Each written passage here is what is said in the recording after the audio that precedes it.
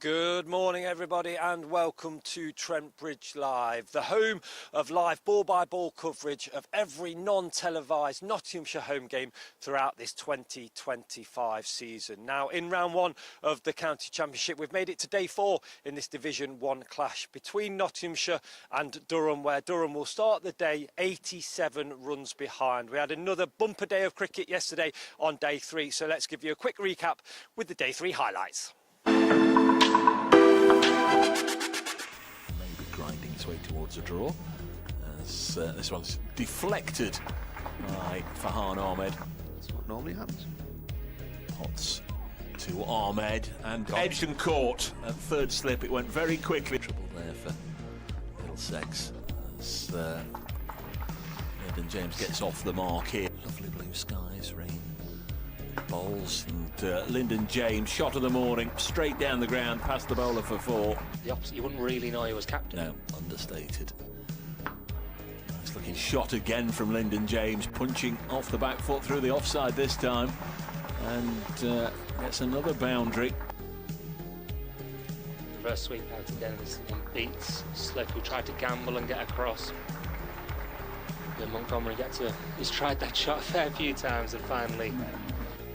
It is, and there's another fabulous shot, backward of square on the offside, this time by Montgomery, gets a boundary. Just there may well be a natural vacancy as Montgomery drives this through the offside for 4 to reach a splendid half century. He was dropped on 4, a little bit of fortune. James Waits thrashed at this one again, and that's driven beautifully for 4. He's one of the few that plays it as often in red ball as many do in white ball. And there is what's almost a gift of a single. The field set deep on the offside, so Lyndon James says, well, I might as well have it. Just pushes it. Dressel bowls, and Matthew Montgomery drives into the offside, and we'll get a single. And all eyes on the umpires. I think the spectators have already made their own minds up because they're applauding, and that is lunch here at Trent Bridge. From Paul Coughlin. And that's going to be 4 runs. Half volley, blam, straight through the covers. Have we seen the shot of the afternoon already? Cool. 100 partnership, well battered. There was a noise, maybe you thought it had come off the bat. That one came off the bat. That's come off the bat. That's going to go for 4 down to third man. Too much to assist the spinner. This ball is bowled in. That's good from Matthew Potts, and Montgomery goes for 75. There's only one stump left in the ground. It's Potts to bowl to, strikes him on the pad and asking, and they're waiting for umpire Lloyd, and the finger's gone up. Coughlin bowls, and that's driven by James. That's 4, short boundary. Their way.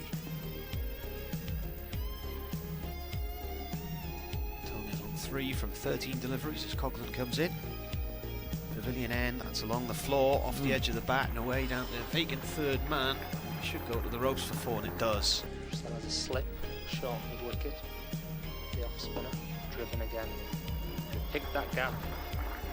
And on this short boundary, once you get it. Continuing from this Radcliffe Road end here at Trent Bridge. Lovely sunny conditions still. Bowls one just short of a length, and Josh Tong has absolutely pinged this through mid-wicket for 4. Lovely bit of timing, and he's relishing the opportunity. So Tong on 49. Potts bowls to the former pair, who gets a 50. Biggest cheer of the day. The Notts fans have loved that. Josh Tong loves that. It's Will Rhodes bowling. Oh, he's got him on the pad here, and that's going to be out. And Josh Tong goes, and Notts are 9 down just before 4:15.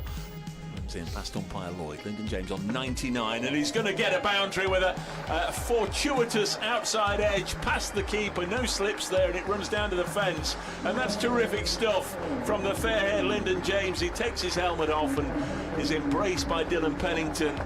Rolls in again with James on strike at 104, and he's flicked that one brilliantly. What a shot that is.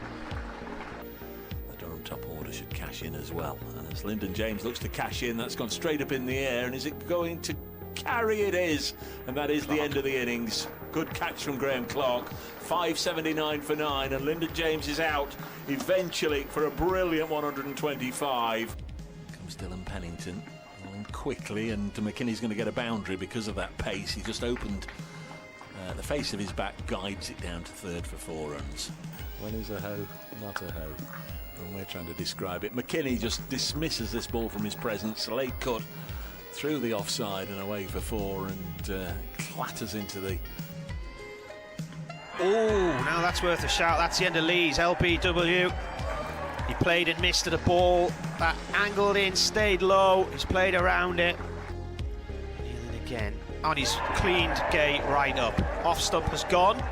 Never got anywhere near the pitch of the ball. Just across the desert from the cricket ground. Ackland cuts this one from Lyndon James. It's a little too wide. He's going to get 4 for it. Yeah, there's no chance. Where's that Bennington down at third man? Here's a boundary nonetheless, as Josh Tong gets it wrong. Yeah, Pennington's on the field. Nottinghamshire score.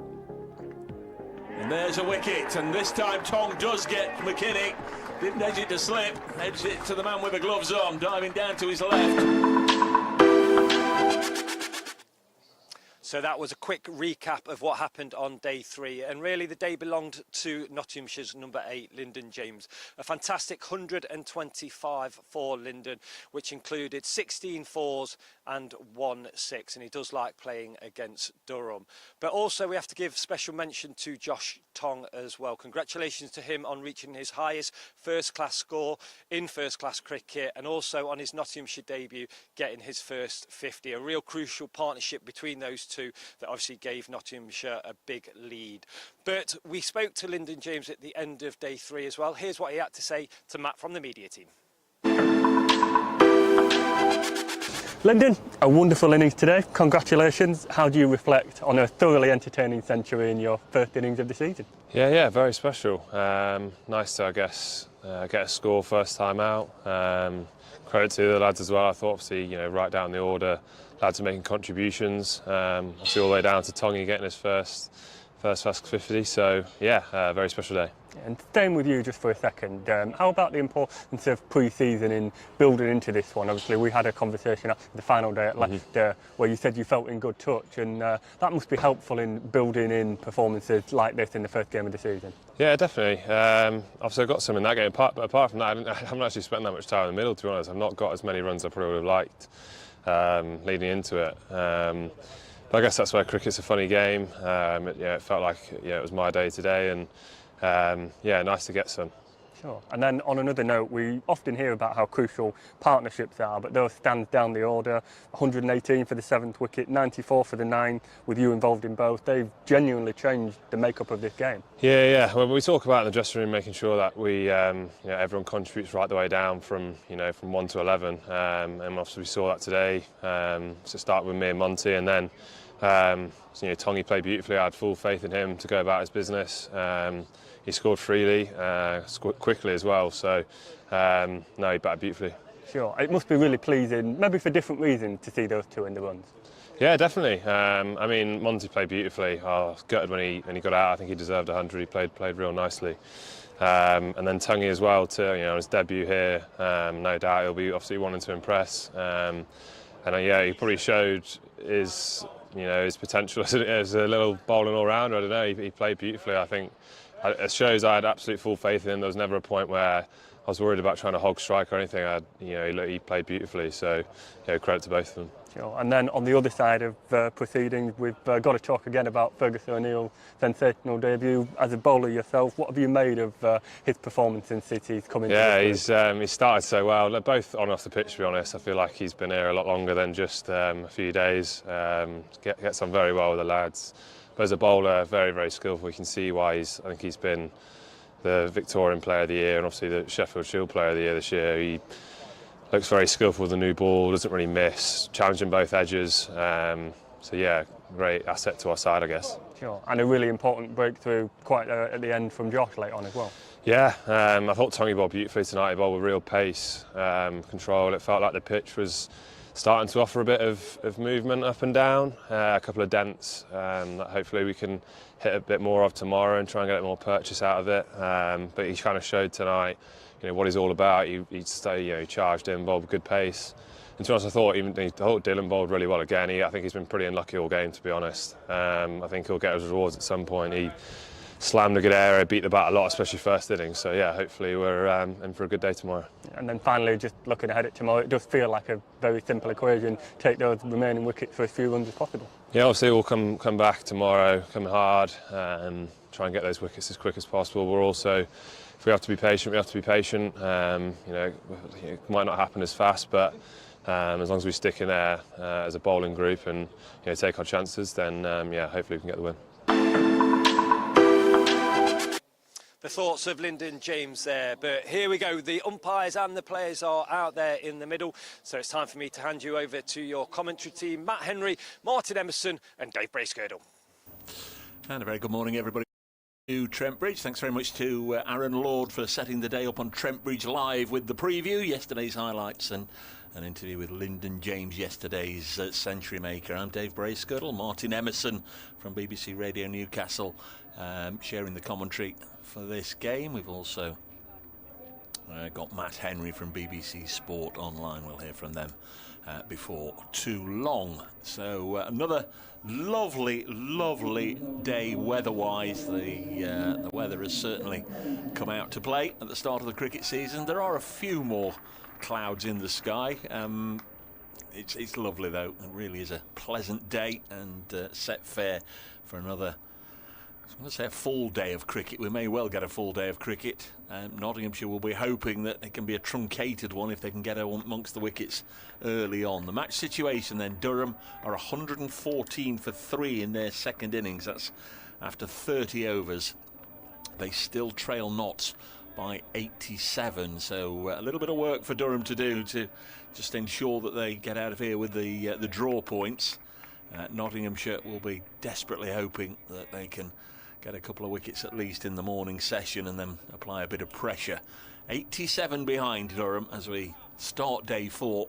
It's going to be Dylan Pennington from the Stuart Broad end, the far end of the ground, as we commentate from here at the Radcliffe Road end. And the first ball of the day will be bowled to Colin Ackerman, who's on 45, keeps a whisker low and struck Joe Clark on the shin, and did have a natter to Joe Clark this morning about him not wearing pads. We had it brought up to our attention yesterday by Simon Trafford, the club photographer out there on the ground, who obviously through the lens had zoomed in and could see he wasn't wearing any pads. And I had a natter to him and decided to go without. You don't have to wear them, but first ball of the day seemed to rattle him on the shin. 114 for 3. Pennington bowls and Colin Ackerman eases it into the offside. So Ackerman is 45.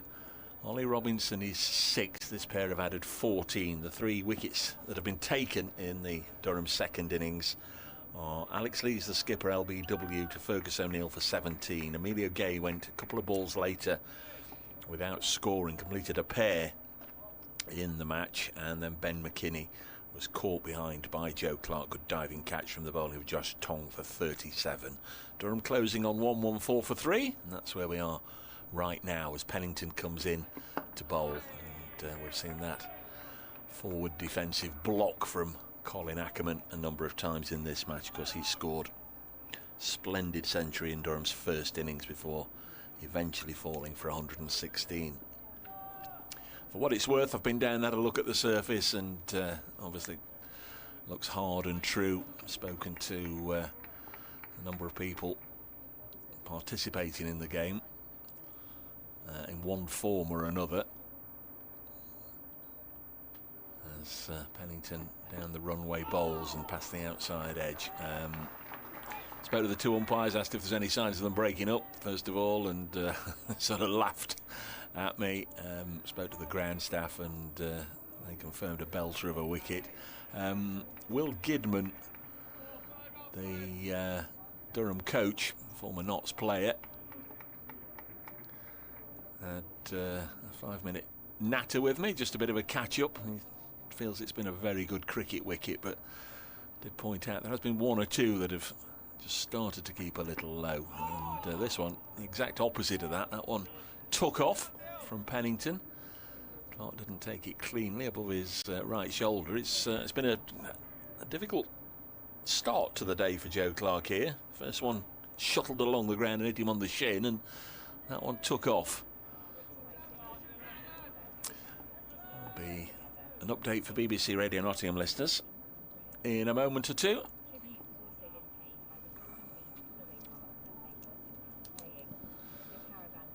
So Pennington, final ball of the opening over, and kept out by Ackerman. So Pennington begins with the maiden. We are as we were, 114 for 3. And it will be Fergus O'Neill to bowl the second over of the day. The Australian 5 wickets in the first innings, and 2 of the 3 to fall in this second innings. Now let's get the latest in the cricket. It's day 4 of Nottinghamshire's County Championship. Yeah, good morning, Lisa. Lovely morning here once again. 4th day running. We've had blue sky over Trent Bridge. Game in an interesting situation here. Nottinghamshire will feel they're on top. Durham 114 for 3. That's still 87 behind. It's a good wicket, but if Notts can get 1 or 2 wickets in the morning session, they'll fancy the chances of winning this today. Good track though, Durham 114 for 3. On the BBC Sport website and app, and by asking your smart speaker to play Notts v Durham paid for. And as for Here's O'Neill. Bowls to Robinson. First run of the morning as he just dabs this away square of the wicket on the offside. And there's a single taking Ollie Robinson to 7. Lisa on news just alerting the radio listeners that you can now, of course, get commentary of the matches via your smart speaker. Just ask them to play Nottinghamshire versus Durham day 4. Should guide you to our commentary. 115 for 3 as O'Neill bowls and Ackerman punches it to a wideish mid-off, and there's no run. Dylan Pennington doing the fielding. At Brace Cricket on X, on Twitter, if you want to get in touch. Martin's operating the emails. Weir, W-E-A-R as in the river, weircricket at yahoo.co.uk as well, if you'd rather get in touch via email. 5 matches left remaining in this round of fixtures as O'Neill bowls, Robinson defends.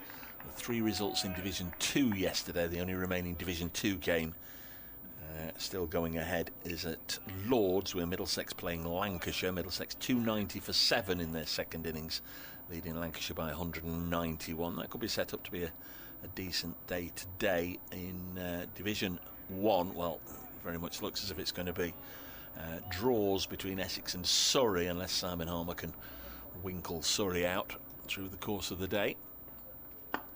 As Ackerman turns this to mid-on. Certainly going to be a draw at Edgbaston, where Warwickshire are playing Sussex. Sussex made 528, Warwickshire made 454, Sussex are 129 for 3 in the second innings. And at Taunton, where Somerset got that mammoth first innings score, courtesy of 350 from Tom Banton.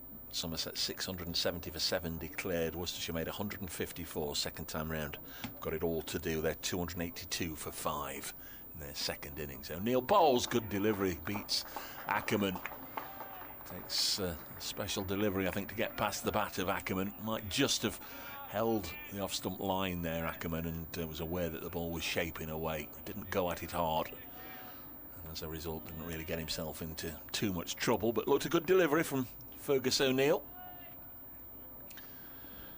Coming to the end of his 9th over in this innings. First time round he bowled best part of 23 overs, 5 for 81, 7 in the match so far.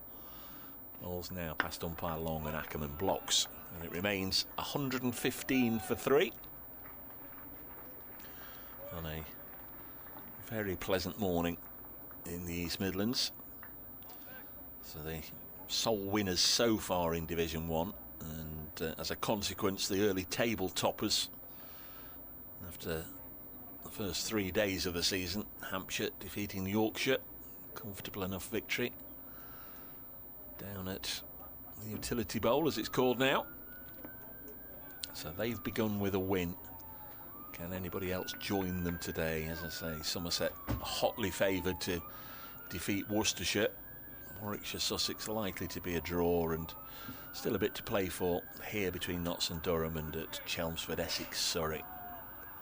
115 for 3 is going to be Dylan Pennington from the Stuart Broad end as some emergency vehicles go past the ground, and it's played back to the bowler by Ollie Robinson, as we welcome for the first time this morning, having updated his listeners next door. Not that he's got listeners next door, but you know what I mean. It's a very good morning to Martin Emerson. Good morning, Dave. Are they still looking for you, are they? Who? The police? They know where to find me when the cricket's on, if they are looking for me. Another gorgeous day, 115 for 3. Pennington comes in and bowls. Robinson playing a miss to a rising ball there. I was going to say, we've actually got some fluffy white clouds, and we've been virtually cloudless for 2 whole days now, haven't we? And I do recall... Was that cloudless or clueless? Cloudless. I do recall mentioning some fluffy white clouds, probably on day 1.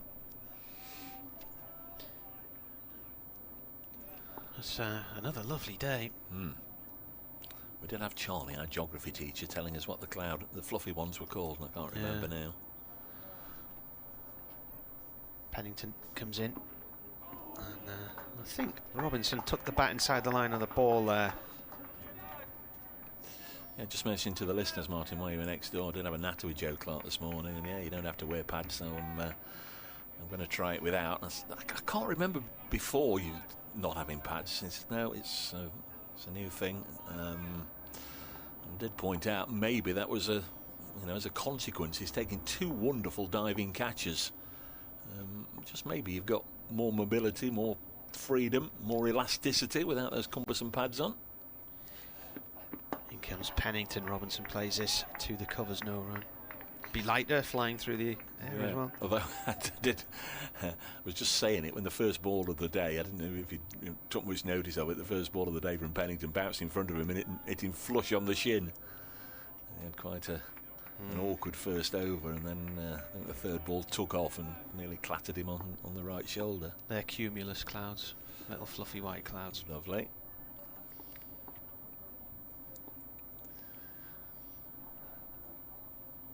Robinson waits as Pennington bowls. He's edged it and he's been caught at first slip, low down. And the chance has been taken there by Lyndon James, who's dropped a couple in the slips, and he gets a pat on the back there from all of his teammates because he's put one down in each innings. And that was just the sort of thing Notts needed. They need early wickets to make inroads into Durham, get them gone by the afternoon and get the game wrapped up. Durham need to bat beyond tee to save this one. They need a partnership from somewhere, and so far they haven't had any. Well, they had a 71 for the 3rd wicket, but when they came out 201 behind at the start of the innings and then found themselves losing 2 wickets on 29, got themselves into a bit of a state of flux there. They were 172 behind with 2 gone, and then last night Ben McKinney, with about 6 overs to go, fell for 37. Robinson has now gone for 7. He had an excellent start of the season last year, some big scores, particularly in the spring and into May, and then those runs sort of dried up around about really once the T20 came along. Needs to try and find his form again. Here's Will Rhodes, who he only made 10. And his bowling hasn't been the best in this game either, so if he's going to help his teammates out now, this is his opportunity to do something, to put a partnership together with Ackerman. Yeah, just feels like a big moment, that, because I was fully expecting this to be a first session full of attrition. Notts would have to play the patient game or so, I thought, and if they could pick up a wicket or 2, well, all well and good. I don't think we've had a session in the game yet that has been completely wicketless, and of course we still haven't with that one going down. But I just thought Notts might just have to really be patient and like the Durham attack, just keep pegging away and just seeing if they can produce something. And in all probability, I was expecting Durham to be maybe 20 or 30 ahead by lunch, so it was a case, can Notts get a wicket or 2? Well, they've got one early on here, 115 for 4, and they're still 86 behind. First wicket partnership was 29, second wicket was worth none, third 71, fourth 15. They need partnerships of 50, 50, 50 or more, just like Notts did. They put on some decent partnerships towards the back end of their innings yesterday. 118 for the 7th, 96 for the 9th, 46 for the 10th. Pennington 2, Rhodes. Rhodes plays us up to mid-on, no run, and that is the end of the over. 115 for 4. 95 for the second wicket, Notts yesterday on the second day. Yeah, that 96 between Lyndon James and Josh Tong, a real bonus in every sense, with Josh Tong never having reached a 50 before. And you know, they talk about timing being everything. That was Durham's bowling was a bit lacklustre, wasn't it, during that period of the game? Well, they've been out there for a long time, but it also, or we thought, just gave an indication of how comfortable it was for the batters. Josh Tong did play nicely, but Notts have got early inroads. Ackerman's still there though on 45, yet to score this morning. Fergus O'Neill bowls to him and Ackerman in blocking mode. You mentioned the clouds. Did have a look down the birthdays today. I can see Dennis Amiss, former Warwickshire player, but now of course a Warwickshire legend as well for all everything he's done on the administrative side of things cricket-wise. But it would have been the 255th birthday of William Wordsworth today, the English poet. As O'Neill bowls. Didn't you think he was a daffodil or something? Well, that was it, and I saw that and I thought, wanders lonely as a cloud. That is it. That is just about the limit of my poetry and poem knowledge. I'm surprised you know that much. Well, I know that much, and I did. This isn't my knowledge at all. I did actually click on it and have a little bit of a read. And I wandered lonely as a cloud is most famous poem, and it was all about walking around Ullswater watching the daffodils.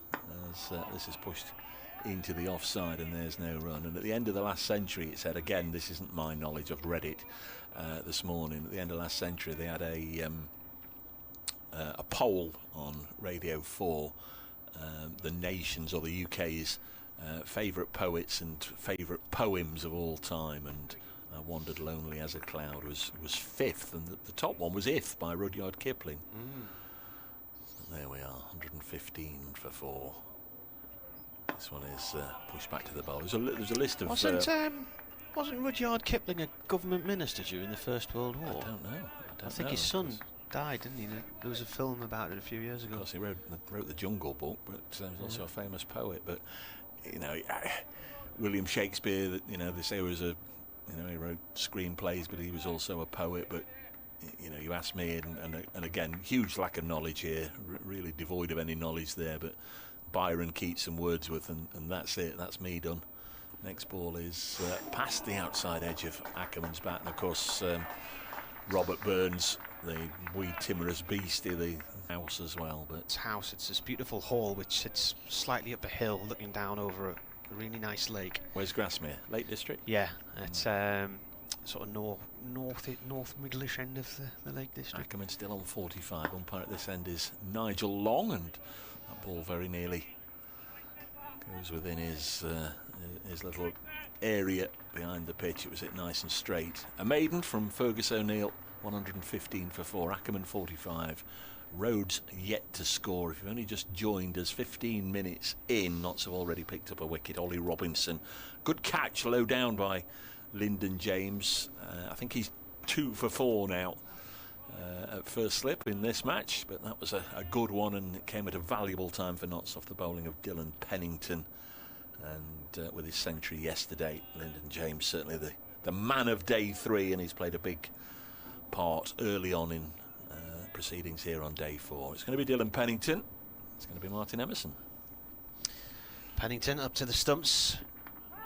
It's an inside edge onto the pad, I think, and it's gone down to third slip along the floor. They're appealing for LBW, and I think Rhodes got bat on that there. Yeah, sounded like it, didn't it? You're obviously not a Smiths fan then, if you've never heard of Grasmere, because the Smiths sang about Grasmere. Did they? Yeah. Hang the DJ, that song in there. Yeah, grass. When you go past the lakes and you go to see your mates at Ulverston, don't you, Laurel and Hardy?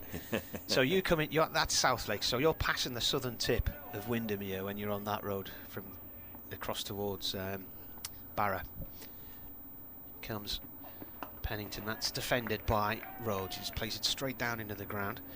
So when we go, we're at that end of Windermere. We go 2 or 3 times a year.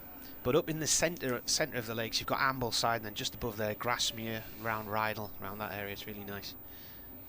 You go a little bit further up, then you're getting up towards the top, towards Keswick and Derwent Water. But it's a lovely little village, Grasmere. Really nice place, and there's some gorgeous walks you can do around the gardens in this country house as well. In comes Pennington, that's left alone by Rhodes.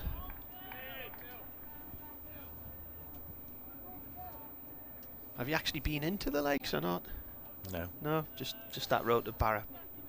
Yeah, only when I've gone to the football, and it was pointed out to me as somebody who's often blathered on about Laurel and Hardy that the Stan was born there, and there is a Laurel and Hardy museum. Yeah. So, as you know, a number of years ago, I went and had the obligatory selfie with the statue, sent it to Martin, and ever since it's been a bit of a thing whenever he's been there or I've been there.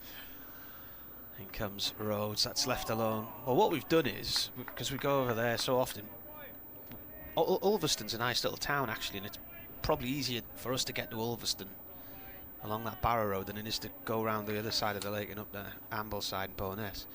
So there's a nice little curry house we go to with the kids, and so it's become a little bit of a tradition to take photographs of them with Laurel and Hardy and just see how they've grown over the years as well. I think it was about 2014 when we first started going over there on holidays. And have they watched some of the films, some of the shorts? They love them, yeah.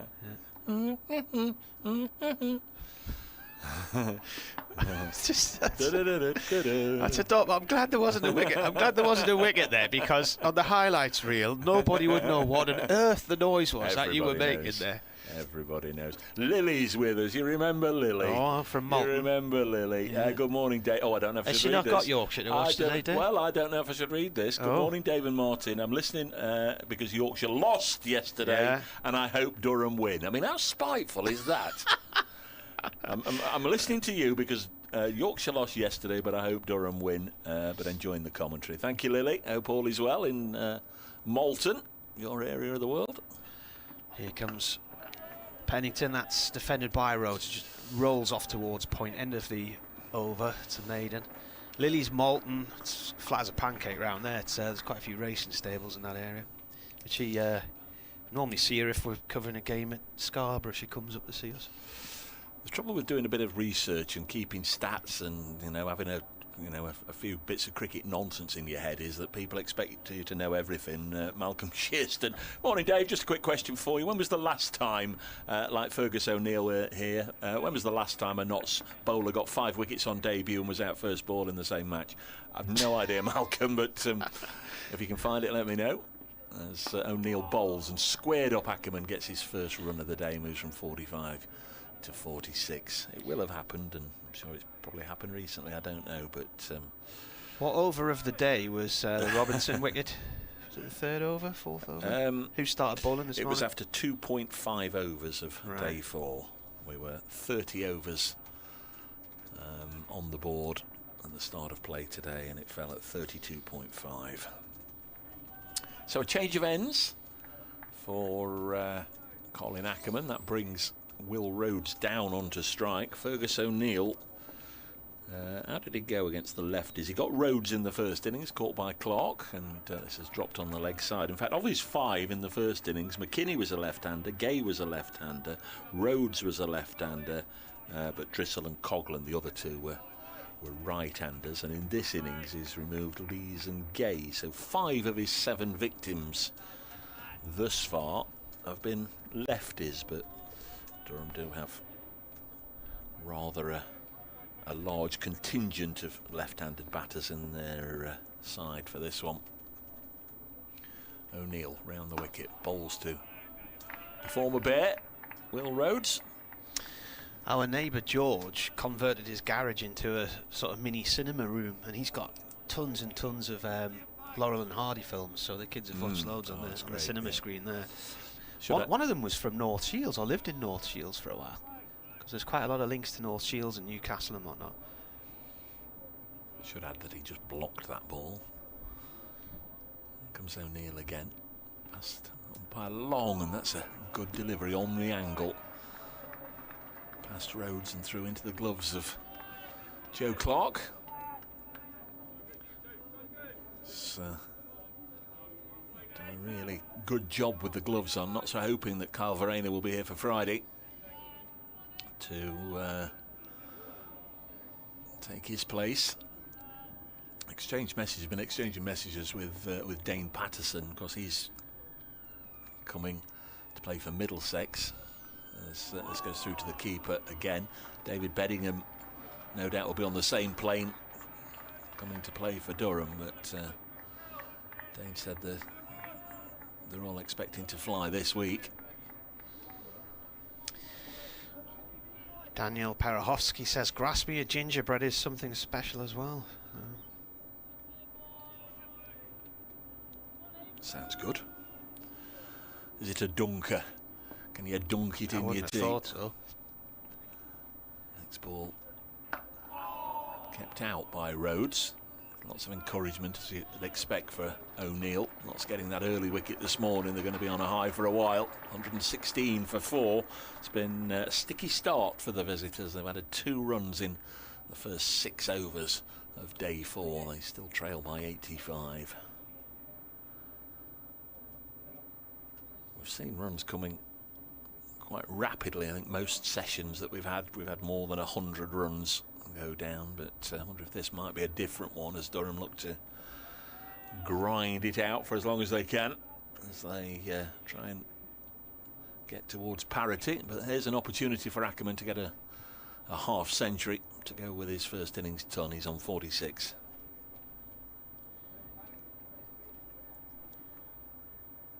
Pennington 1 for 32. This is his 11th over. Comes in. Ackerman plays the ball to the point area.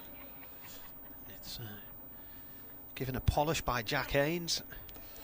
Worcestershire have lost a wicket this morning. They're now 6 down at Taunton. Brett D'Oliveira's still there, 75 not out, but Adam Finch has just gone to Casey Aldridge, 292 for 6.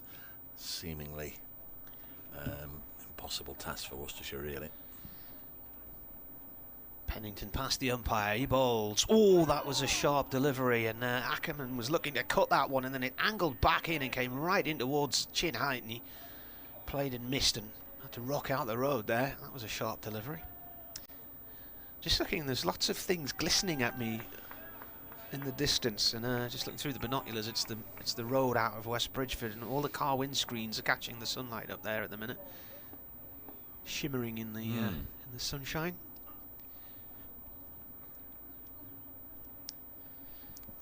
Pennington to Ackerman, fended off towards short mid wicket. He looks for a single, but Rhodes says no, stay where you are. We've made reference to it a time or two in the match. The pavilion, of course, covered up. There's tarpaulins, there's sheeting at the far end, there's scaffolding up there, but there is a camera, there's a fixed camera bringing you the pictures from that end. This picture that actually you can see right now on the live stream is coming from a static camera, and Kirsty tells me this morning they've decided to name it Wilson, and I said, again, I don't know a deal about films, but I know there was a Wilson, the tennis ball in Castaway. I said, yeah, well, it was like a football. Castaway, and I said, yeah, exactly like that. So it's Wilson, the fixed camera up there. Ball played back to Pennington, but why? Well, that's a very good question. You'd have to ask producer Kirsty. There's nothing over there that looks like a desert island.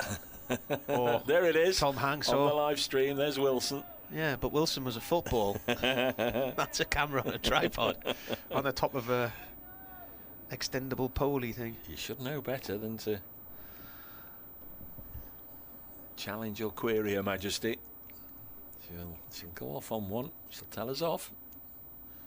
Ackerman still on 46 here as Pennington comes in.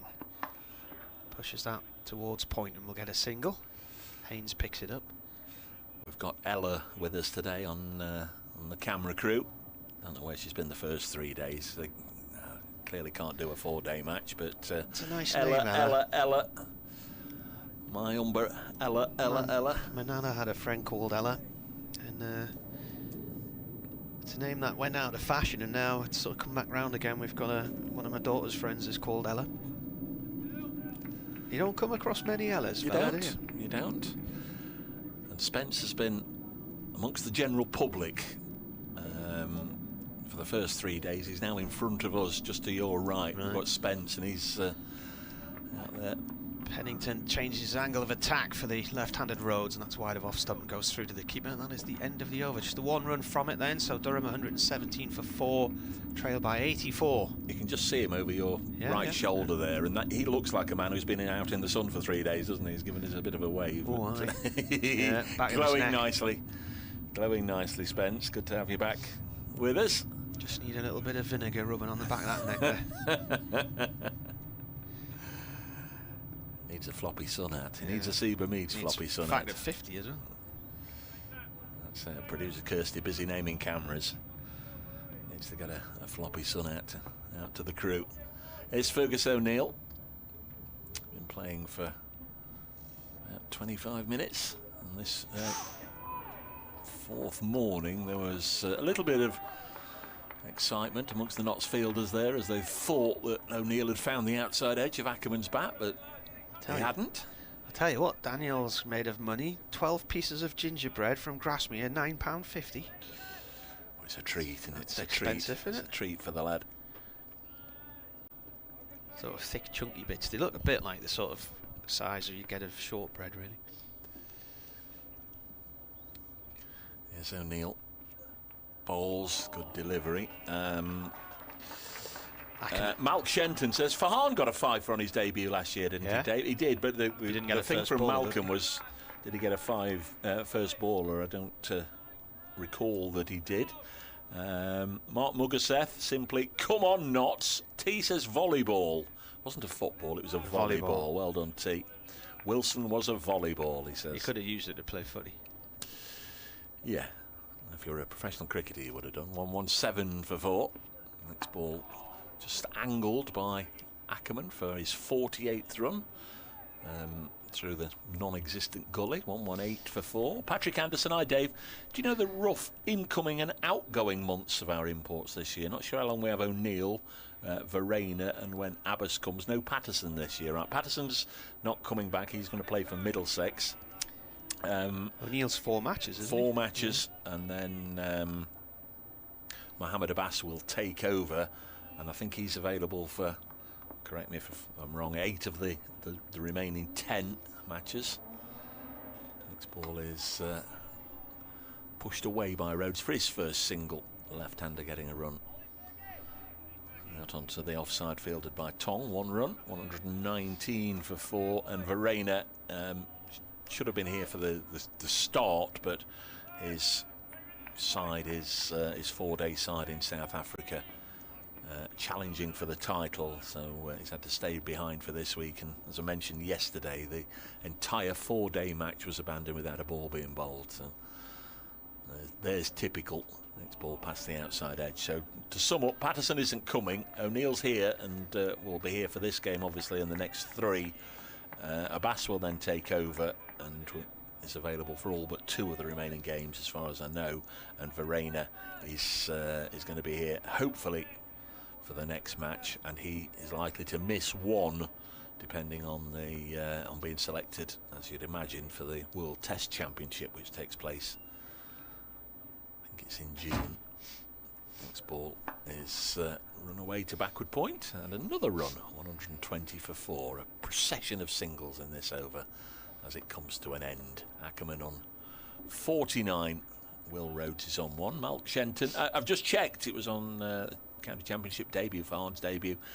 Youngest player to take 5 or more wickets. We'd got that, Malk. It was the another Malcolm was asking about the last one to take a 5 for on debut for Notts and get a first baller in his first innings. So Malk, if you can help Malcolm and all of us and just spend a few minutes looking that one up, we'd be very grateful. End of the over. Half an hour gone. 120 for 4. 6 for 1 this morning, Durham. Ackerman on strike on 49. Looks to pull that through the leg side and misses it. Good spell this from Pennington and from O'Neill, putting pressure on Durham here. They do appear to be bogged down at the moment.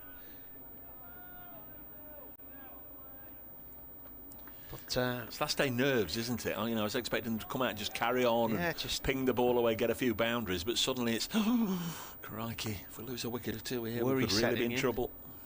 It's the old sports psychology element coming out, isn't it? Pennington again.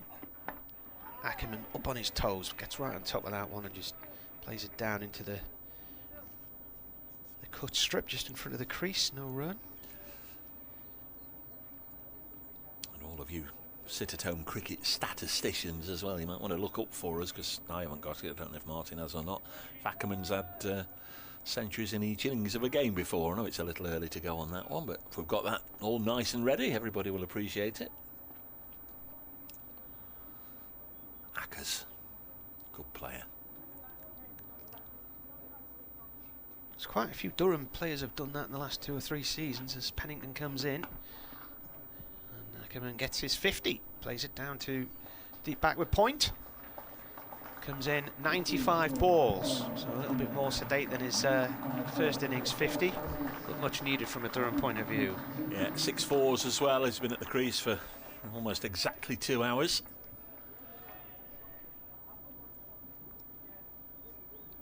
Work still to do though. Greedy for runs, he won't settle for 50 and out, I'm sure. A real chance to 50 and 88 balls in the first innings and 7 fours and a 6. Won't settle for 50, he'll be after a big one here. Rhodes on strike now on 1.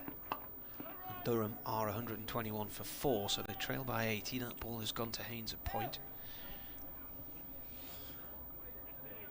Slightly different role for Will Rhodes. I don't think he's going to be batting at 3 like he did throughout most of his Warwickshire career. Obviously, Lees and Gay and McKinney, the 3 left-handers, got 1, 2 and 3 locked in. Although Emilio Gay will not want a repeat of this match. Failed to get a run, but Rhodes coming in the middle order, a different role. Ball turned away by Rhodes for a single off towards square leg. Ackerman certainly didn't get 100 in each innings for Leicestershire. Ned Eckersley, who came to Durham, ended his career with Durham, he did it twice for them.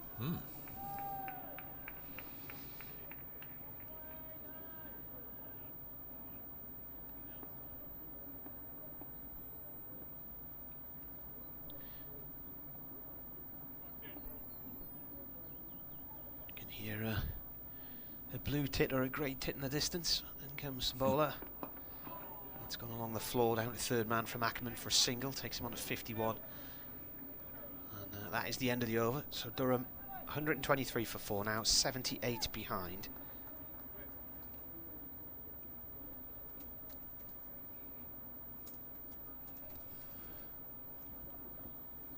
Certainly a different feel about the play at the moment. You sense it's as tense as it has been. Of course, it's been a closely joined contest, both sides having periods where they've dominated. Both sides found on occasions runs coming at quite a lick, and then on other occasions they've been pegged back. But it feels pretty tense right now as O'Neill bowls. That's a nice looking drive, no run. Good bit of fielding from Pennington, who wasn't just absent-mindedly thinking about the over he's just completed. He was quickly diving down to his right there to make a good stop, and there's no run.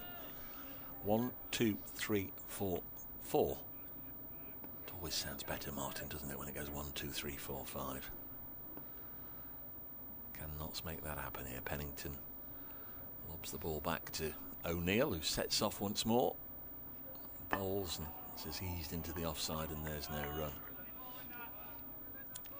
Talking to the ground staff out there in the middle, they were saying yesterday, remember the old tamperer thing coming out and banging at this end, and they're saying obviously Fergus O'Neill played virtually all his cricket in Australia. He used to hard wickets, whereas Dylan Pennington, one or two of the others, obviously used to it being a little bit softer at take-off and landing. Pennington, or rather O'Neill, just wondered if they could make it harder and harder at this end. This goes through to the keeper. He likes a hard take-off area. So that was what it was all about. The sight of a couple of members of the ground staff with that tamperer thing and the brush and the other implement that we weren't sure what it was. Dutch hole. Ackerman doesn't appear to have got a century in both innings. Today may be the day. He's on strike, he's on 51. O'Neill bowls to him and happy to defend. As we saw in the first innings, lengthy batting lineup for the visitors: Graham Clark, George Drissell, Ben Rain, Paul Coghlan and Matthew Potts, all very capable of putting big runs on the board. And I think we said there was only Drissell that hadn't got a first-class 100. But as we saw in the first innings when he got 45, he can certainly play. Good delivery beats Ackerman, goes through to Joe Clark. Ackerman's centuries for Durham started with a warm-up century against Zimbabwe last year, February, in Harare, 130. Then in April, at home to Essex, he got 112. In September, at home to Lancashire, 186, and then he's got 116 in the first innings here. As mentioned, 5 matches going on. Just the 1 wicket to go down across those 5 matches, and that was Ollie Robinson here, out for 7 this morning to Pennington. O'Neill bowls. Now, it's not edged. Thought for all the world the movement after the ball had gone past the bat there must have indicated a nick, but clearly not. A little bit of shape away from O'Neill, through into the gloves, and that's a tidy maiden bowled by Fergus O'Neill. His figures 13 overs, 4 maidens, 2 for 34 here on BBC Radio Newcastle, BBC Radio Nottingham, Sport Online, and on Trent Bridge Live. You've got the live pictures if you want to go on there and have a look at what's going on, and you can either listen to our commentary, which is on there, or mute it if you wish. 78 runs the deficit then. Been playing for 39 minutes this morning. Durham 123 for 4. Rhodes is on strike on 2. And it's Pennington coming round the wicket to bowl to him here. And that's well wide of off stump. It's gone right down the side of the track there. Would have been a 1-day wide. That tongue flexing his hips there. Yeah. No real surprise. 40 minutes of play. Got to be looking at a bowling change. Josh Tong, and indeed Lyndon James at first slip is also just loosening up as well. So may well be in for double change, or certainly we'll see them both, I would imagine, within the next 10 or 15 minutes bowling. Pennington to Rhodes. Rhodes plays it up to Tongue along the floor at 2 mid-on. It's a dot ball. If you want to email, it's weircricket@yahoo.co.uk. Marty Cricket on Blue Sky, come on over. Or Brace Cricket at the other place. I would imagine a few people have been here over the weekend and watched for the summer. For somewhere. Feel free to get in touch. We'll not tell your boss. 123 for 4. Pennington to Rhodes. I think that was. Oh, he's out. I thought it might have been an inside edge. He's done for pace there. Took a while for Graham Lloyd to put his finger up there, but I thought that was an inside edge onto the pad. We'll have to see it again. It's a big shout, so Durham are doing exactly the opposite of what they need to do here. They've lost 2 wickets in the first 40 minutes and may not be long for this world unless somebody can go out there and bat and put a partnership together with Colin Ackerman. Yes, mentioned in the first innings, I think, when he got a wicket, there's similarities between Dylan Pennington and the bowler whose name, which end is bowling from. looked as if it went on the replay there again. Difficult to tell, but it looked as if it went straight on the pad. But certainly similarities with Dylan Pennington's celebratory manner when he hits the pads and thinks it's out to Stuart Broad. He ran all the way down there celebrating. He thought that was absolutely plumb. It did on the first look that I just got there appear as if it went straight onto the pads, but again, without all the gizmos and whatever, you can never be 100% certain, but it would only have been a graze on the ball that would have saved him. It looked to be smack in front of the sticks. So Will Rhodes has gone, and Notts have got a couple of wickets in this session already. Here comes Graham Clark. Not being a debut to remember for Will Rhodes, 10 and 2 and some expensive bowling.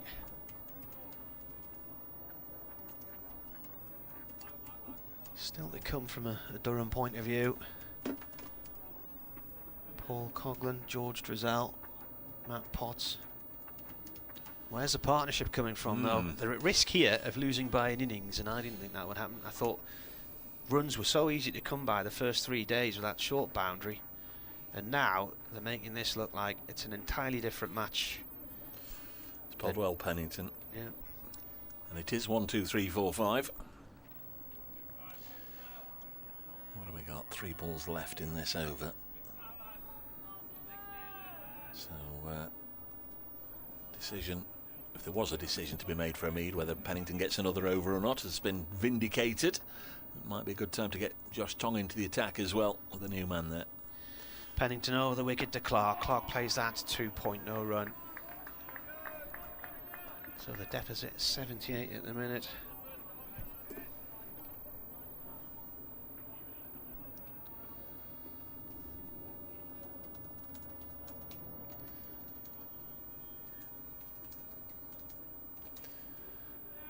Just a 53-year-old's been in touch and is delighted with the way things are going for Notts. Those first 2 wickets inside 45 minutes. Pennington to Clark, spits up at him. Clark looking to push the ball off towards the leg side. It's gone across towards point no run.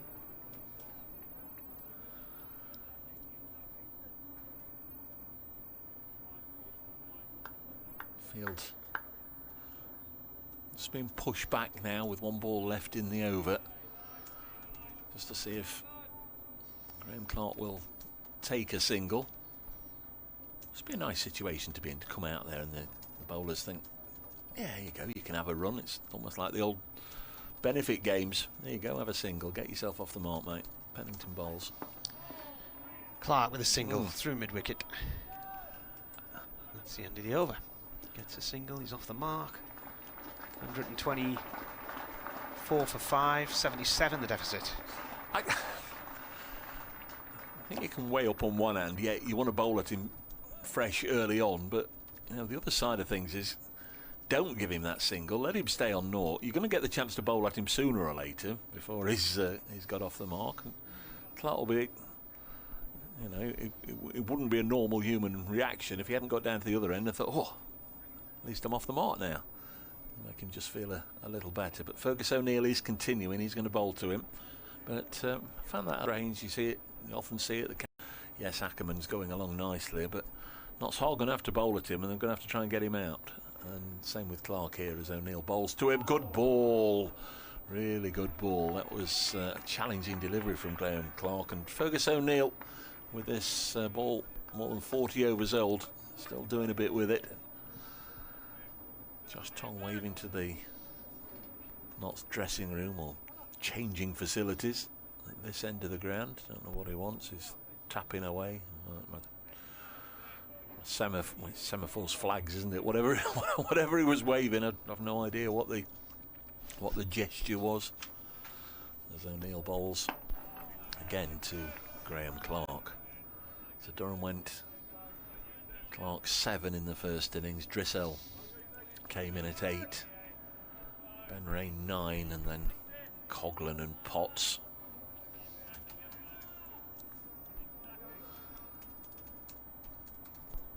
Sunny day. There's pockets of the outfield just already starting to look a little parched under the hot sun.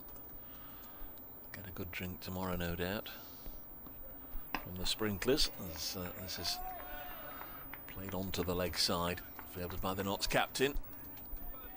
Nasib Hamid, 124 for 5, started his captaincy reign as the permanent club skipper. This time last year began with a loss against Essex. Would love to flip that around at the start of 2025.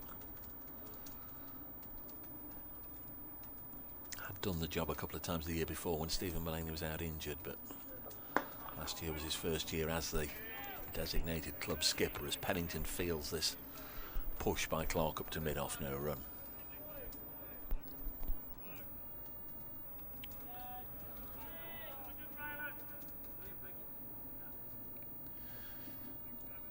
Sorry, 38 without loss in their second innings. Worcestershire, of course, lost a wicket this morning as well. They are 299 for 6, Sussex 162 for 4.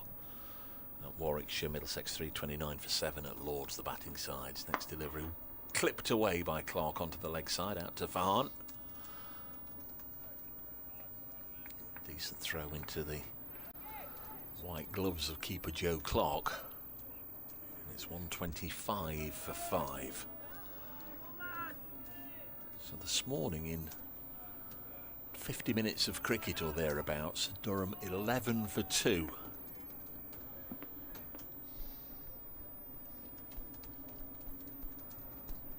Really battening down the hatches at the moment. Ackerman on 51. Again, he'll just push this back to Fergus O'Neill. And you'll hear the cry of over, and I think also Colin Ackerman and Graham Clark will have realised that that is probably the end of Fergus O'Neill, because he's taken his sweater and cap, and a number of players have come across and just given him a word or two and a congratulatory pat on the back. He's gone wicketless this morning, O'Neill, but he's kept them nice and honest, not given much away. 14 overs, 2 for 35 his figures, and we are going to get another over out of Dylan Pennington at the far end. I think the changes will come after this over, be it Tong for, I would imagine it'd be Tong at this end, Lyndon James at the far end, but here's Pennington. Bowls to Clark, that one there pops on him a little bit there, he pushes at it and it's suddenly round past shoulder height to the keeper.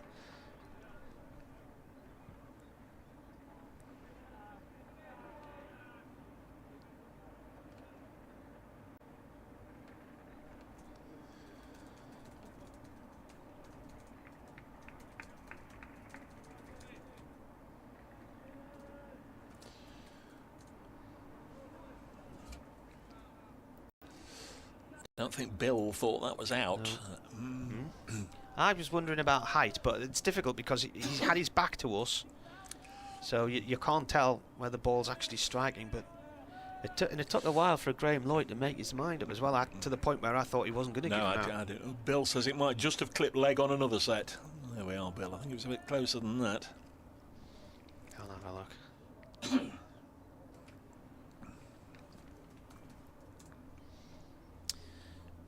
Rhodes to Clark. Not Rhodes to Clark, it's Pennington to Clark. I'm writing about Rhodes. Dot ball, gone up the mid-off.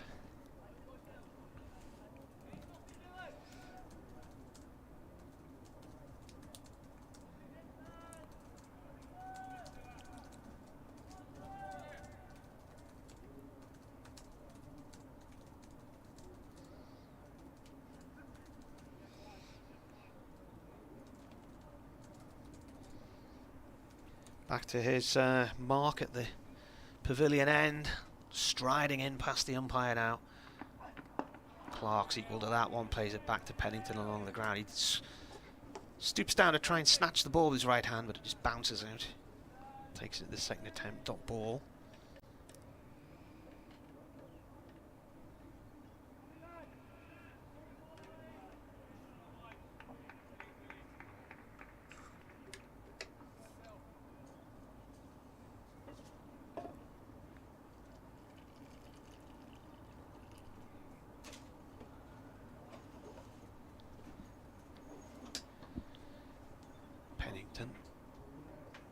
2 balls left of the over. Clark drives, that's past point, and Ahmed comes round from third man to cut it off. Does the outfield seem a bit slower today, Dave? Yeah, maybe. We haven't had a boundary yet, have we? No.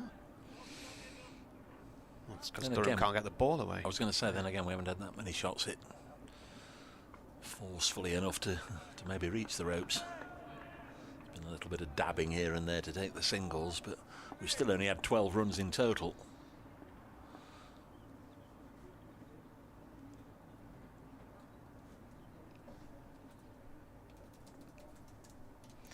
Pennington in. There's a 4. Nicely driven by Ackerman through the covers to the Smith Cooper stand. First boundary of the day. 130 for 5. Ackerman on 55. Clark 3. Durham trail by 71 here on the BBC. So we're going to get this bowling change. I think we are. I think it's going to be Josh Tong, but he's still waving frantically to the dressing room. That's something or other. In fact, Dylan Pennington was then asking if he was going to be replaced. Somebody was going to come out and replace him. So Josh Tong, 7 overs, no maidens, 1 for 22. That's something I did just touch on right at the end of yesterday's play. He's yet to bowl a maiden in the match, Josh Tong. 19 overs in the first innings, 7 in the second. He has picked up in the match 3 wickets, but would just show a little bit of development, and also the Durham mindset if he can start here with a maiden, keep things nice and quiet. He's bowling from this Radcliffe Road end. First ball's chopped to point, no run. 130 for 5. The visitors trail by 71. Worcestershire have reached 300.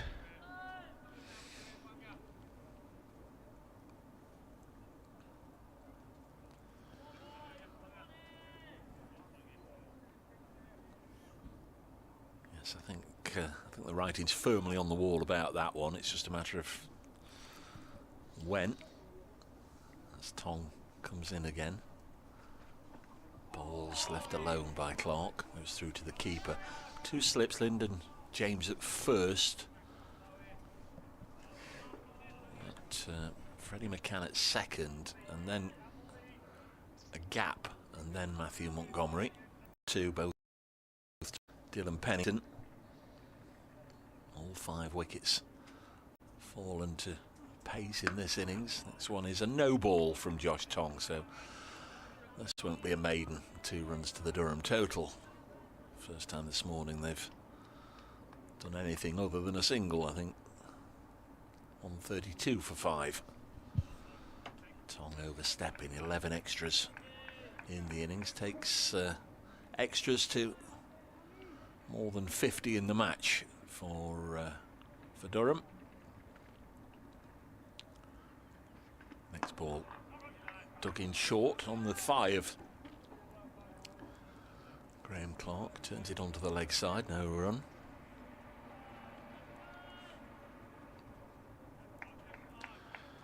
Three catches, there is a third man in position, an extra cover and a regulation cover really, and then Fergus O'Neill, sort of a wideish mid-off. It's difficult to tell. Tong bowls turned onto the leg side, fielded by Hamid. It's difficult to tell where exactly that ball hit Rhodes because there's a lot of shadows and you lose the track of the ball, but it looks like it's hit his, possibly hit his back pad, maybe angling up at the time, but it won't be changed, that's for sure. well, I know that. I've just had a look through it just because I wouldn't say it's missing another set of leg, but height would have been my issue, I think. Clark has 3. Josh Tong bowls to him, again turned to the onside, and the Notts captain does the fielding. Seba Mead. Durham need these two to do what they did in the first innings. Their partnership was 93. In fact, if they could put on more than that, that would be handy.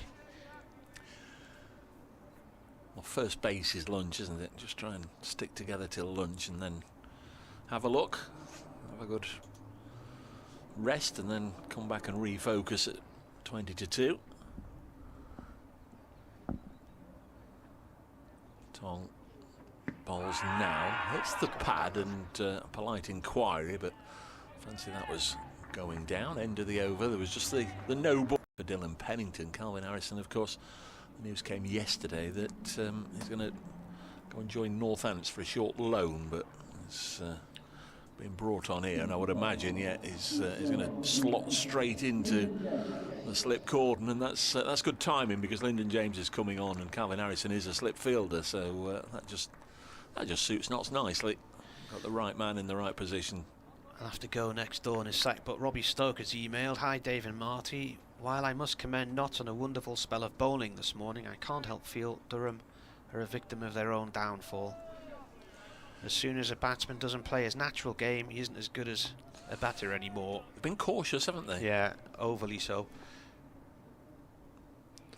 So here is Lyndon James, yesterday's centurion, taking a good catch this morning. Here comes James. Ackerman plays that away off towards square leg. Just before I go, Robbie says they need to get out the mindset of not losing wickets and think about scoring runs, because if you're losing wickets and not scoring runs, you're not long for this world, are you? No, the pressure doesn't go away. It's still there. Every time you look at the scoreboard, you've still got a hefty deficit, and you've still got all the pressure of knowing there's only a few more wickets left. Lyndon James bowls, and Graham Clark an inside edge onto his boot, and then it runs out on the offside. 133 for 5. Durham have still got to score 68 runs to wipe out the deficit.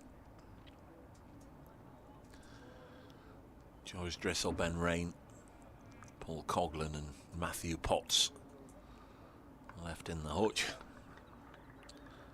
The hutch for this particular season is going to be the former hospitality suites in the Radcliffe Road stand, which have been redeveloped into proper changing facilities with all the showers and everything else you could imagine. 133 for 5.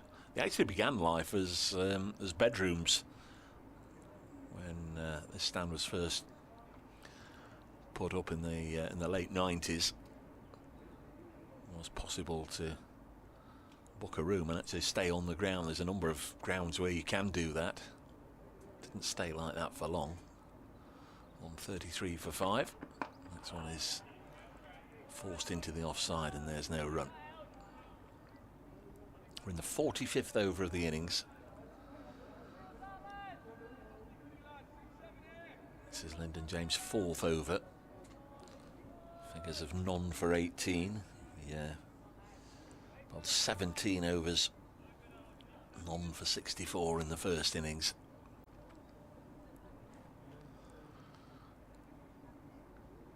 Comes in now and bowls. Clark pushes it back to him. Been good this from Lyndon. A couple of years ago he got his so far one and only first class 5-foot down at the Oval against Surrey.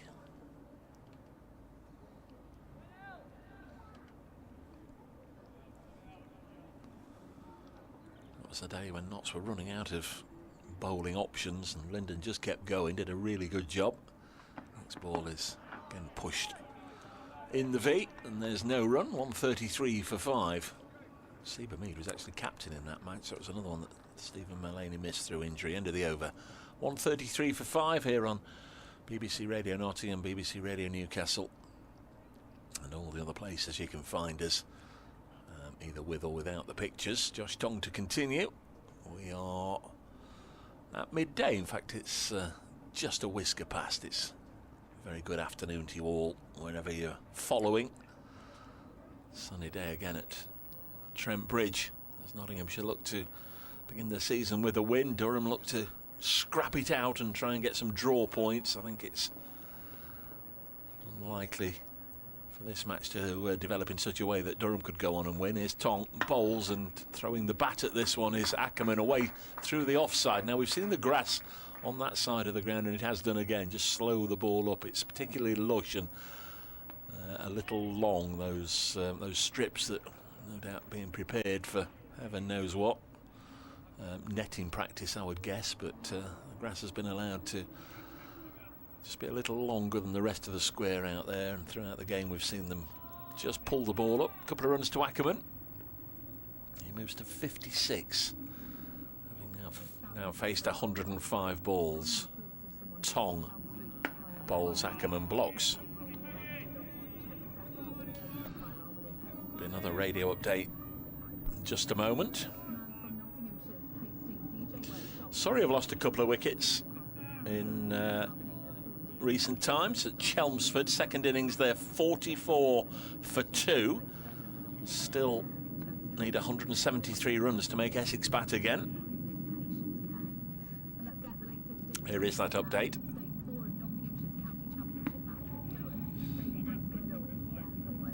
Couple of wickets this morning for Nottinghamshire in the first hour of the day, both taken by Dylan Pennington, removing Ollie Robinson and Will Rhodes. The match situation, Durham currently 136 for 5.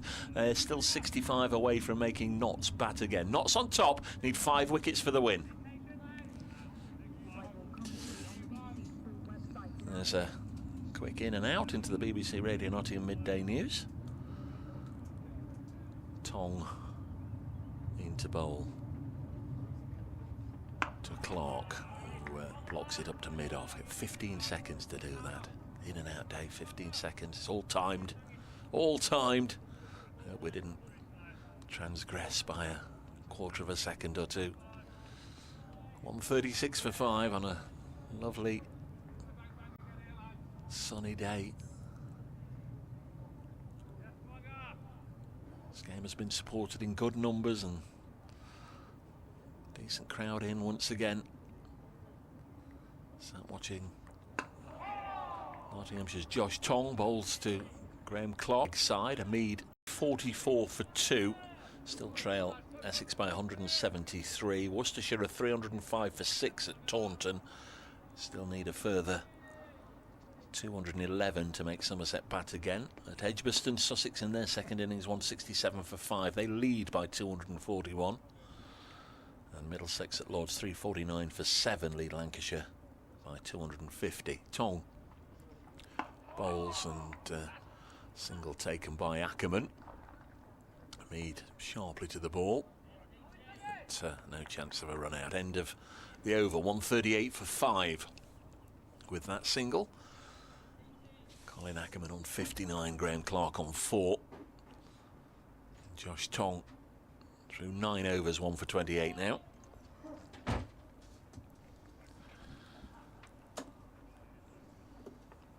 Just past the hour mark. Had 16 overs in the day. Notts over 8 is showing still as 0. Durham are okay there, +2 for the match. Here comes Lyndon James as Martin returns. James right arm over, defended by Ackerman. Plays it up towards the bowler's end. Have you mentioned England? I haven't. I've been speaking to BBC Radio Nottingham listeners. Yes, there is some breaking news, isn't there? Yes, Brooke is now England's new white ball skipper. Some breaking news. Harry Brooke from Yorkshire confirmed as the new captain of England's white ball team in both the 50 over and T20 formats. Bowler comes in, Ackerman pushes that out towards the covers. Previous over, that lovely cover drive for Ackerman. I mean, that deserved a 4. Never got off the square, did it? No. It shows how slow and fluffy and lush the grass is on the square. Dark green and just holds onto that ball like glue. So he succeeds Josh Butler, who stepped down. He's come on, leaps and bounds in recent years, Jack Brooke. It's not that, sorry, Harry Brooke. It's not that long ago that we were at the cricket writers' dinner, and I think he'd won the Young Player Award, and his nana had come down from Leeds to collect it on the stage at the Oval. She was very influential in his cricketing development, ferrying him around club grounds across Yorkshire. Ackerman plays this one from James back to the bowler via the ground. Yeah, sadly I don't think she's No, with us anymore. She passed away last year. If you remember, I had my photograph taken with her Oh, was that when you went to collect Fletcher's? Was that the year, was it? What year was that then? 22? Yeah. Yeah.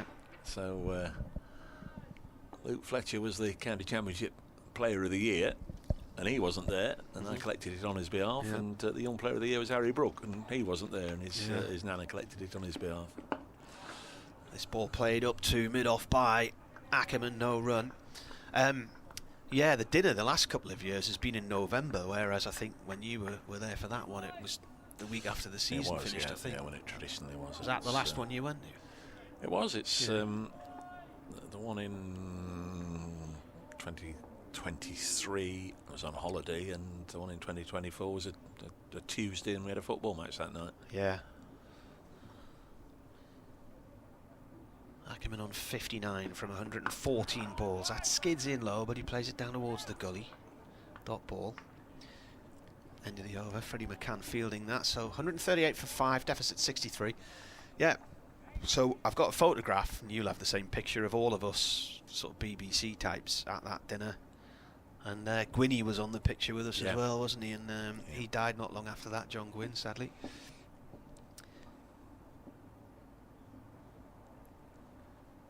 When Keaton Jennings won that award in 2016, we were at that Merchant Taylor's Hall in Threadneedle Street near the Bank of England, and so I brought his platter. It was like a silver platter, wasn't it? I brought that back for him, and it was presented to him at the Durham Awards the next night. But sadly, that was the week when Durham realised they were going to be relegated by the ECB, so it was a funereal atmosphere on that occasion. Here's Josh Tong. Dark-haired, swarthy, tall man. Lovely man to chat to. Balls to Clark. This is turned on the leg side. Single taken. So another Tong over that won't end in a maiden. Single from the first ball. 139 for 5. This morning we've had 24 runs for 2 wickets. There on the live stream again, the Nottinghamshire flag. It's Chris Morley's brother Rick. He brings that along. County flag. Is there a county flag of Durham? There must be. Yeah. I've got one. 39 for 5. Flying above Emerson Towers. Next one is turned away, and Amid's got to chase after this, and the floppy Sunat comes flying off, and they come back for 2. 141 for 5. I'm old enough to remember a conversation in the press box at Chester Street last year when you took the mick out of me for flying the Durham county flag when we were away at the Deershed Festival. Why would you do that, you said? The Deershed Festival, one of the great festivals. It is, it's fantastic. Mind you, all these festivals are getting a lot more expensive these days than they used to be. Ackerman has 61 and stays on 61 as he pushes this to point. Who's headlining this year? The big one. Who've you got? Last year was Lady Gaga doing it this year? Or last year was absolutely fantastic. Probably the best, because we had a Bombay Bicycle Club on the Saturday night, I think it was. Matt. Of course. Loads of really good bands last year. Yeah. Familiar with all their work. Well, you wouldn't be, because you're not target audience. It's for trendy people. Six music listeners. Tong bowls blocked by Ackerman. Are Shawadi touring again? Are you going to see them? Well, no, if you get the chance. But I have the 70s channel on the car radio. I know I not only know all the songs and all the words, I actually know the order they're going to come on, because they're obviously just on one big loop day after day. 141 for 5.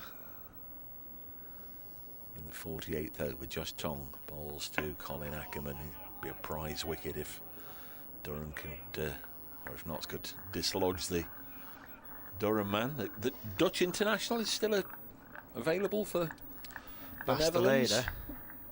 Colin Ackerman. Yeah, I think he's played for them recently.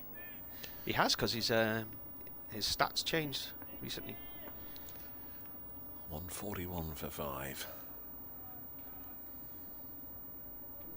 Tong leaves his mark behind, sets off Ball's now a lot of shoulder in that whip and pushed up to mid-off. The end of another Josh Tong over. He's through 10 now, 1 for 31, 141 for 5. Durham in their second innings, a match that's been played throughout in idyllic conditions. We've not lost any actual overs. We did lose 45 minutes on day 2 due to an unforeseen sprinkler incident, but we hung around for an extra half an hour on day 2, and we had an extra 4 overs yesterday just to completely make up all the time. So not lost any time yet, 141 for 5, and don't expect any unforeseen delays today. 76 overs remain. How long can Durham bat for? In comes the bowler, playing a miss there from Clark off this delivery from James. I bought my Durham flag in the so the traditional flag is it's a yellow cross, David. Yes, oh right, you showed me. With diamonds on each part of Yes. the cross, and then lions Yes. in the corners on a blue background. We'll pay attention. Clark plays this one to Hamid in the covers. I was just looking who's doing the job for Middlesex at Lord's. Mudden is 160. In the middle of the flag as well. Yeah, your close links with Yorkshire. Yeah, it must be. Defended by Clark, no run. Must be to celebrate the A1. The official County Durham flag, registered in 2013, features St Cuthbert's cross in blue and yellow,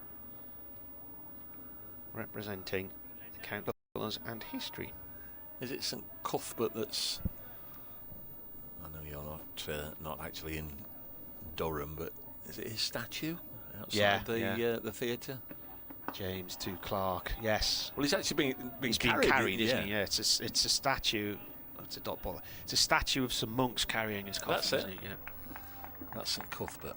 Because I think his links were Durham Cathedral and Lindisfarne, and then just at the top of our street you've got St Peter's Church, and that was twinned with St Paul's Church in Jarrow, and they were quite important. Didn't they do Fog on the Tyne? Yeah, they did. Yeah, on the banks of the Wear. James to Clark. Clark just stays in his crease, just plays this safely across to short leggish area, no run there. 141 for 5. Yeah, because there's St Benedict, St Cuthbert. It is claimed one of the monks mapped out Easters for eternity using phases of the moon while living in the monastery at St Peter's, near where we live now.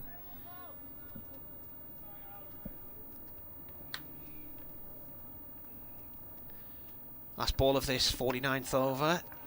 Clark plays that out in towards the covers along the floor, and the runs are just not coming for Durham. The bowling's been very good today, but dare I say Durham have been a bit timid here, or how would you describe that? How would St Cuthbert describe it? Did he like his cricket? What was he famous for? Do we know? Apparently he never walked. He didn't walk. It was carried everywhere. No, if he edged it behind. That's what I've been told. 141 for 5. God bless you, St Cuthbert. Yeah. Look forward to seeing the statue when we go up there next month, isn't it? Is it? Well, it's early April we're in now, and I think it's mid-May. Calvin Harrison's back on the field, and again he'll just drop back into the slip position. It's a good man to have coming on as the sub-fielder. I wonder if it's Lyndon James who's gone off to allow him to go in there. It's going to be Josh Tong. This is the over he's going to bowl a maiden. He's bowling to Ackerman. Well, it's not going to be a maiden. First ball cut down to third man for a single. I was just about to talk about the lack of runs today. It's just this, what we've seen this morning, is completely contradictory to everything else we've seen in this game up until now. The previous 3 days, runs were coming just nicely, weren't they? They were flowing. And you think it's attitude rather than the accuracy of the Notts attack? Well, no, I think the bowling's good, but Durham are being very defensive here. Is there still just the one boundary today? I think so. Yeah. Tong Ball's wide enough to be left alone. Watchful's the word, but if you get to mid-afternoon and Durham are still out there and they've built a bit of a lead, then it's working. But at the minute, they're not really getting anywhere near wiping the deficit off. They came out this morning 87 runs behind, and it's now only 59, and they've been playing nearly an hour and 20 minutes. I wouldn't be at all surprised if this continues into the afternoon. We get Farhan Ahmed just bowling continuously from one end, and the seamers rotating amongst themselves from the other. Here's Tong. Past umpire long bowls, and Clark takes it low down. He doesn't take it, it just squirms underneath him, and it's maybe going to be a bye against Joe. It is. One more to the extras column, one more to the total as the bye goes up. So they still haven't 43 for 5. They still haven't scored 30 runs yet this morning. No, that's right. It's 114 in an hour and 20 minutes. 114 for 3. So 29 for 2 this morning. The two damaging blows, really. Dylan Pennington removing Ollie Robinson, caught at slip by Lyndon James for 7, and then Will Rhodes LBW for 2. This is off the pad, and that's going to hair down towards the fence, but it's going to be fielded down there, and there's only a leg by, a single. So there is the 30th run, 144 for 5. Depending on who you ask, Will Rhodes might have been absolutely plumb, or it might have been missing 3 sets.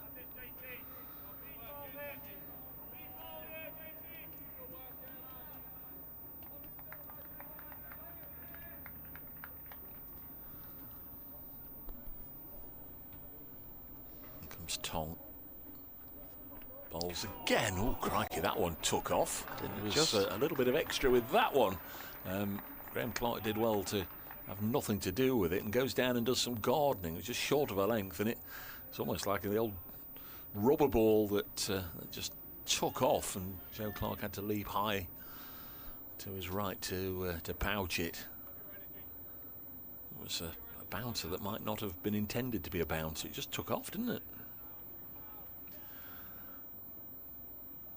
A little bit of X factor that has seen Josh Tong elevated to the England ranks. He's in again, bowls, and Clark remains on 5 from now 38 deliveries.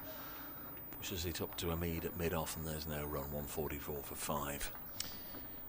Durham haven't won their opening game of the season for 10 years.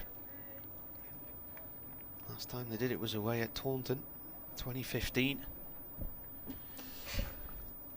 2016, I think they drew with Somerset at home. 2017 didn't play in the first round of matches and then got walloped by Notts, I think it was, wasn't it? Yeah, there is Farhan coming on. Bowled 5 overs in this innings yesterday, 5 overs, only giving away 7 runs. The first innings he did manage to pick up a couple of wickets, 18 overs, 2 for 53. Removed Colin Ackerman, actually, the first innings centurion, who's out there now. Good shot catch at slip by Montgomery, and he also got rid of Alex Lees, who just chipped one up to Asiba Mead at mid-on. There's Farhan, just waiting for Freddie McCann to get himself dressed. Again, I made the comment yesterday when we had to wait for Durham to pop a short leg in. Same applies for Notts. They shouldn't really hold the cricket up whilst people are getting dressed and ready to go in these fielding positions. They should be ready or go off the field to do it.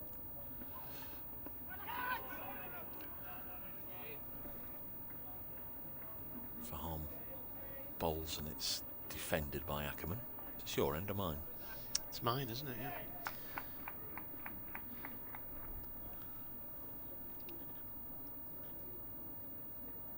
Little hop and a skip as he comes in and bowls. Ackerman slog sweeps and he whacks it off the back of McCann, who's standing at short leg. McCann turned his back on it.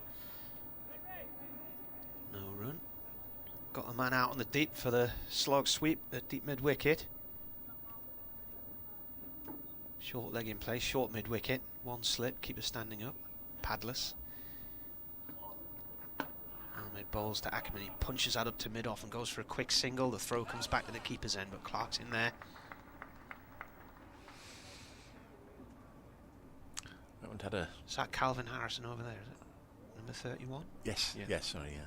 We haven't had a run out yet in the game. We've had most other things. It's often a little interesting to see when the first run out of the season occurs and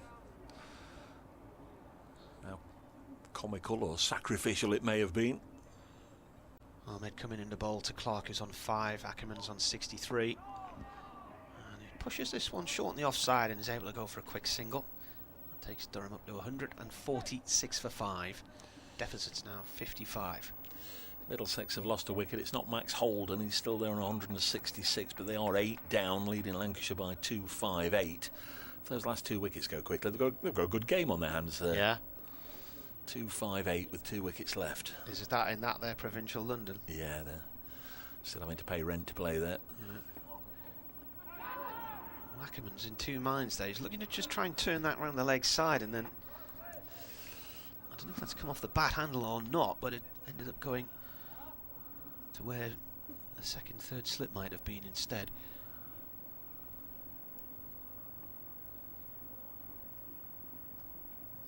.5 overs left to bowl today. Ahmed in again. Ackerman nibbles it round the corner. Clark's called him through. Good running from Clark. He's already at the keeper's end there as the throw comes in. Just went round to short fine leg. So Durham now 147 for 5. Trail by 54. Partnership currently worth 24. Durham need to times that partnership by at least 5 to give themselves a chance in this match. Good start of the season for Colin Ackerman. He's now scored 180 runs in the match. 116 first time round, 64 in the second. It's more Wackerman than Ackerman. It's been steadfastly holding Nottinghamshire up this morning. Martin was saying he was more aggressive in the first innings, reached his 50 at almost a run a ball. Here's Tong to bowl to him. 147 for 5. Defends this on the leg side up to a Seba Mead. The little fluffy cotton wool clouds that we had earlier on, they've nearly all gone now, haven't they? It's just nearly blue sky again around us now. What's next in action on Friday? The first 6 rounds of matches are all Friday, Saturday, Sunday, Monday. All the sides have 1 break in the first 7 weeks, somewhere along the line, as this is just fiddled at outside the off stump by Ackerman. But after they've all played 6 matches in those 7 weeks, then we go into a little period of T20 blast cricket towards the back end of May.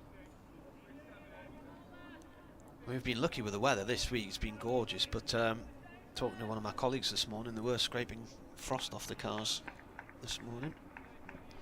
So these clear skies make for chilly nights. Josh Tong removed Ben McKinney yesterday. Comes in again, bowls to Ackerman. Not sure anybody's going to remove him today. All the time in the world just to block this. Play it up to a Mead at mid-on. There's no run. 147 for 5 Durham. Here on BBC Radio Newcastle, BBC Radio Nottingham, at Brace Cricket if you want to get in touch, or on the email weircricket@yahoo.co.uk as Josh Tong, former Worcestershire man, comes in again. And it's defended.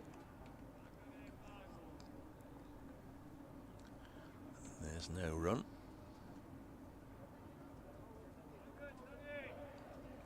Just a 53-year-old asking. And was the last time that it was a complete sweep for the 3 East Midlands counties in the same round of matches. Derbyshire, Leicestershire, Nottinghamshire all winning. Well, the Division 2 sides have both won yesterday, Derbyshire and Leicestershire. Tong bowls and it's a little loose from Ackerman, gets nothing on it. Nottinghamshire still got some work to do. Don't know when the last time was that all 3 won in the same round of matches. You suspect with all good grace towards Derbyshire and Leicestershire, and indeed Notts in recent times as well.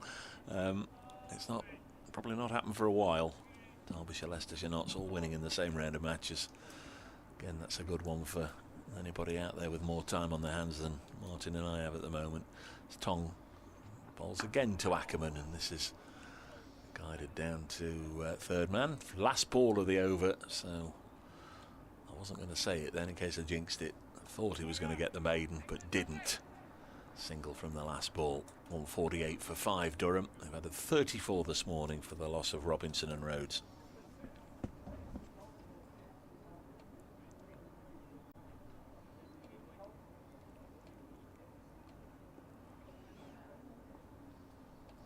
Of course, David Bedingham not here for this one. I think he'll be here for the next one.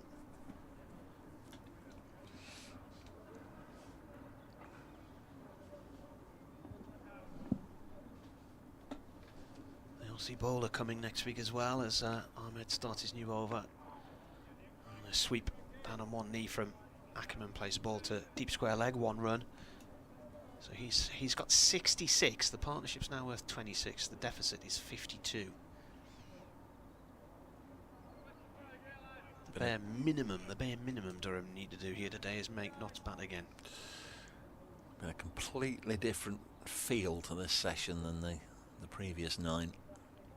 Yeah.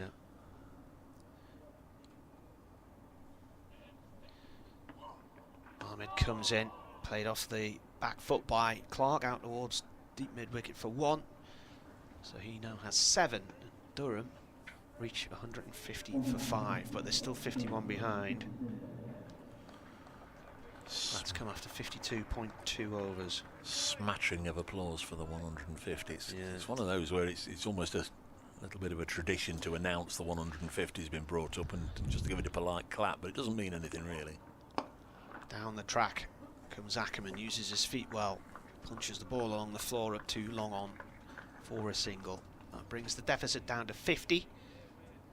151 for 5, he has 67.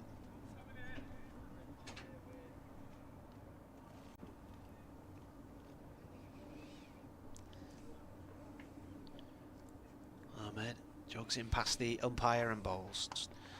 Was trickling down the leg side, and Clark's hit that off the left foot of Freddie McCann, short leg, and it ricochets across towards Hasim Hamid at mid-wicket, no run.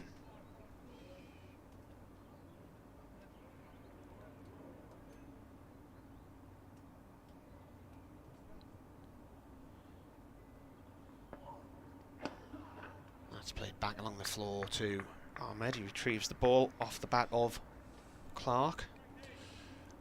Not a deal of spite in this wicket. Last year when we saw Ahmed bowling, he would have often 4 or 5 players around the bat. There's a slip and a short leg and that's your lot.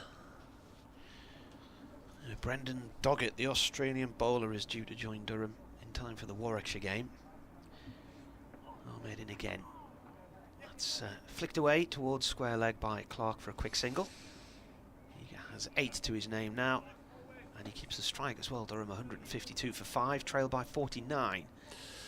Yeah, Will Rhodes, I'm sure, will be looking forward to that game. A home debut in Durham colours against his former county. Be eager to put in a performance in that one. Possibility of a couple of changes, of course, to the Durham lineup, as Martin's just saying. The overseas signings, Bedingham and Doggett may be around, so maybe a couple of changes. Same with Nottinghamshire. Varena's here. If Josh Tong has to miss a game, managing his workload, contracted by the ECB, bowls here to Clark. This is turned on the leg side. Of course, they won't have Ollie Stone available to come in now after Stone underwent knee surgery earlier, likely to be out until around about August, they say. But in this squad, 2 other new ball bowlers who could step in Brett Hutton and Connor McCurt. They'll be eager to force away into the starting 11. Tong bowls again, good delivery, beats Clark and beats the top of off as well. Wasn't too far away from just lifting a bail off. Nipped back in a bit, didn't it? Might have played slightly inside the liner. So, do you think the ball went the inside edge or not? Brett D'Oliveira and 90 not out for Worcestershire there. Still there, they're still grinding out runs as well. And he was 75 not out at the start of the day, so it's been slow going for Worcestershire, but they still survive. They're 325 for 6. Bouncer, and that's popped up on the offside. Now, what did it come off? I just wondered for a moment if it had struck Clark on the lid, but clearly not. But his bat and his bat handle up high in front of his face there and played it down on the offside.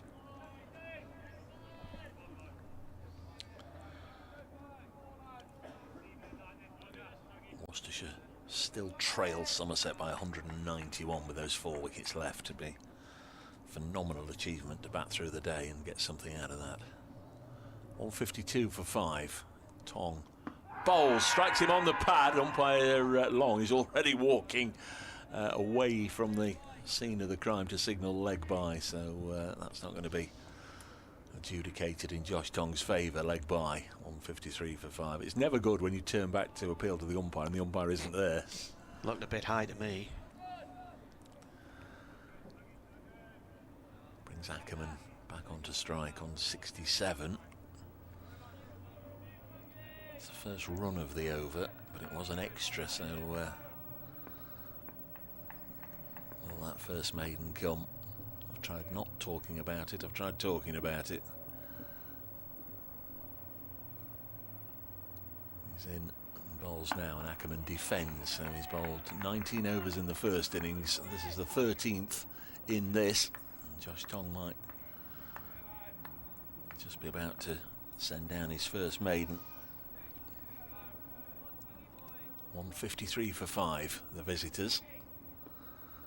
Finished 5th last year in Division 1. Notts finished 8th. It's just the 2 relegated sides, Kent and Lancashire, below them.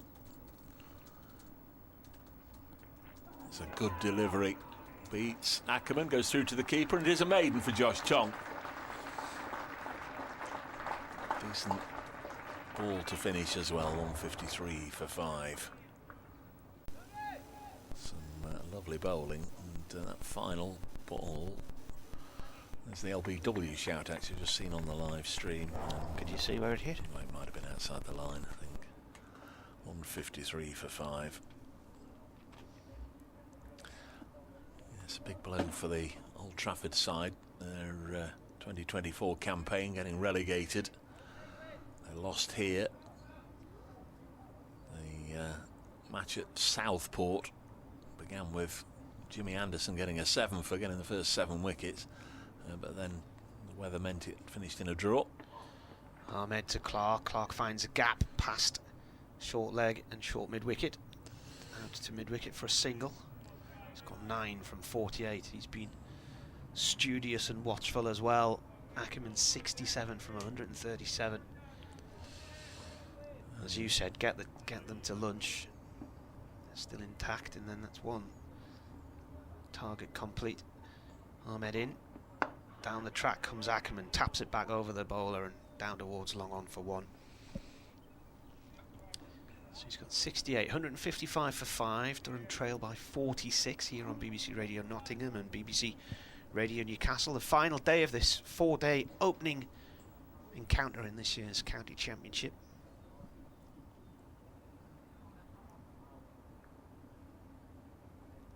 Ahmed in again. Played away by Clark, off towards square leg for a single. He's now got 10, 156 for 5. We've had all kinds in this game. We've had a bail that jumped out and then jumped back into its groove again. We've had sprinkler gate. We've had beautiful sunshine throughout. Couple of centuries, half centuries. Ahmed bowling to Ackerman. Flicks this off his hip across towards mid-wicket. No run. If you want to bat all day for a draw, sorry, I've got the right man at the crease. Dominic Sibley is 17 not out. He's been at the crease for 2 hours, faced 89 balls, 79 of which is dotted back. 17 not out in 2 hours at the crease. Ahmed comes round the wicket this time, and that's dragged behind for 4 by...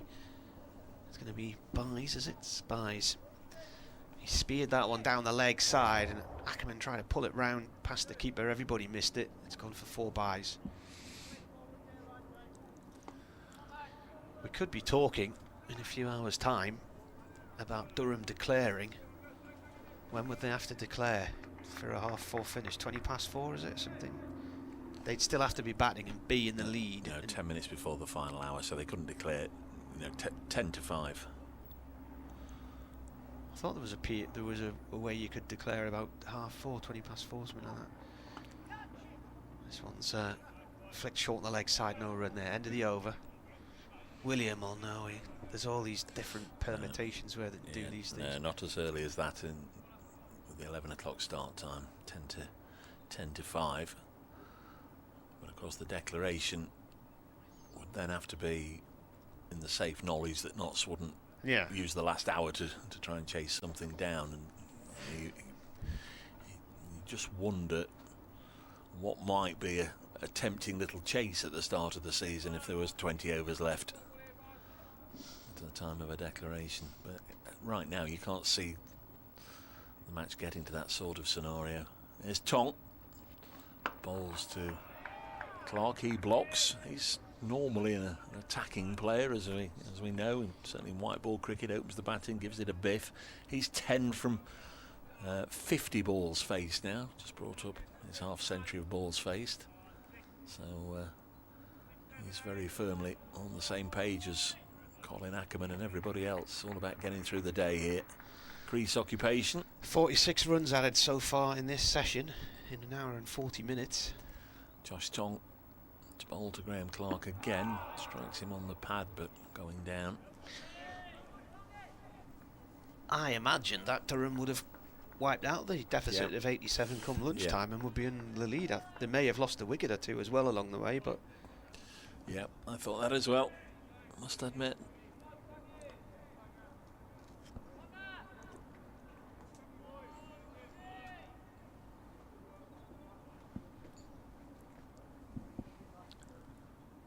Still 41 adrift.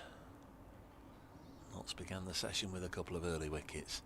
Tong bowls, just played by Clark up to a mead at mid-on. There's no run.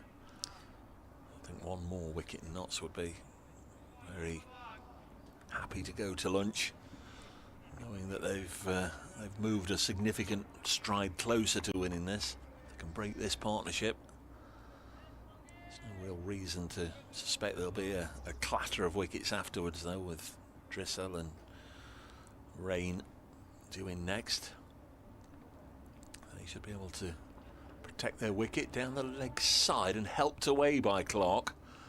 Don't think it came completely flush out the middle of the bat, but he's got a boundary nonetheless. Is that just the second of the morning? Clark moves on to 14, 164 for 5. That crane in the distance that hasn't moved for days is now pointing the other way. Wonder what they're building up there. It's quite a biggie, isn't it? Yeah, it is indeed. What's up that way? Don't really know where it is in relation to where we can see, just deep in the distance beyond the Batman board, the other side of West Bridgeford. So Notts putting a leg slip in should Graham Clark try and take that on again. A short pitch ball down the leg side. Unlikely to pay dividends, but why not? Tong in again, short pitch ball. Clark works it away square of the wicket on the leg side. So he's blocked and blocked and blocked. 10 from 50 balls, and then suddenly gets a 4 and then a single to move on to 15. 165 for 5, and we've had 50 runs this morning now, 51 in fact. 51 for 2. Lots have used 5 bowlers. The 4-seamers have all had a go. Farhan Ahmed's operating at the moment.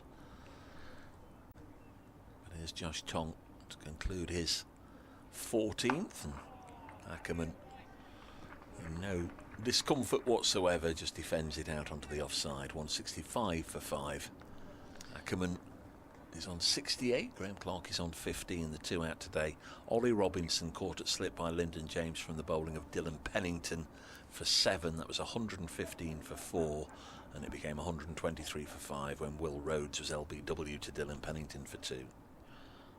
Still bathed in sunshine on the terrace to our right hand side. It looks really busy in there today, and that guy who's been in nothing but a pair of shorts for the last few days is back.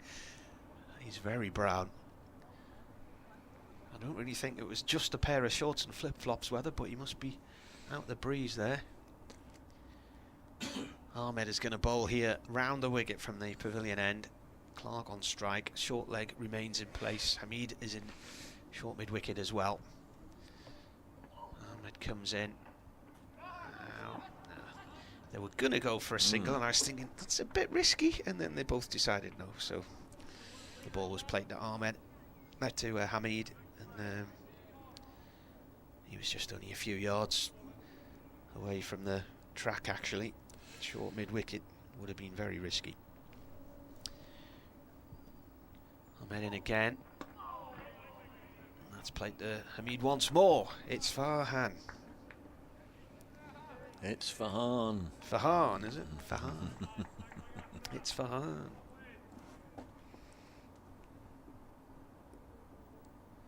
$165 for 5. Jogs in, comes in and bowls. Clark back into his crease, plays it back up towards the bowler. No run. The new sponsors of the county championship we've got there were cut out today, judging by how the markets opened this morning.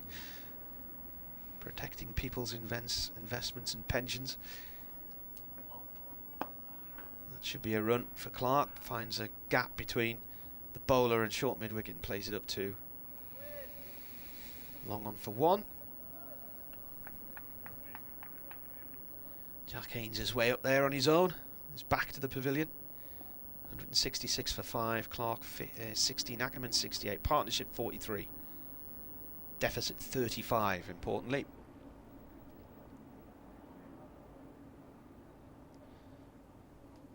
Ahmed comes in and bowls. And that's driven up to Haynes again. Slides in on his left thigh to stop the ball this time. 1 run to Ackerman. Surrey have lost a 3rd wicket. I didn't put the jinx on Dominic Sibley. He's still there, but Jamie Smith's been dismissed. At Surrey, 81 for 3 at Chelmsford. Still a long way away from making Essex bat again. Last ball of this over. Driven by Clark. He's going to go for a quick single. He's picked the fielder out at mid-off, Harrison, but doesn't matter. It was far enough away for him to get the run and keep the strike. So he'll be on strike on 17. Ackerman has 69. Durham are 168 for 5 and now trail by 33. 2 early wickets to go this morning. Robinson caught by Lyndon James in the slips for 7 off the bowling of Dylan Pennington. That was in the 33rd over. Durham were 115 for 4 at that point in trailing by 86. And then Will Rhodes went not long after that for just 2. LBW to Pennington with a score on 123 for 5 and the deficit 78. Lyndon James is coming in the attack. Yeah, replacing Josh Tong. So Surrey 81 for 3, still trailing Essex by 136. That's at Chelmsford. At Taunton, Worcestershire 332 for 6 in their second innings, still trailing Somerset by 184. Sussex 194 for 5 at Edgbaston.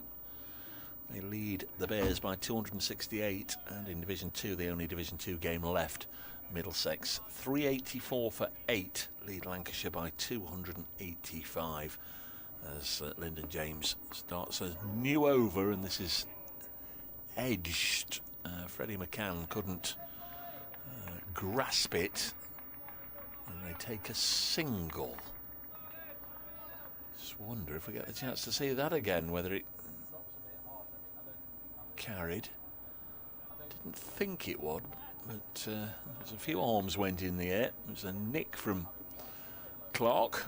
Moves on to 18 with that single.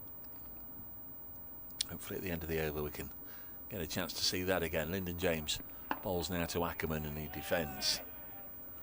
169 for 5, Durham. We are beyond quarter to. In fact, we're nearly at 12 minutes to 1 o'clock. 4 overs or thereabouts left in the session.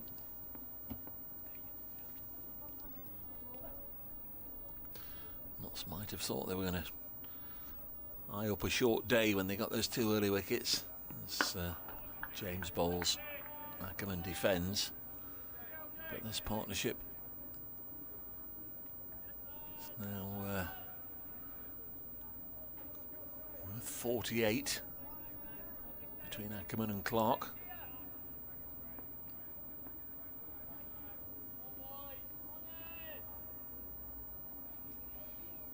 Been at the crease for more than an hour now, Graham Clark.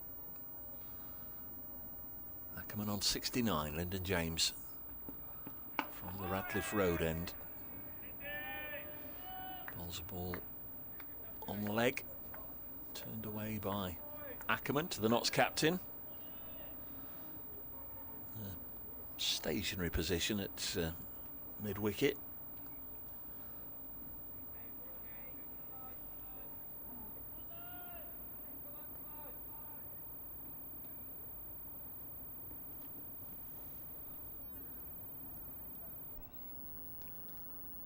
James in once more, bowls on the pads and turn to leg with Farhan Ahmed having to throw himself to his right to make the stop, and he does that well. They get the single.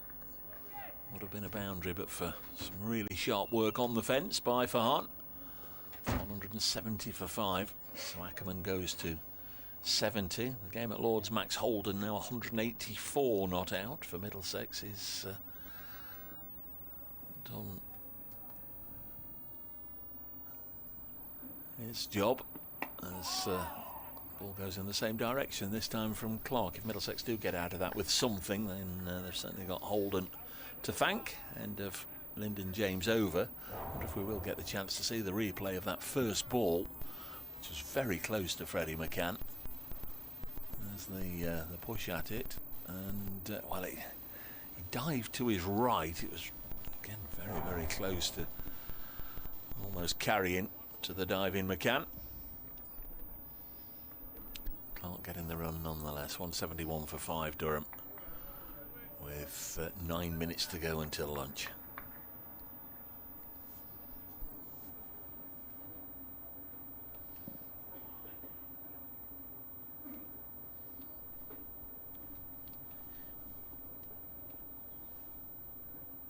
Farhan Ahmed, right arm over, pavilion end. Clark plays the ball out to deep mid-wicket for a single. So he moves on to 20 from 62 deliveries. And this partnership's now nearly at 50. 49 runs they've put on. Crucial runs from a Durham point of view. In 107 deliveries, they trail by 29 at 172 for 5. Ackerman is on strike on 70. And he clips the ball out in the other direction now for 1 run. 71. And there's the 50 partnership. In 108 balls, Ackerman's scored 20 of them and Clark 20 of them. Yeah, runs have just come a little easier, haven't they, over the last quarter of an hour or so.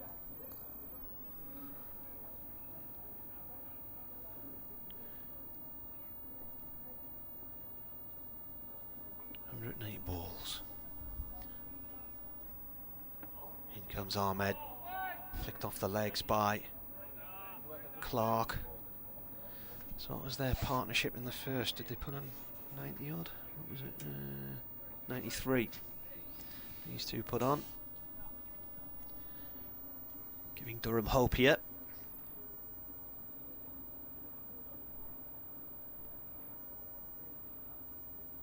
Ahmed to Clark. Clark drives. It's gone up to Haynes again at the far end of the field.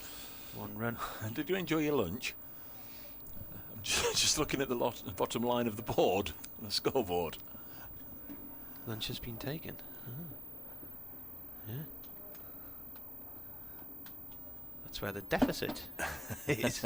It's just suddenly popped up there. Lunch has been taken. Yeah. That's obviously for a rainy day when just waiting to see what's going to happen. But somehow that's popped up on the board. If you're listening over there,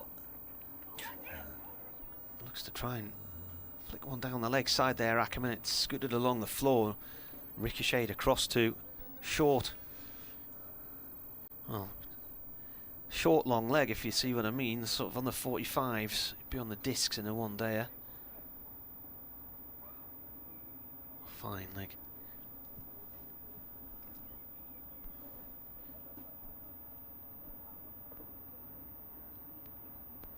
Ahmed comes in.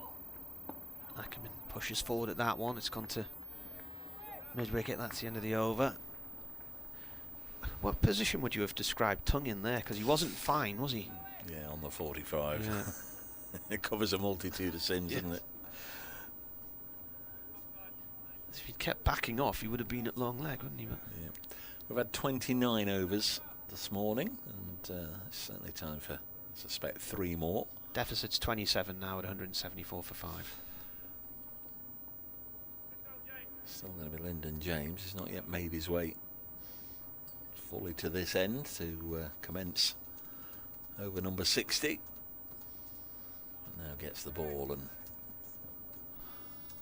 will be ready to rock and roll in just a second with Graham Clark on strike on 21. 2 slips waiting for the edge. He bowls now, driven into the offside, into the gap, just pushed really. Takes a single, 175 for 5. Dave Bracegirdle and Martin Emerson with you for the last knockings of this 10th session of the match. Still a goodly number of overs left today, 66 after this one. This Nottinghamshire's number 8, Lyndon James, bowling to Colin Ackerman, turns it again up to mid-on. Seba Mead ran across from mid-wicket, tried to reach down and get the ball, but probably in all probability got a shout from Josh Tong, mind skip.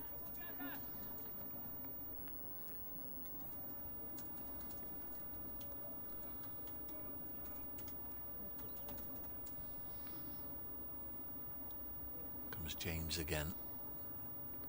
None for 22 his figures. Bowls and an easy single taken there by Colin Ackerman. Moves on to 72.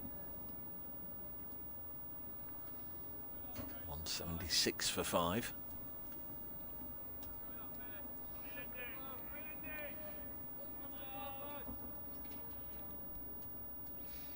Seven fours in Ackerman's 72. Not sure how many of those he'll have hit this morning, to be honest. There's only been 2 or 3 at the most. Here's James striking the pad of Clark. Been at the crease now almost 3.5 hours, Colin Ackerman, for his 72. Splendid effort following his first innings, 116. Graham Clark's been at the crease for an hour and a quarter. It's a frustrating time for Nottinghamshire, having got those 2 wickets very early on in the final day. Is Lyndon James in again to Clark. Works this onto the leg side. Decent sprawling stop for Josh Tong. Just knew he'd stop the ball and then momentarily put his hands on his knees and bent over as if in a little discomfort. Good work from the big fella. We'll get one more over in, I think, after this, won't they? It's nearly 12:58. Yep, there's one ball left in this over. So take a few seconds obviously to change ends. Next ball from James bowls and is pushed defensively again out onto the offside, fielded by Fergus O'Neill. 176 for 5 at the end of that over, and I think It's we'll gone get one more. 12:58. Umpire Long was just chatting to Asiba Mead then at the end of that over. So one more to go, 176 for 5. We have had 30 overs thus far in the morning session. And the final one will be bowled by Farhan Ahmed, who just tries his hand on the turf, pulls his socks up, and then in a moment we'll be ready to go with Ackerman on strike on 72. It was 45 not out overnight, Ackerman, so he's added 27 thus far.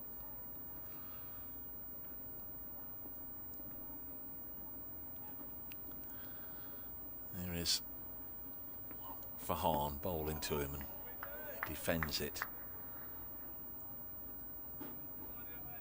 This is hit one boundary this morning, Ackerman.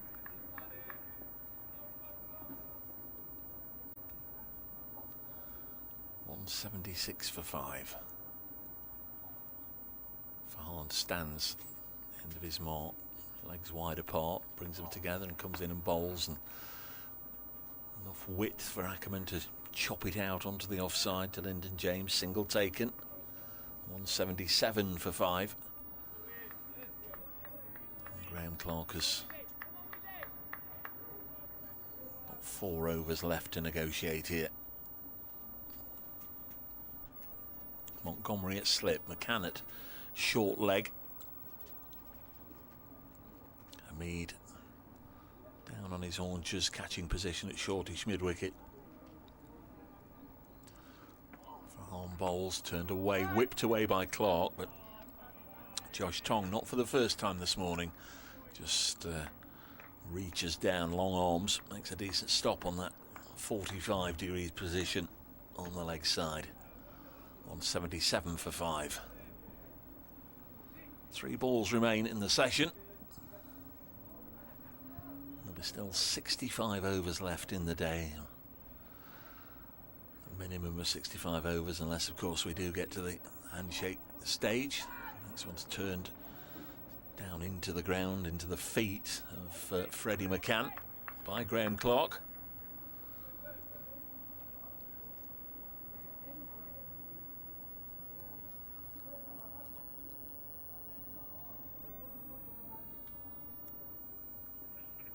Crowd watching on intently, taking in every little battle. Farhan once again frustrated by Clark's defensive push, and there's 1 ball left in the session.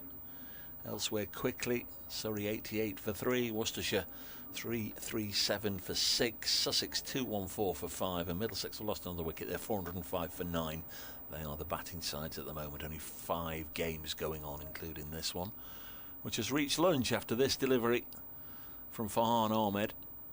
Last ball of his 11th over, and Graham Clark defends, and he will remain on 22 at lunch. Durham on 177 for 5. Ackerman 73 not out, batting through the morning session. Graham Clark with him on 22. So there are just 24 runs between the two sides as they go to lunch. The players will return in 40 minutes' time at 20 to 2. We'll return with the commentary then, and hope you're able to join us.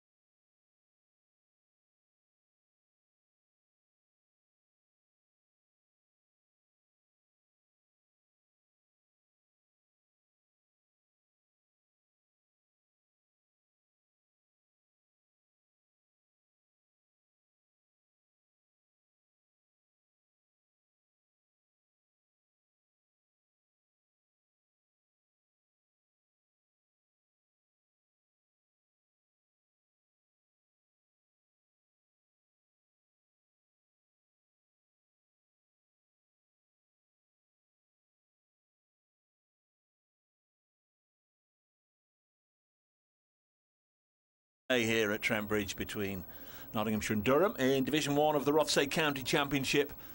Still don't know how this one is going to pan out, but at lunch Durham 177 for 5. It was a fairly soporific morning session. 2 early wickets for Nottinghamshire meant a rearguard action was required by Durham, and they had the right pair at the crease to do that. Colin Ackerman, who scored a century in the first innings, 73 not out at lunch. He only added 28 runs in the 2 hours between start of play and lunch, but dogged defiance means Durham are still alive in this one. It was joined by Graham Clark, who's 22 not out. The pair came together after Dylan Pennington had removed Ollie Robinson for 7, caught at slip by Lyndon James. That was 115 for 4, and then Will Rhodes. Not the greatest of debuts for Will Rhodes in this match. Made 10 in the first innings, today out for 2. LBW to Pennington. That was 123 for 5. So they've added 54 for the 6th wicket. They're wandering out to the middle now, ahead of the Nottinghamshire fielders that are just breaking up after a little bit of a huddle with Captain Asib Hamid down below us to our right. Of course, the changing facilities this year at Trent Bridge are in the Ratcliffe Road stand, with the pavilion out of operation due to renovation going on throughout the year. So the Notts players with a spring in their step, following those wise words from Captain Hamid. Durham and their supporters will be looking for more of the same from Colin Ackerman and Graham Clark. Looks as if it's going to be Lyndon James to crack on with the first over after lunch. There are still, we'll tell you for definite when it comes up on the ball, I think there's 65 overs left in the day. Lyndon James has bowled 8 overs, none for 23 so far. So a lot of cricket still to be squeezed in. And Nottinghamshire will be hoping they can begin this session like they began the morning, with a couple of Pennington wickets. I'm Dave Bracegirdle. Alongside me, having no doubt tucked into the snap down below, is Martin Emerson. Good afternoon. Good afternoon. First ball from James is a corker. Ackerman plays and misses at that one. That wasn't far off the target. Stephen Everson said good cricket this morning, and especially the comment he never walked. That's in Cuthbert. Just whilst we went to lunch, they carried on playing at Lords because Middlesex were 9 down. They were bowled out about 1:10 for 407. So Lancashire, when they resume, need 309 in 2 sessions. Be interesting to keep half an eye on that one, as we will. Here comes bowler. And, played downfield. Tumbling stop by Fergus O'Neill, who's bowled really well in this game. 5 for in the first innings. And he's taken a couple of wickets today. Don't think I've ever... No, it wasn't today. It was last night, sorry. Don't think I've ever met a Cuthbert. Yeah. A Cuthbert? No. I mean, it is obviously a rare name. It used to be more probably popular. Probably popular around Durham and Northumberland. Bet there's a lot of Cuthberts on Holy Island or something. James in. That's left by Ackerman. Ackerman 73, Clark 22, partnership 54. Much needed, but they need to double it and treble it if they can. Let us know if we've got a Cuthbert out there listening to the commentary, watching the stream. Paul Wilson's changed tack here. He's hi Marty in the mob. Greetings from a sun-kissed and coolish Costa del Hartlepool. Sorry couldn't be with you earlier. Has had some running around to do. Just got back to find Durham in trouble. Steady batting required. Should be with you for the duration of the day's play. As James comes in. Ball pushed up to tongue at mid-on, no run there. Now normally he sends a diary of cricket events, and he's added in cricket and cycling events on this day. So Dennis Lilly born on this day in no, Dennis Amos. Sorry. Dennis Amos, yeah, yeah. Dennis Amos. Dennis Leslie Amos, 1943. So I'm going to get a ton or 2 here. In comes James. That's played back to him along the floor. I think he got a ton here in the very first World Cup game in 1975. England playing New Zealand here. There was a trio of Hadleys in the New Zealand team. Richard, Dale, and there was another brother as well played. Don't know as I've seen that before. 3 in a first-class side. Obviously, that was a test side. James bowls again, and that's looked from this angle like it went over the stumps, but playing a miss from Ackerman. Very tight over, indeed. Durham still under the cosh here, trailed by 24. Andy Hampston, born on this date in 1962. I remember him from when I first started watching international cycling. He won the Tour of Switzerland in 86-87, rode for the American 7-11 team. They had a bonny top. Barry Hadley, that was it. Barry Walter was the father. He'd played Test cricket as well for New Zealand, but yes, in 1975 they had Barry and Dale and Richard, of course.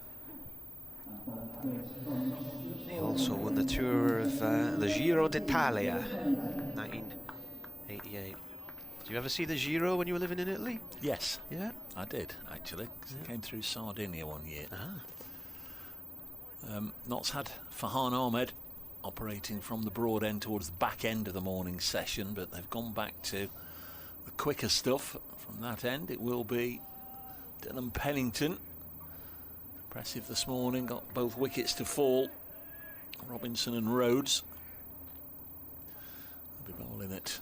Graham Clark, who's on 22, 177 for 5, the lunchtime score, and this one is just rising over Calvin Harrison, who's on the field as a substitute fielder, and a boundary to Graham Clark that took off from Pennington, took the shoulder of the bat, and had it been Joel Garner standing on top of Calvin Harrison's shoulders at third slip, he might have had a chance of catching it. It just looped up high over the slip cordon and away for 4. That's got to raise a little bit of doubt in the minds of the batter. I'd be surprised if it isn't. Pennington certainly will have had mixed feelings. He'll have felt unfortunate that it hadn't just looped to Calvin Harrison, but trying to hit that spot again. Here he comes in again to Clark, who leaves it alone. Couldn't hit that spot again. Who met a sticky end on this day in 1739? Simple Simon. Simple Simon. Met a pieman going to a fair where he met a sticky end. Was that the rhyme? Which fair was it? Nottingham Goose Fair. I don't know. Dr. Foster went to Gloucester. It was a bit wet, wasn't it? 181 for 5. Pennington. Past umpire Lloyd. Bowls now. Clark blocked. A sticky end. I presume there's an element of seriousness about the questioning. Yeah, I mean, there wasn't particularly anything sticky about it other than the fact it was his end, I suppose. So what was the question again? Who died on this day in 1739? Famous. 1739. Infamous, famous. Well, it wasn't Guy Fawkes. He's the most infamous. That was 1605, wasn't it? 181 for 5. Next ball. It's again pushed up to wideish mid-off. Are there any clues? It happened in York. Dick Turpin? Yeah. Hanged on the Knavesmire in York, which is the race course, isn't it? Well, they call that the Knavesmire, yeah. Dick Turpin. Yeah. Was his horse Black Bess? I can't remember. He was only 33. So were most of his robberies around Yorkshire then, were they?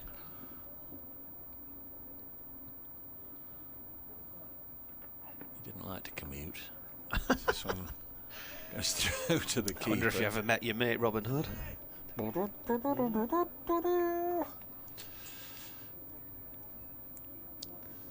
was real. Robin of Locksley. Those clouds that we did have this morning have gone on their holidays. It's clear blue over Trent Bridge once again. 181 for 5. Pennington bowls, turned away by Clark, no run. He's still on the big Dick Turpin page. Yeah. So he was hanged for what? Highwaymanship. Would have been robbery, wouldn't it? Was there a specific event that led to his capture? Oh, I don't know. Oh, right. It's just got a list of who and what. Okay. Ignore everything after welcome back to Trent Bridge then.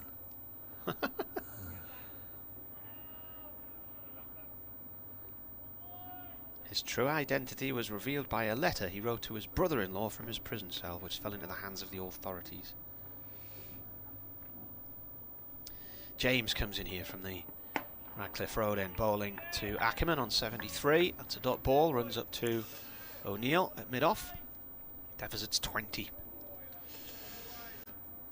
This is the start of the third over of the afternoon. Already we've had a shout out for any Cuthberts out there and a little bit of back knowledge about Dick Turpin. And they say it's not an interesting listen.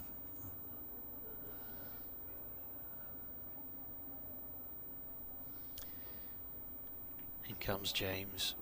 Well, that looks like it wraps Ackerman around the glove, the chest area, but he manages to keep it down and away from the stumps. Tell you what, it's a good job there's not a hosepipe ban. Poor old outfield. Does look a lot lighter than when we started a few days ago, doesn't it? Yeah. But it's hard down there.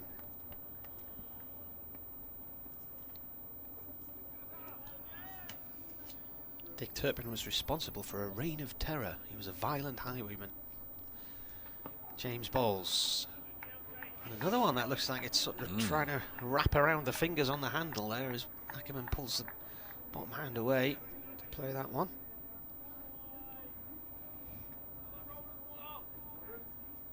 He was actually born in a pub called the Bluebell in Hempstead in Essex. His dad ran the pub. He wasn't a Yorkshireman. No. He'll have probably taken the A1 north and somehow ended up on the A19 in York. James bowls. That stays low, but Ackerman clears it away, pushes it up to mid-off. No run there. No ball called. No ball called. Durham now trail by 18. Yeah, you'd have taken the A14, wouldn't you? And Yeah. gone on the A1 that way. And then the A64 into York.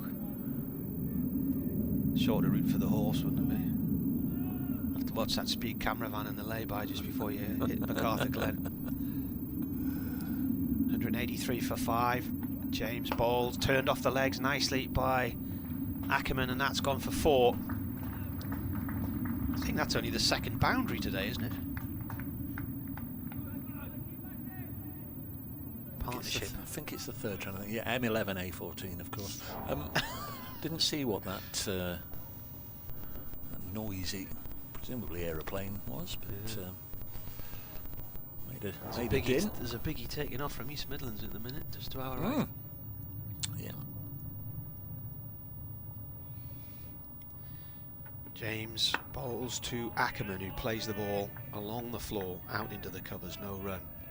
Partnership's worth 64, deficit's now 14. You would feel Durham are going to have to bat beyond tee, a good hour beyond tee, I would say, to avoid defeat on this one. Reminds me of the final day at Essex last year, when I think Essex were 2 or 3 down overnight and they just blocked all day. James in. Ackerman's there again. That's ball number 167 he's faced for his 77 so far. It's a dot ball. That's the end of the over. 187 for 5. Trail by 14 here on the BBC.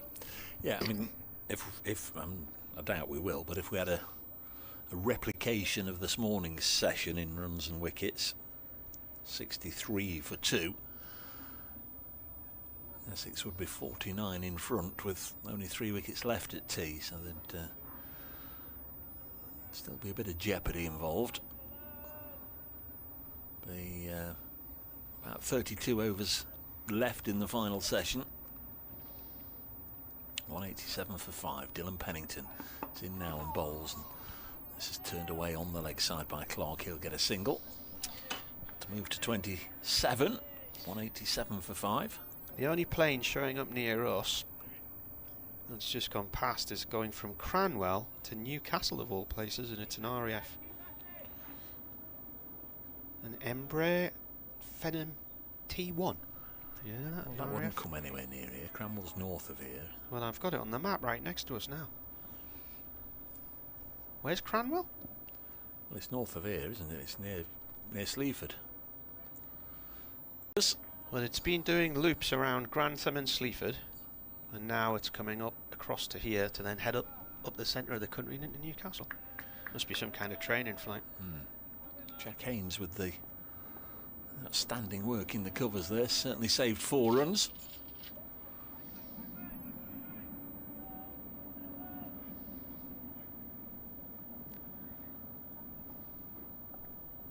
Two out on the leg side. Should Ackerman take on the short ball? Oh, he's chipped this. One bounce to mid-on. Wasn't meant to happen. I guess he could play it in the knowledge that Josh Tong was fairly deep at mid-on, but it was just a tame chip in that direction. One bounce to the fielder.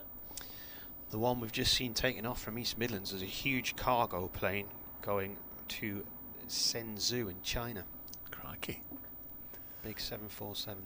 188 for 5. Dylan Pennington bowls, and Colin Ackerman just watches it onto the face of the bat. Might have kept a whisker low, but safely negotiates it. Just pushes it into the offside. County Championship cricket brought to you by the BBC, which once again will be bringing you every single County Championship match this season, right the way through until the end of September. 188 for 5. Ackerman 77 not out. Dylan Pennington bowls to him. It is short and it's pulled through mid-wicket. Now then, they might run 5 if it doesn't go for a 4. I think it's going to reach the rope. It does indeed. No fielders in that part of the ground, and was played with that degree of certainty that there was certainly going to be some runs, and there's 4 of them, and Ackerman into the 80s. 192 for 5. Already I think he's hit more boundaries since lunch than he had in the entire morning session. Before I closed the Dick Turpin page, he was actually a butcher, and then he got involved with a gang after him and his wife had run a butcher's shop for 5 years. The Essex gang who stole deer. Pennington bowls, Ackerman blocks. End of the over, a successful one for the visitors. 192 for 5. They only trail by 9 now, so just about to head towards calmer waters. And the Nottinghamshire supporters, I think, that wondered if they might be in for an abridged day or a shortage on their value for money. Those that had paid on the gate may get cricket all the way through until nearly 5 o'clock. 192 for 5.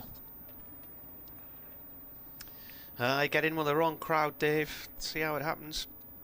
He's just a butcher and an innkeeper, and then suddenly he's robbing people.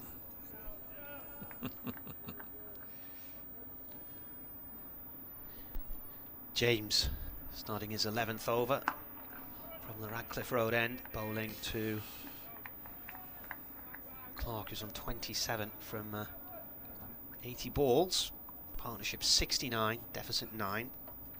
And presumably he was just doing it for himself. He wasn't a Robin Hood character who robbed from the rich to give to the poor. He was a violent criminal. He'd got a little fence somewhere, and he was nicking video recorders and asking his fence to sell them on his behalf, that sort of stuff. Next ball tickled off down towards fine leg. There'll be a run here for Clark.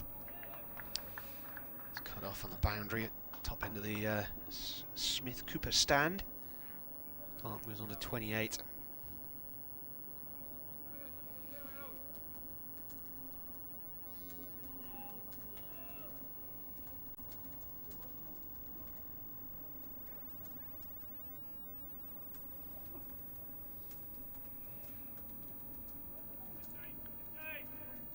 Mead, the captain, went all the way from mid-wicket down to have a word with Joe Clark on the slips, and has just made his way back to mid-wicket. James bowls. That's left alone by Ackerman. Keeper takes it. That's moved quite a bit after it's past the stumps there, because Clark's ended up across to the leg side. better go and do the update at 2. Yep, nearly 2 o'clock in the UK. 193 for 5. And another very pleasant, warm, sunny day in the East Midlands. All around the country, to be fair, as Lyndon James bowls now to the right-handed Colin Ackerman. Celebrated his 34th birthday on the opening day of this match. Pushes us into the offside, and there's no addition to the total. Jack Haynes doing the fielding and takes time out from polishing the ball to have a natter to Fergus O'Neill. And the Australian takes it from him and helps it on to Lyndon James, who by now is already back to his mark. Notts need a wicket. Durham need more of the same. This is played on the bounce back to the bowler, and there's no run.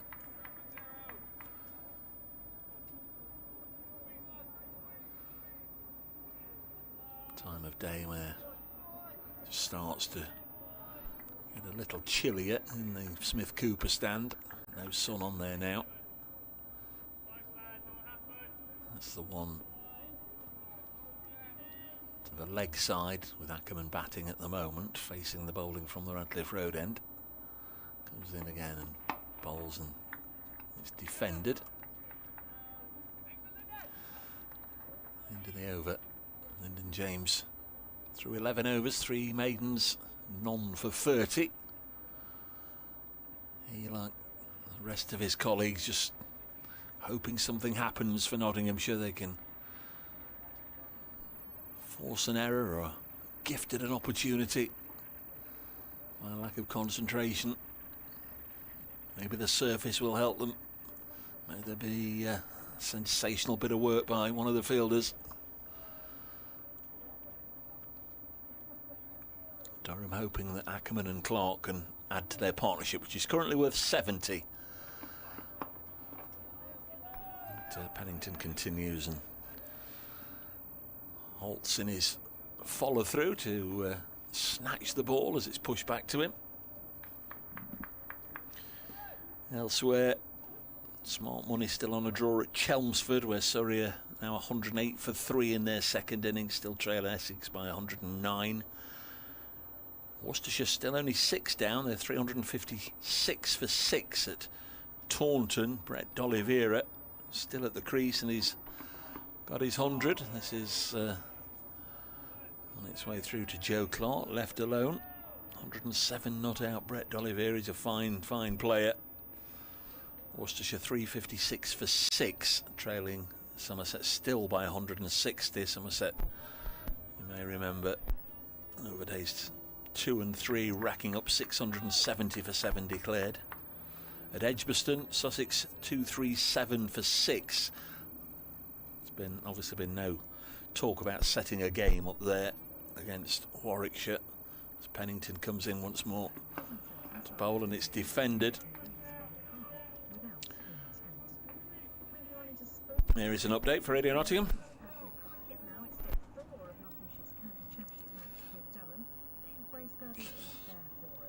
Yeah, it's starting to feel like this one might just be meandering towards a draw. It could all change if Notts can get a wicket or 2. Durham 193 for 5, just about wiped out their deficit. They're only 8 behind. Ackerman holding Notts up with 81. 193 for 5, Durham.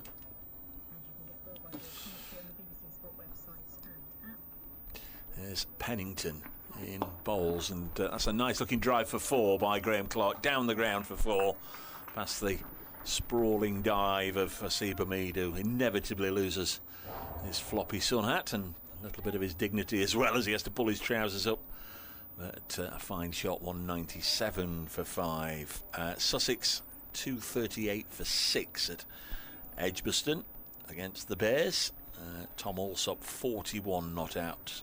Finn Hudson-Prentice is with him there. The overall match situation, Sussex lead Warwickshire by 313. Next ball past Graham Clark from Pennington. Run chase, if that's what it's going to be, 16 without in the early stages there. If they have a meaningful attempt to go for it, that could be the main one to keep an eye on. this afternoon if you're looking for a little bit of jeopardy later on. 197 for 5 here, the visitors Durham. As Pennington bowls once more and Clark comfortably pushes it into the offside, and there's no run. Clark made 45 in the first innings. Josh Tong got him a fine catch at slip by Freddie McCann. Ackerman, of course, made a century, 116. He was also caught at slip, but falling to the spin of Farhan Ahmed.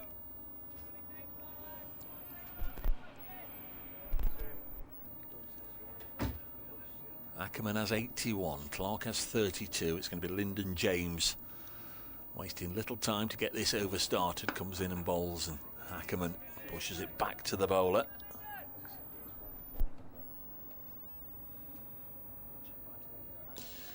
Paul Barnes has been in touch, I think, for the first time this season. Nice to hear from you, Paul. Good to hear you guys. I'm sat down here on the sunny south coast watching the live stream. All the best to you and yours, Paul.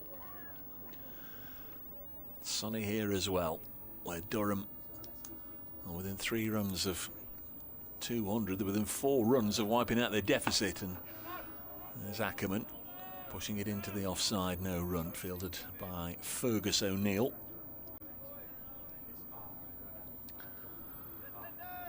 James into his 12th over.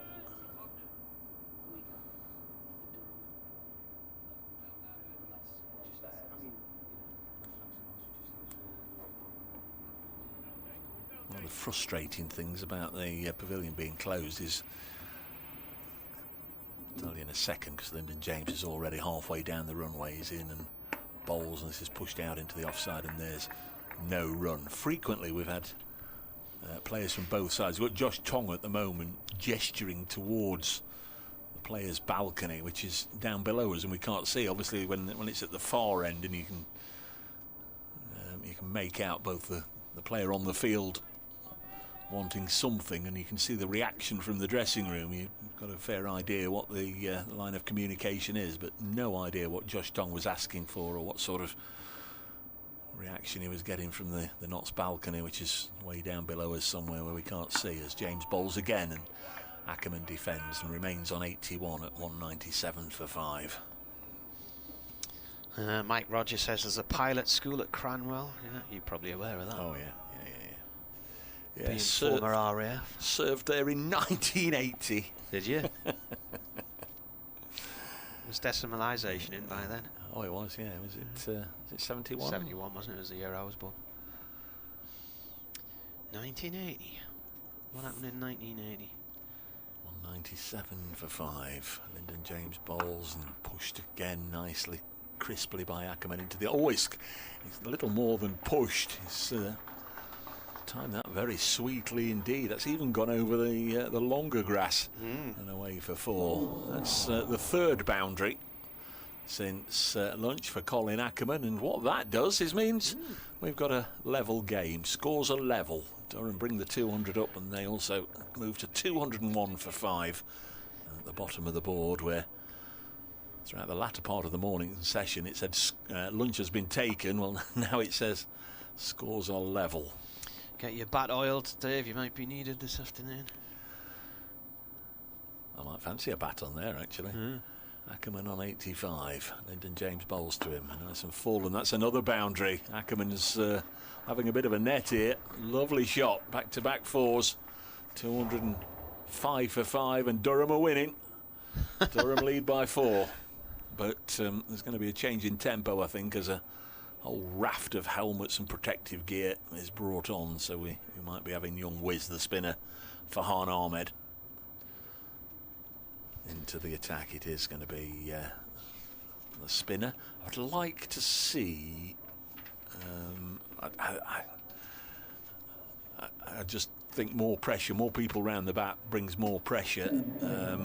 This morning there was just a slip and a short leg, but clearly it's not doing a deal, and they played him relatively comfortably. But I think having more people round the bat does bring more pressure, more people in the eye line. And dare I say it, shouldn't, but dare I say it, more chirping around the bat can sometimes just play in the minds of the batter. Got a Another sub-fielder on here, challenging in these early weeks of the season. Young Master Beer is on number 91. 205 for 5. Here's Fahan Ahmed, here's Martin. Here he comes round the wickets to Clark. Clark plays the ball upfield towards the pavilion to long on for 1.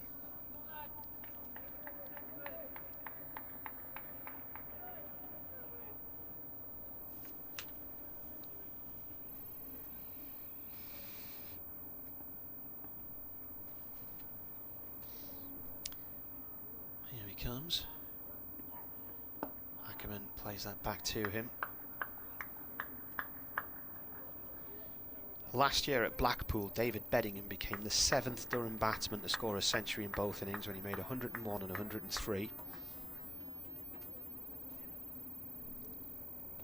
As he comes in again, pushed away out through the covers for 1 by Ackerman, takes him on to 90, 207 for 5. There's been a few in recent seasons. I remember Keaton Jennings did it in 2016, and then Scott Borthwick did it. More recently, Sean Dixon, centuries in both innings. Alex Lees, David Beddingham. Clark plays this to Hamid.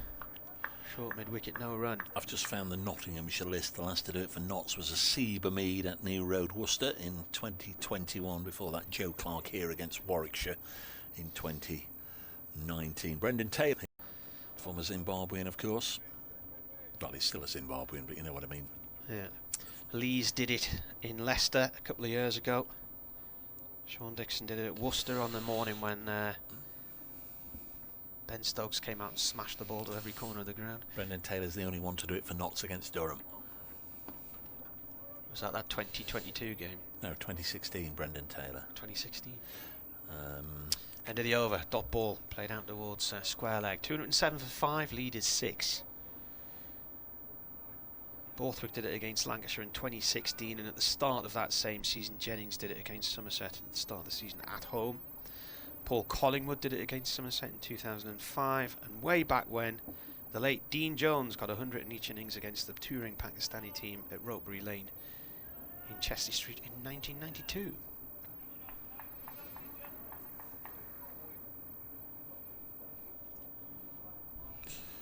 Nice to hear from Chris Morley. First time in many years I've not been able to make it for the opening match. Was hoping to meet Coggers, he says. Looks like I'll have to wait until a visit to Durham a little later on in the year. This is some no ball bowled by Lyndon James. Nice to hear from you, Outlaw Chris. Not able to make it for the first match of the season. Paul Coghlan has had a decent enough game for the visitors. Thought he bowled pretty well. It's still a no ball. The umpire stood there with his arm outstretched. Now we do get the illumination from the score box. Mr. Connolly, is it Peter Connolly, did you say? Yeah. Peter Yeah. Peter Connolly and Ian Smith. And James Bowles worked away on the leg side. 210 for 5. Does Peter normally do the seconds then? He doesn't live in the north east. Graham does the seconds. Peter's down. I'm going to hazard a guess the Midlands, East Midlands, somewhere like that, and covers the odd match when William can't get there.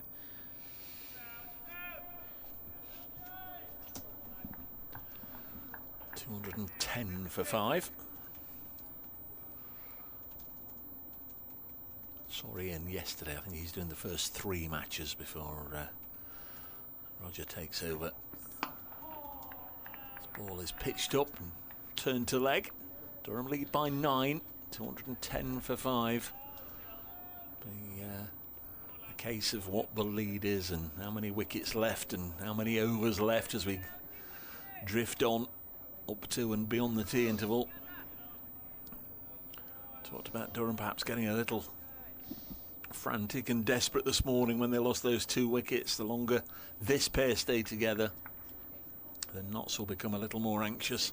They need the breakthrough. The draw looking more and more likely at the moment, but this one's clipped away on the leg side and it's gone for something. It Saw one of the plastic seats just ricochet up and down as the ball struck it, but it bounced just inside the rope. A nice leg side flick from Graham Clark, who's moved from 22 not out at lunch to 37 now. He's getting on with things. Ackerman's in the 90s, and since lunch, Durham put the foot down a little bit. 37 runs have come in about 35 minutes. Took us about 90 minutes this morning to get 30 runs or so. James bowls again, left alone by Graham Clark. If they send them out in the same order as they did in the first innings, George Drissel will be due in next. He made 40. He made 45 in the first innings. Ben Raine, he made 27 in the first innings. Paul Coghlan and Matthew Potts each made 11.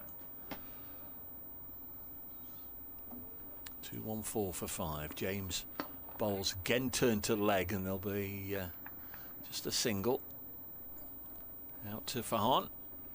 215 for 5. Durham lead by 15. Lead by 14.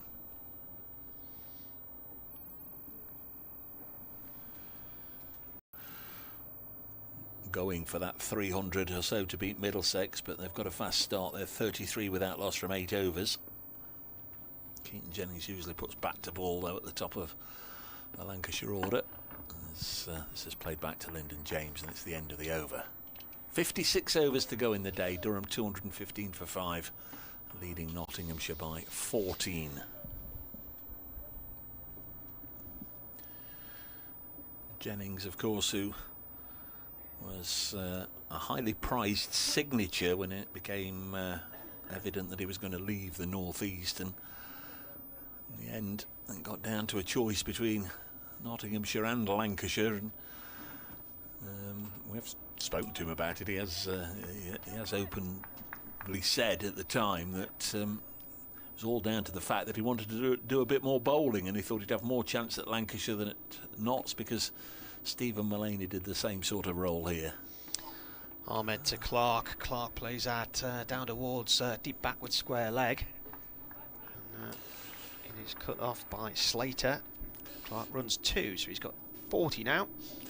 As it panned out, he's not really done any bowling, has he? He's had 1 or 2 injuries, but of course his England batting career took off at Old Trafford.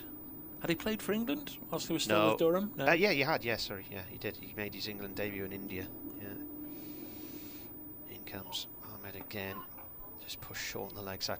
Yeah, he scored 7 centuries in the season of 2016. Yeah, it's the same season as Hamid and then Duckett because burst onto the scene. He replaced Hamid in India because Hamid injured his thumb, didn't he? Yeah. So he went out there and he became the 4th England player to get a century on the first day of his Test career. Next ball's gone to Hamid, short mid-wicket, no run. I will have told you the story, but I was sent that day, and I was listening to him get his century on the radio in the car, and it was snowing in Newcastle, and I was sent to Anderson and Garland, to the auctioneers in Westerhope, and they were auctioning off a cricket bat that had belonged to W.G. Grace.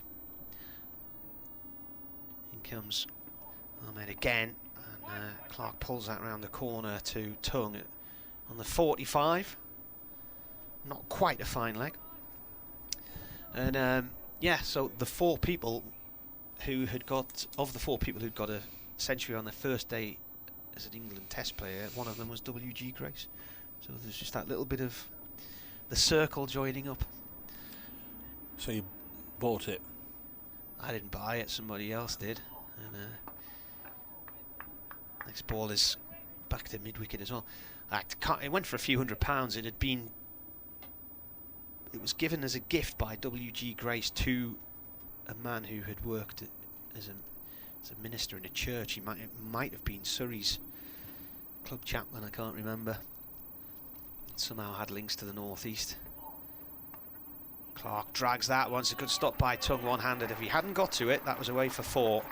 He's about 20 yards from the bat.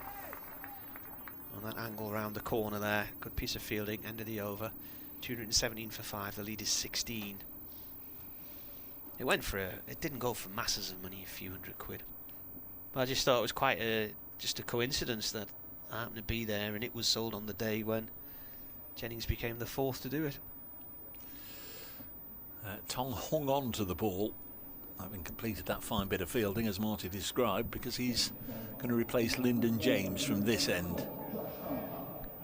I rang Keaton Jennings' dad, Ray, to do an interview with him, and it transpired he was on holiday and he never saw Keaton get his century because there was a power cut in the villa, and by the time the power came back on, the cameras were showing Keaton walking off the field having been out. Fine player, Keaton Jennings. Felt at the time that England discarded him a little early. Anyhow, he's 21 not out from 23 balls at Lord's right now. Lancashire 34 without loss, set to score just over 300, 307, something like that, I think. Here's Josh Tong bowling to Ackerman, turns it to leg, and he's bisected the two fielders out there to perfection. Another boundary for Ackerman. Pick Tong up and ping him away for 6. That again was another Josh Tong first ball of a spell that's gone for 4. That's happened quite a number of times in this game. But we've got more issues. We've got more ground staff issues here. The age-old fast bowlers thing of being hit for 4 and saying, well, it wouldn't have happened if I'd got surety underfoot. So they're asking for the ground staff to. Can we give them a call? They'll be asleep by now. Can somebody give them a bit of a nod or a knock and get some of the guys out with the tamperer or whatever? So an opportunity for one or two of the Nottinghamshire fielders just to take in the sun and have a bit of a chill. Out comes some drinks for them. There's Richard Marshall doing it on his own today. He's got the tamperer and that other tool that we didn't know what it was. He had a mate with him yesterday. I think it was Callum who went out with him to help him yesterday. But he's on his own today, Richard. And more work to do.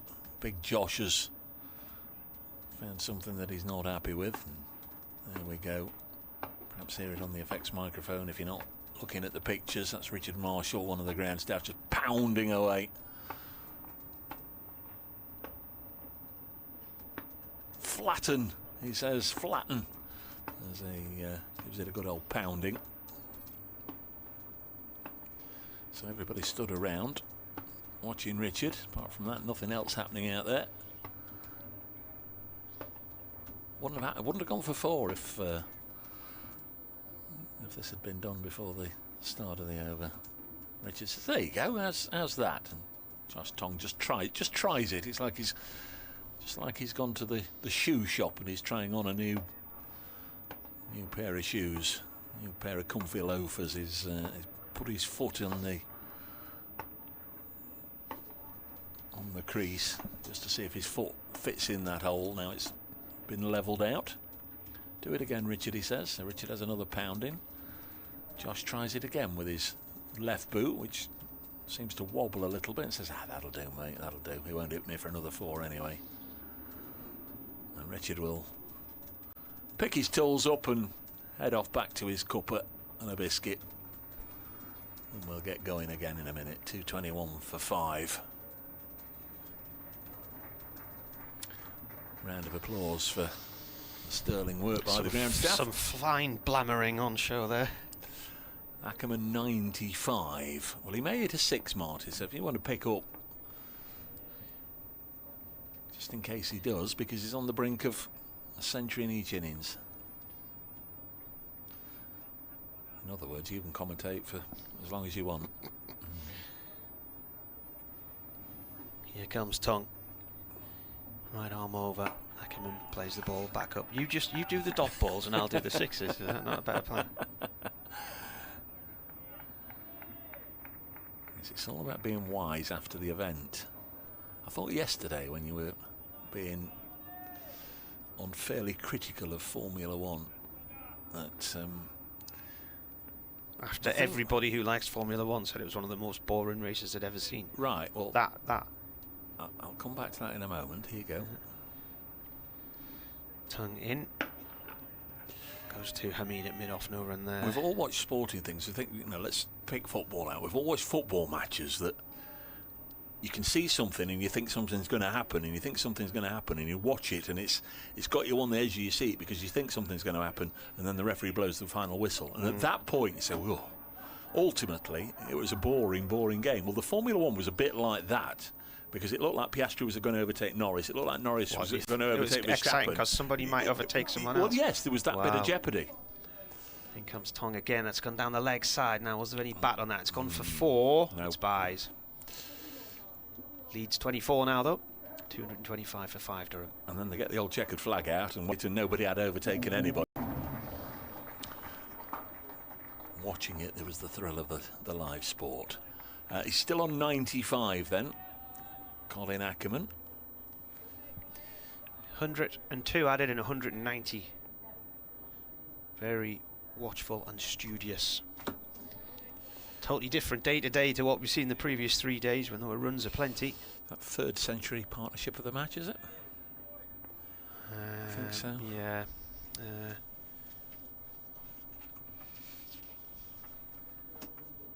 Tongue bowls.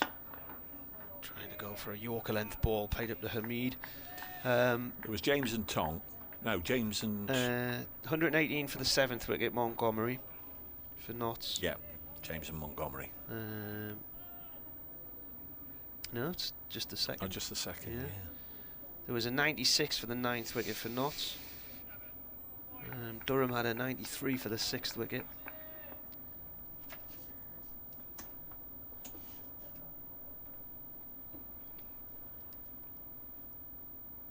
Tongue bowls, Ackerman drives. Not going to be 4, but he should get 2 here. As Hamid chases a ball from mid-off. They're going 1 for the throw. He's got to get a move on. The throw's coming back in. It bounces short of the stumps. So good running from Ackerman there, and he keeps strike. So he's now on 98. Durham at 228 for 5 here on the BBC. The inevitable smile as Hamid loses his sun hat. Good afternoon, Marty and co. From a very sunny Shaftesbury and Dorset. Very glad the season is back. Let's hope Durham can have a fantastic season. Nice to have you back on the commentary, says Matthew Mullins. Good afternoon, Matthew. Nice to hear from you. There's an avenue that goes all the way to Shaftesbury.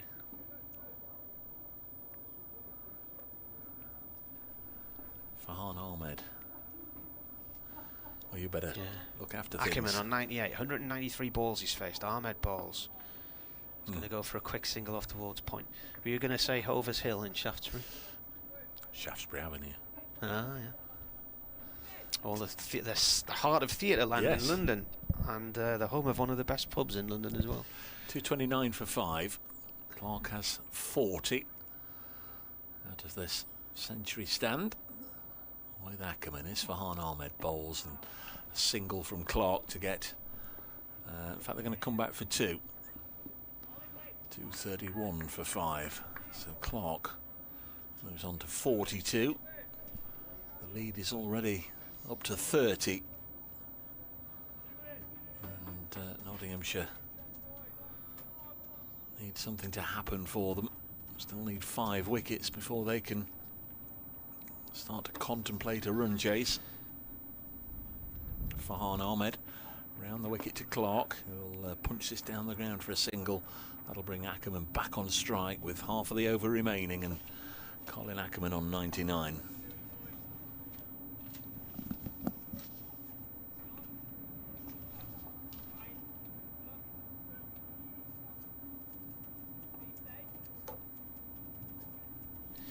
If he gets there, it'll be 28th century. 194 balls he's faced. A moving fielder. Slate is going along the boundary rope on the Fox Road side of the ground, out towards Cow Corner. Short leg in play, short mid wicket. Ackerman waits as Ahmed bowls, and he's edged it past first slip, and he gets away with it, and it's down to the boundary for 4. He's got there. He becomes the 8th Durham player to get a century in both innings in a first-class match. He's got there this time in 195 balls, 13 fours. Very well played by Colin Ackerman.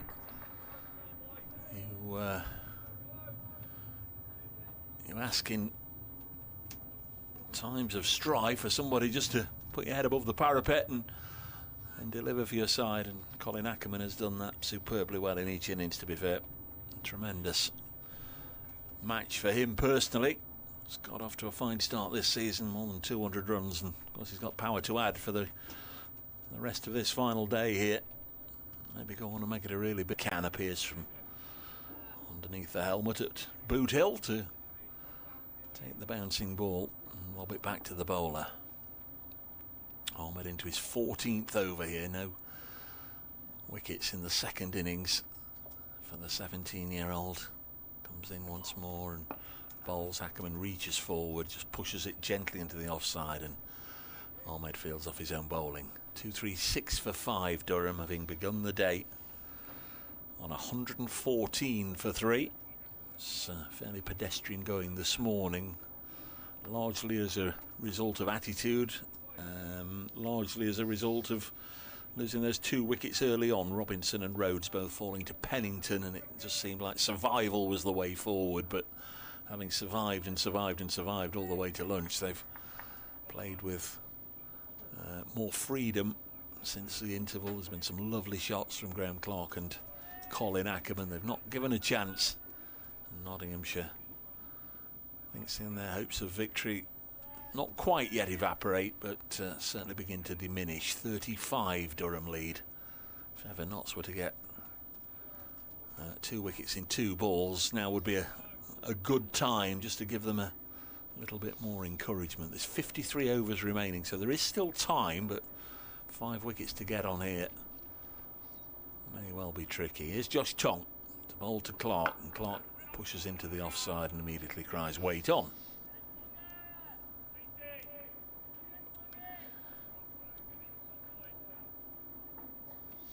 Came in at 29 for 2, didn't he? Durham was still 172 behind when he came out to the middle in the end of the 8th over.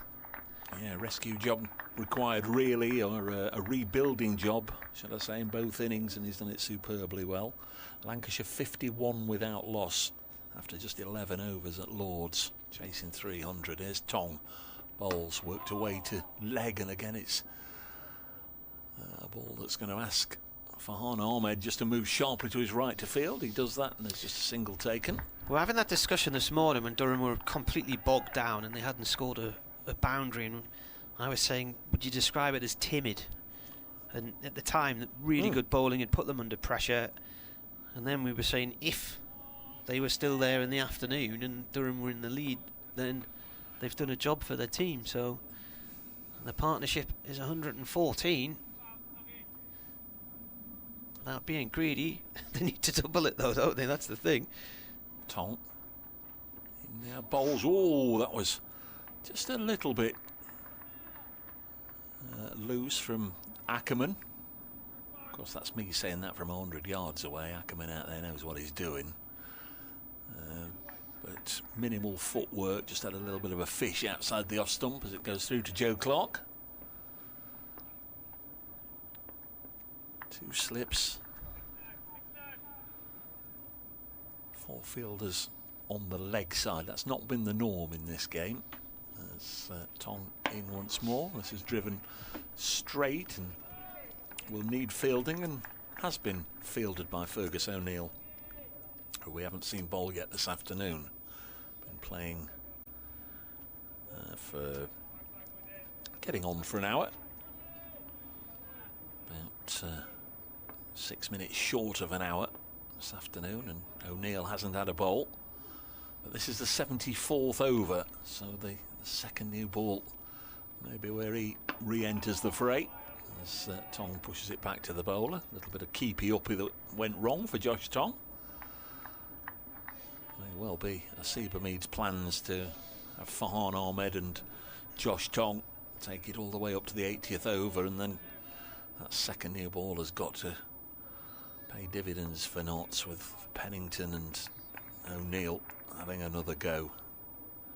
If Durham can survive that, then they should be able to take the draw points back home with them. Again, it's pushed back past the bowler, and a little bit of a chase this time for Fergus O'Neill, and a couple of runs are taken. 2-3-9 for 5.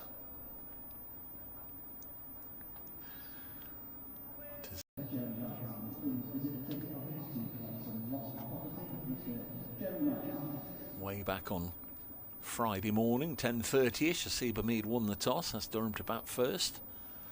They made 378 with a century from Colin Ackerman. 5 wickets for Fergus O'Neill. Notts made their way beyond the Durham total, and indeed forged out a lead of 201. Century for them for Lyndon James. Here's Farhan Ahmed. Ball turned by Clark to square leg for a single.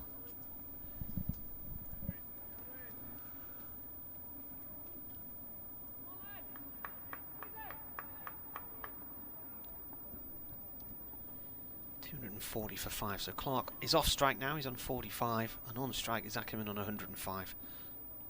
Ahmed bowls. Oh, it's a little nibble past the keeper's shin and along the floor past the left hand of first slip for 4. Found the edge a couple of times in recent overs. Matt Montgomery couldn't get across to stop that at first slip. Yeah, it was an edge, but it scuttled along the ground, wasn't it?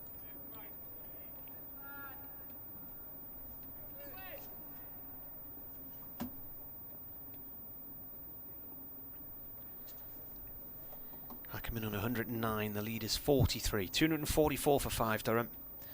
Ahmed round the wicket to Ackerman. He plays the ball along the floor to Hamid at short mid-wicket. Got a mid-wicket in there, short leg. Deep square leg. Tongue's on the 45. About 20 yards or so from the bat. Ahmed comes round, right arm round, and that's pulled off towards deep square leg. Just be the one run. Throw comes back in from Slater to the keeper's end. I wonder if Joe Clark not wearing pads will suddenly set a trend, and in a few months' time, half the wicket keepers won't be. It was written into the regulations. In comes Ahmed again. Oh, that's beaten him for spin there. Clark played and missed at that one. It's gone into the keeper's gloves. Bit of extra bounce in the delivery as well. I mean, they are cumbersome, aren't they? To a certain extent, they are there as protection. I mean, it's a long time when I played where you would go out to keep in your batting gloves, which were huge things. But I mean, now they've got these little shin things that you put on. Your batting pads, you mean, not your batting gloves? Yeah, your batting pads. Yeah. No, I used to strap loads of gloves to my shins. But one run there to Clark. It just seems odd that the regulations insist that the short leg in there must be, properly protected, but yet the wicketkeeper can get away without wearing the pads. Dominic Sibley is 46 not out. Surrey 129 for 3 at Chelmsford, battling to save the game. Sibley has been at the crease now for 200 minutes, faced 163 balls, 136 of which were dots. The ideal man to grind out some draw points for you, Dominic Sibley. 246 for 5. One of 4 matches going on in Division 1, 1 in Division 2, Middlesex, Lancashire at Lords. Here at Trent Bridge, we, I think, arrived at the ground this morning expecting this to go all the way through until the captains would get together, but the early exchanges went Nottinghamshire's way, and you realised then it would take a couple of innings of huge concentration and substance to get Durham out of a bit of a tricky spot. That's exactly what's happened. 122 added between Clark and Ackerman. Clark is on strike. He's a boundary away from a half century as Tong bowls to him. Turns this away. Will only get a single. 247 for 5. Durham's lead is 46.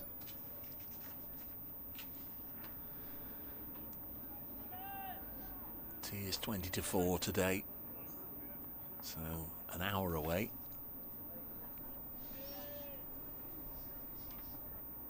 After this over, 50 overs remain in the day. Fergus O'Neill is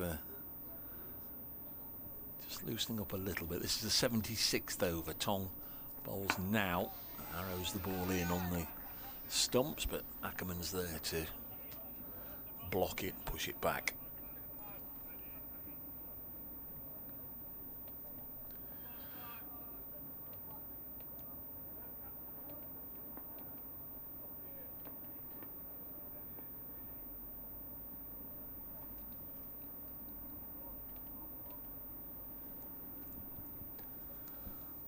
Tong bowls down the leg side, turned away. Fine Armide's out there. There'll be a single. Miles has been in touch. Good afternoon, Miles. This game entirely rests on the new ball now, surely, unless we go bang bang in the next half hour. This game will drift away. Yeah, that's how I see it, Miles. That second new ball has to produce the dividends for Notts.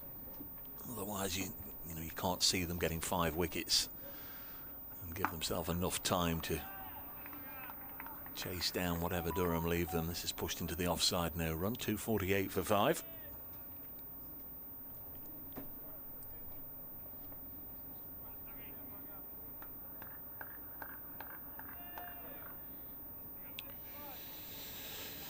Producer Kirsty's obviously taking her eyes off the cricket because she's sending riddles now. Thank you, producer Kirsty. Bored. 2 balls left in this over, and we'll put the riddle out there when I've read it.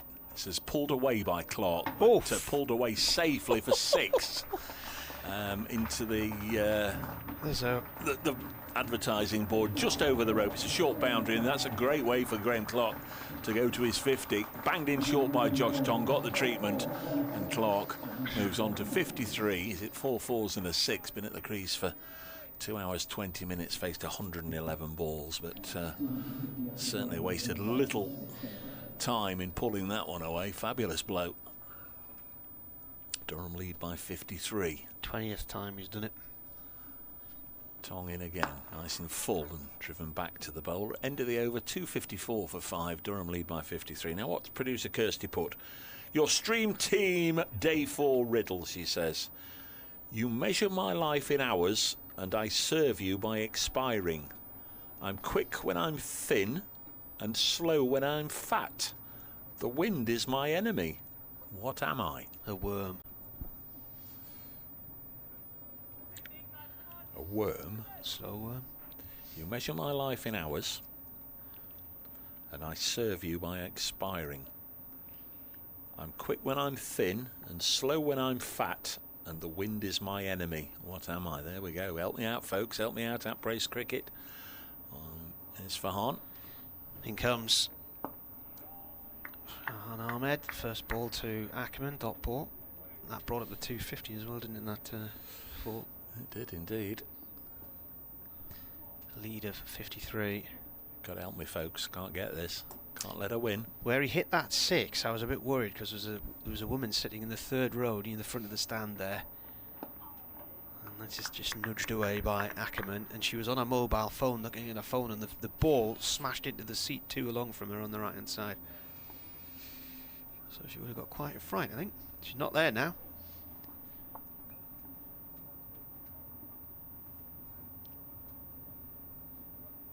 Ahmed in again. Played away by Ackerman off towards deep square leg for 1.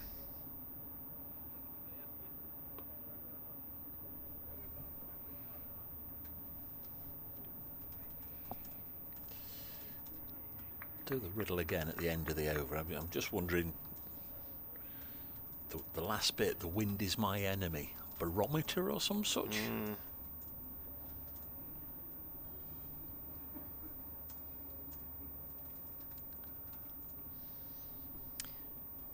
Ahmed comes in, bowls.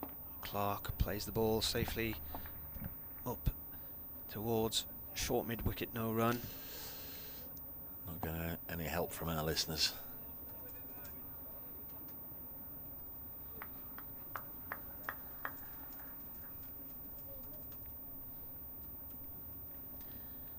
again. Clark plays that past the grasp of the bowler and up towards long on for 1. Moves him on a 54. Durham lead by 55 at 256 for 5. You measure my life in hours, and I serve you by expiring. I'm quick when I'm thin, and slow when I'm fat, and the wind is my enemy. What am I?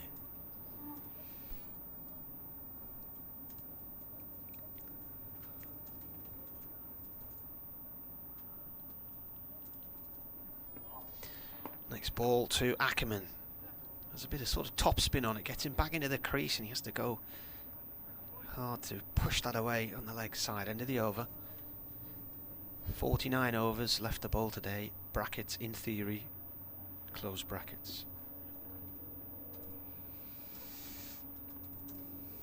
Sand? You measure my life in hours, you can have those timers where the sand falls through, can't you? But I don't know. I'm quick when I'm thin, I'm slow when I'm fat, the wind is my enemy.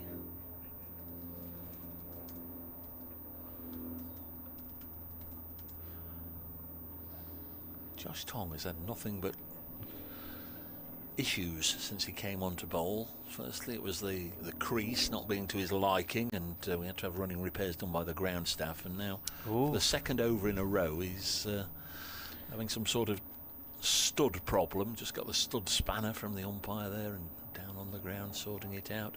Cross comes Fergus O'Neill with some words of inspiration. What have you got? Derek's got an idea what the answer might be. Go on, Derek, we can't let her win. A candle, he says. Let me just have another little look. The riddle I write all winter by candle links me to the past. You measure my life in hours, and I serve you by expiring. Yeah. I'm quick when I'm fat. There's Josh Tong. He's ready. He's rebooted. New horseshoes on. Bowls to Clark. Plays this out on the leg side. And there's no run. 256 for 5. Derek's charity walk this year with Ellie will be more than 300 miles. They're walking to the Forth Bridge and back from Northumberland, raising money for stroke survivors. And then she's going off to Australia to be a cricket coach. She's waiting to play for the new Northumberland women's team this summer as well. Good effort. There's the ping of doom. We'll find out in a second. 257 for 5 as the ball is run down to third man for a single. We've got a tick. We've got a tick. So well done, Derek. Well done, Derek. That could have been a painful afternoon. Yeah, she thought she had you there. Yeah, she did. Yeah. She did. I knew all along, but I just wanted to put it out to the listeners. I can hear shouting in the room next door now, can you? And screaming. You'll have to sort Derek out with a prize when you see him, Martin. There's Tong to bowl to Ackerman, who's on 112, made 116 in the first innings, drives this into the offside, and there's no run. Don't necessarily see how they all fit the description, but Derek did, and that's obviously the answer. You measure my life in hours, and I serve you by expiring. I'm quick when I'm thin. Yeah. So if it's a thin candle, it's going to burn down a lot quicker. Yeah. Good stuff. That's got us through 5 minutes. Yeah, I'll have to try that on the kids when I get home tonight. 48 overs remain after this one. Nicked by Ackerman. That's going to run down towards the covered up pavilion, and they're going to bomb back for 3. That was all Graham Clark's doing there. I think Ackerman would have settled for 2, but Clark says no, I'm coming. So 3 to the total, and the lead already is 59. Fred Raffle has emailed. He's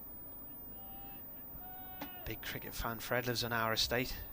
He's a member of Glamorgan because he went to university in Wales in the 60s.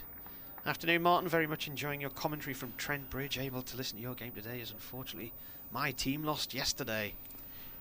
Tong bowls down the leg side again. Attempted leg side pull from Clark. Came off in the last over, hitting for 6. He missed that one. He said, great to hear you mention St Peter's Church earlier. Happy new season. You know, we're talking about St Peter's Church and St Benedict and St Cuthbert. Williams has a candle. Well done, William. Paul Wilson says a candle. Well done, Paul.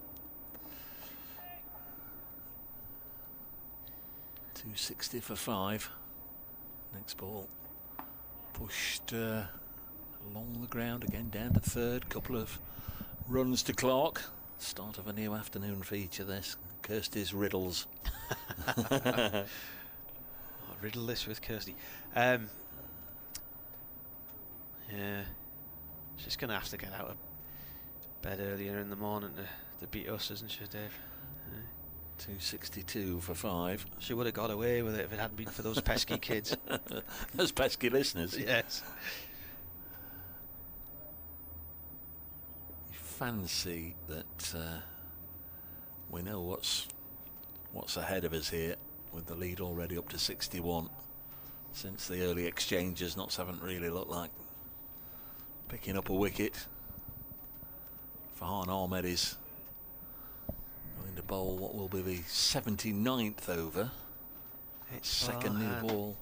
It's all about the second new ball, isn't it, really? Here he comes. Bit of spin. And big stride forward there from Ackerman to play the ball out safely on the offside and get a single. Ahmed's gone and retrieved his own delivery. Ackerman on 116, which is what he was on when he was out in the first innings. Clark on 57. Their partnership's 140 so far for the 6th wicket, isn't it? 263 for 5. Durham lead by 62.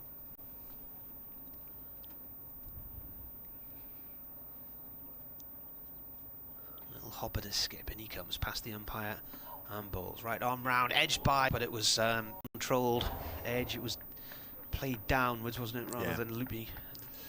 Played wide of Montgomery deliberately. The former Durham pair of Michael Jones and Keaton Jennings have put 80 on now. Jennings half of them, Jones 35. It's 309 the target for Lancashire. They're 80 without loss. Going along at a fair old lick there at HQ.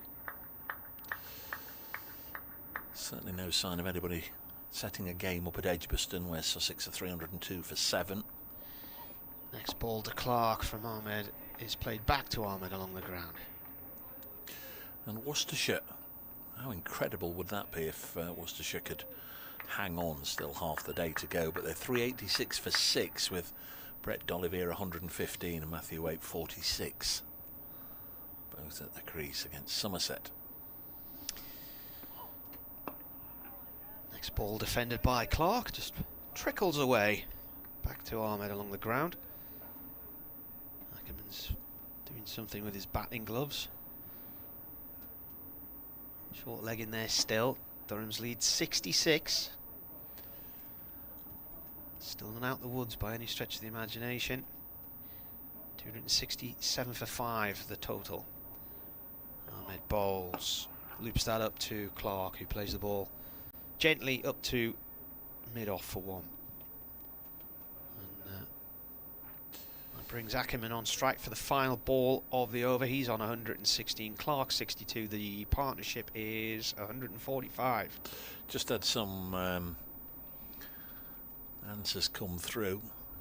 What, Candle? Yeah, Candle. Avril Jones and Lord Greystoke, both correct. Thank you very much. Don't know why they took so long to come through, but you're right. Thank you. Next ball is defended by Ackerman, end of the over. The lead is 67 here on the BBC.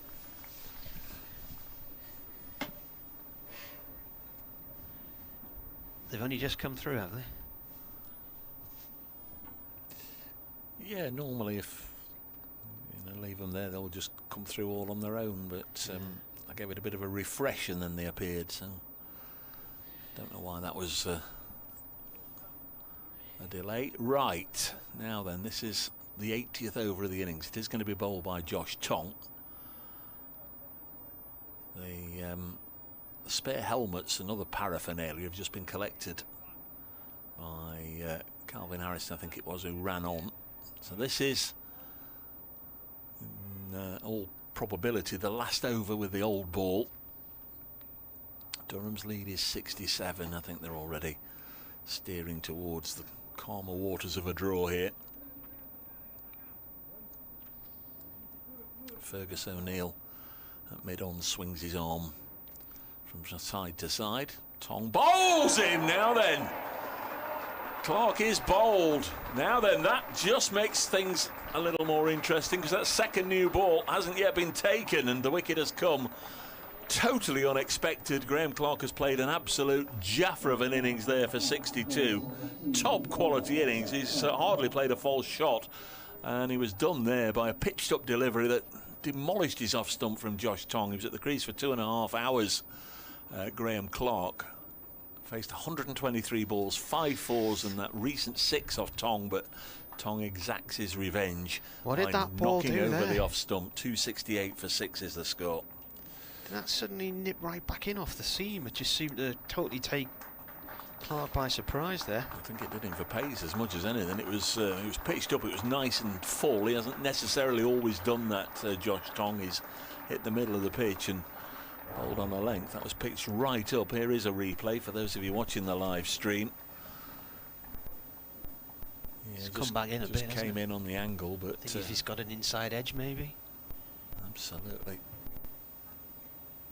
Poleaxed the off stump. Oh well. Can we try that again, producer Kirst? On ours we saw him running in and didn't see a lot else. George Drissell is the new man with that second new ball. Just 5 deliveries away. Here is another replay. Here we go. And Drissell comes in, has a word with Colin Ackerman.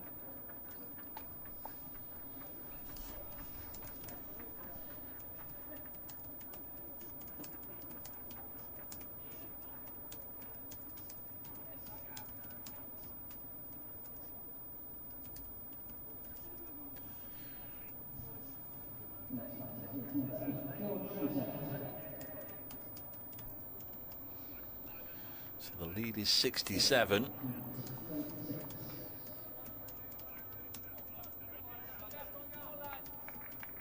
Durham need a few big partnerships in this tail as well, just like Notts did yesterday. There's Tong. In again to the new man, and that one strikes him amidships. As going over the top, but it's an uncomfortable introduction for Drissell out in the middle, who also got 45 in the first innings, exactly the same as Graham Clark. Anything resembling that second time around will do absolutely just the job for Durham. Tong in again. Bowls, Drissell's away with runs into the offside. The ball is now just approaching the longer grass and pulls up once again. So just 2 runs rather than 4. 270 for 6. And the lead up to 69. If Notts could go bang, bang, bang, bang, they need 70 to win right now. It's unlikely, but that's where we are with 46 overs remaining in the day. Pretty much half a day's cricket left. It's Tong into Drissell again, confidently pushes forward up to O'Neill at mid-off. And there's no run. Yesterday, Lees 17, Gay 0, McKinney 37 were all dismissed. 2 wickets for O'Neill and 1 for Josh Tong. And today, Robinson 7, Rhodes 2. Both fell early on to Dylan Pennington. And now Josh Tong gets his second wicket of the innings, bowling Graham Clark for 62. He comes into Drissell, bouncer, easily bobbed underneath. Goes through to the keeper. 1 ball left in this over. Then 46 overs will remain. And Durham's lead is 69. Just wonder if Seabermead has been so impressed by this over from Josh Tong that he'll give him another one. I would expect him to take the second new ball and strike him on the pad. He's got another one. He's got 2 in the over. And Drissell goes for 2. Well, Josh Tong will be saying, "You're taking me off, Skip. You can't take me off." 270 for 7. Talked all through the game of There hardly being any instances at all of a couple of wickets falling in quick succession, but it's happened there. 2 in the over, 1 at the start. Graham Clark bowled by Josh Tong, and at the end, Drissel LBW. And now the second new ball is due, and Nasib Hamid can have a little bit of a think here. Still got to be the right call to take that second new ball. But Josh Tong took time in his in his celebrations just to turn around and look towards the umpire and wait for the finger to be raised by Nigel Long, and it was. So just gets a little bit more interesting, a little bit more jeopardy as to whether we might get a serious run chase later on. Ben Rain should be the next man in, and he's somebody that's held knots up many times in the past, as Martin will testify. Very, very capable player. Here he comes. There's still Paul Coghlan and Matthew Potts to come, but that was an over that Notts really have been waiting all day for, and then eventually it materialises.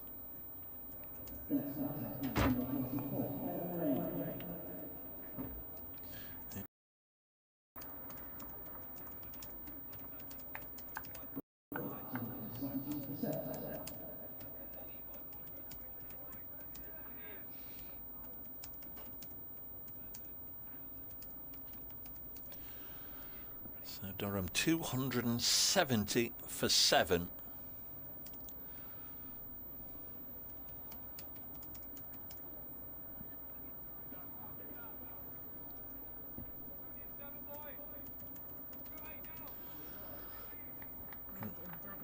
And he's not taken the second new ball. There we go. Farhan Ahmed to continue.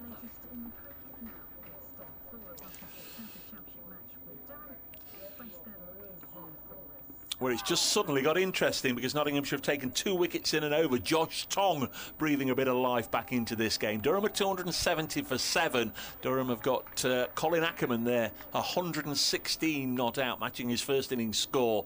Durham lead by 69, but they've only got 3 wickets left. Farhan Ahmed bowls to Ackerman and he defends. So Josh Tong now with a 3 for, might get another opportunity to bowl them with the second new ball not having been taken. Find that a little bit strange. There's a slightly false shot by Ackerman, but he's going to get runs, maybe even 4 of them as it races down, and it will cross the third man fence for 4. So he goes to 120. He's beaten his first innings score. Lead up to 73. I think Notts do need that second new ball, and just to see if they can make it count straight away. But I guess once you've taken it, you can't go back. Just wants to see maybe if Farhan Ahmed can get rid of Ackerman first. Ackerman cuts this away and that'll be 4 more. So that decision has cost 8 runs in this over so far. Back-to-back boundaries for Ackerman. 278 for 7. Durham lead by 77.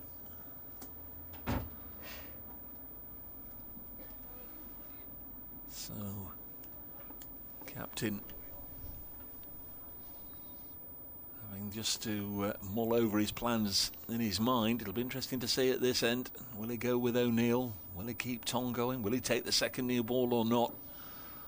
Pretty sure Farhan Ahmed had thought he'd finished as he comes in again and bowls, and it's turned on the leg side. The sub-fielder came on and collected a bunch of helmets.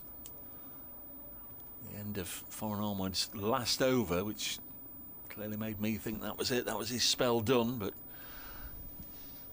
he's been entrusted with another over and he's gone for 2 boundaries. Ackerman now with 240 runs in the match to his name for once out. He's on strike and drops it on the leg side. And that's the end of the over. Now then, captain, what are you going to do? Josh Tong, eyes on him. Eyes on him. Yes, he's peeling off his sweater again and hands it to the umpire. So Tong's going to get another. No issues with that, no problem with that whatsoever.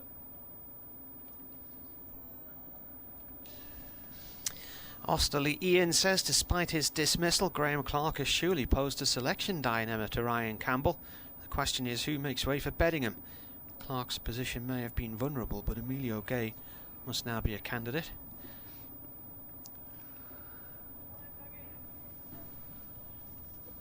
Rhodes hasn't had any runs in this game either on his debut.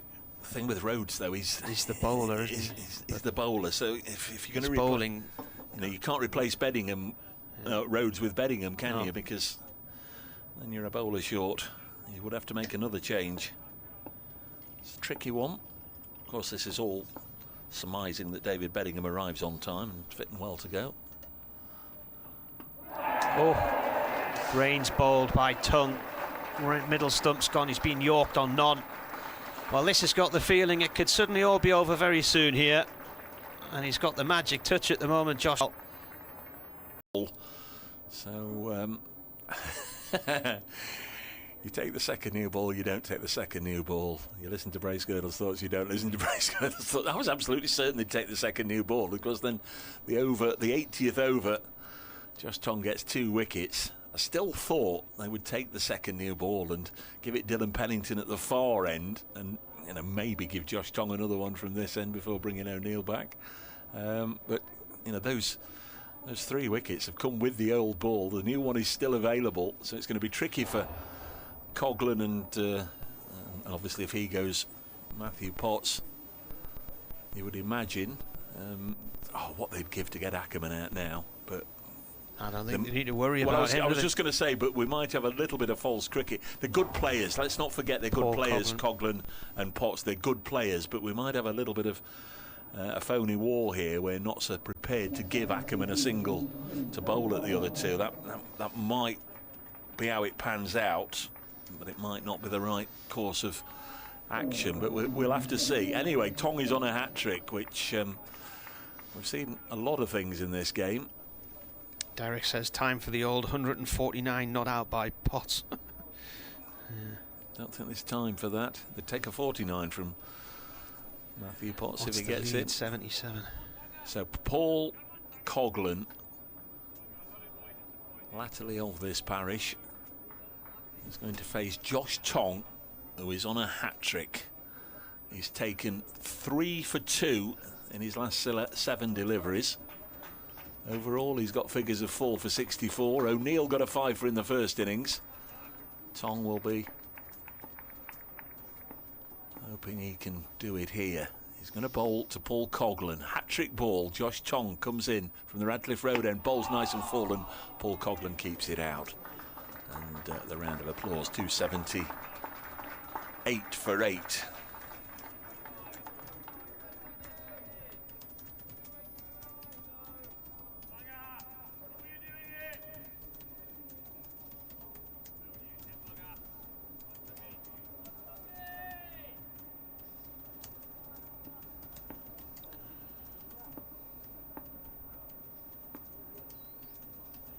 Tong again.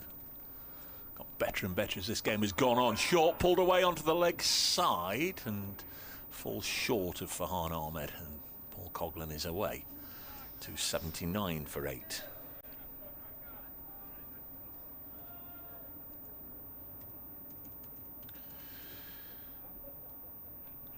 So an interesting passage of play. I guess that's one way of looking at it. If you're Durham supporter or a Nottinghamshire supporter, you might have your own views on how interesting it's been, but it was an afternoon that had us talking about Dick Turpin and all sorts of other bits and pieces, but very firmly focused on the cricket now, because suddenly it's burst into life again as Ackerman on strike gets the ball of the afternoon session from Tong. An absolute peach of a delivery. Tell you what, if you can bowl that ball and get it past the outside edge of a player on 124 not out, you're right in the groove. He's looked good in this spell, Josh Tong, as his figures testify. 55 with the bat in the Nottinghamshire first in his career best. 279 for 8. He's never actually had a sixfer, so there's 2 wickets left to get. Doesn't get one here as it's played out on the leg side.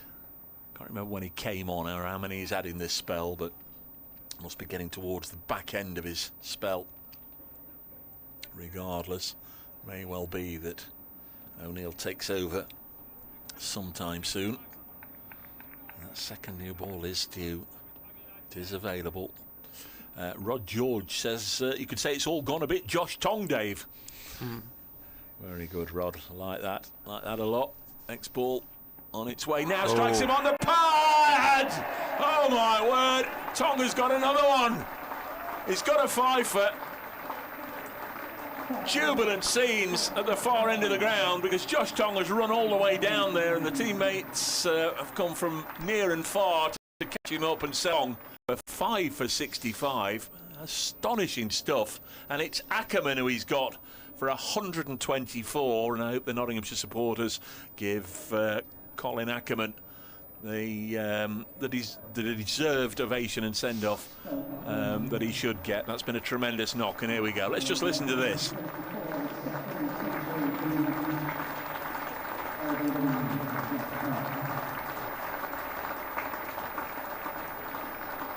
He's played really, really well. Colin Ackerman, 233 balls faced, 16 fours at the crease for 5 hours, 279 for 9. And I can scarcely believe it, 268 for 5, 279 for 9.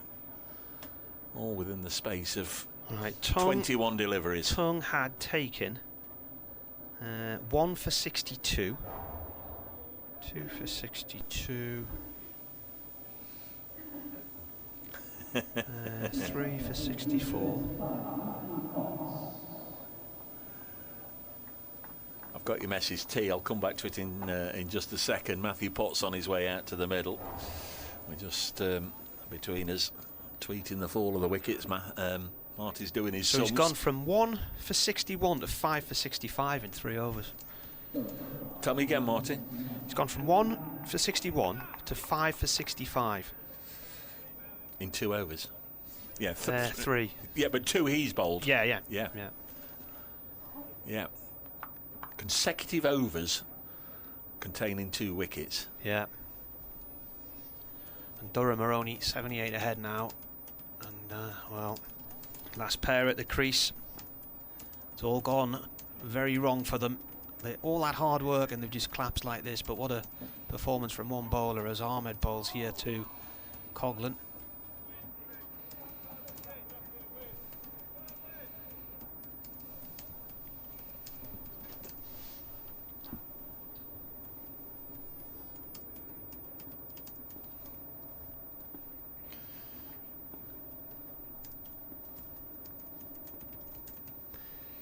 Ahmed again comes in and bowls. Oh, that was an edge and it's bounced out of the keeper's gloves. Durham could have been done there. At this rate, Notts are going to be chasing about 80-90.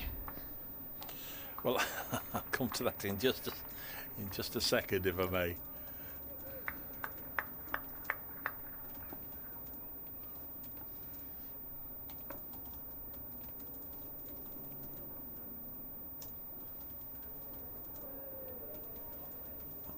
A slight hold up here whilst Paul Coghlan drops his trousers. This morning, T, one of our regulars, sent a tweet saying, Dave, this is all set for a thrilling final day. A successful 80-run chase off the final 40 overs would do nicely.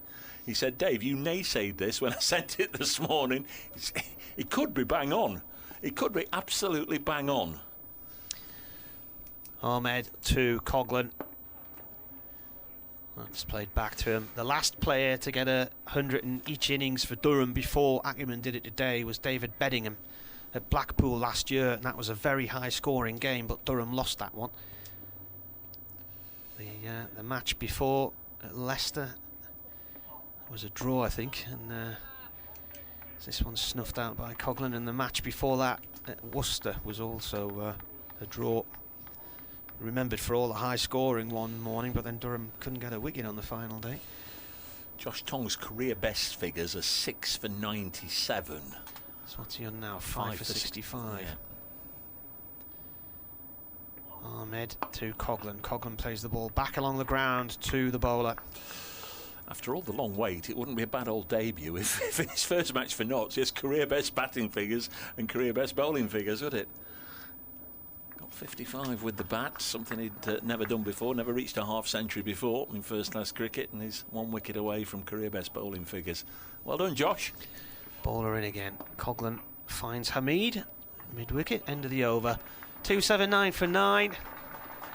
What Durham need here is a really annoying last stand of 80-90. Years old and 10 days old. Have I missed anything? I'm sure we'll talk you through it at various points. Mark the mod. Alan Oliver just didn't see this coming, Dave. Absolutely excellent stuff from Josh Tong. Nigel King. Alluring to the fact that I asked for a bang bang. Well, we've had a bang bang bang bang, says Nigel. Lovely to hear from you as always, Nigel. Here is Josh Tong then. Marty said he's gone from 1 for 61 to 5 for 65 within the space of his last 12 deliveries. He comes in and bowls and a play and a miss outside the off stump. Having a cracking time, says, hi Dave, read the person who has basically predicted the result of this game. Any chance they can tweet his lottery numbers? That's you, T. Thank you. Having a cracking time. Callum, from a period where you thought nothing was going to happen now, it feels like every ball could be a wicket. A Stuart Broad-esque spell from Josh Tong. Nicely put, Callum. Notts fans on the up at the moment as Tong comes in and bowls hit him on the pad, and this time the Gone pad, down the leg side, or the finger stays down. It ran off the pad down to third man. It'll be a leg by. 280 for 9. So T said this morning before start of play, 80 to win with 40 overs remaining is what I'm predicting. And right now, Notts would need 80 runs. And you take the 2 off, and it would be from 40 overs if the wicket goes down now.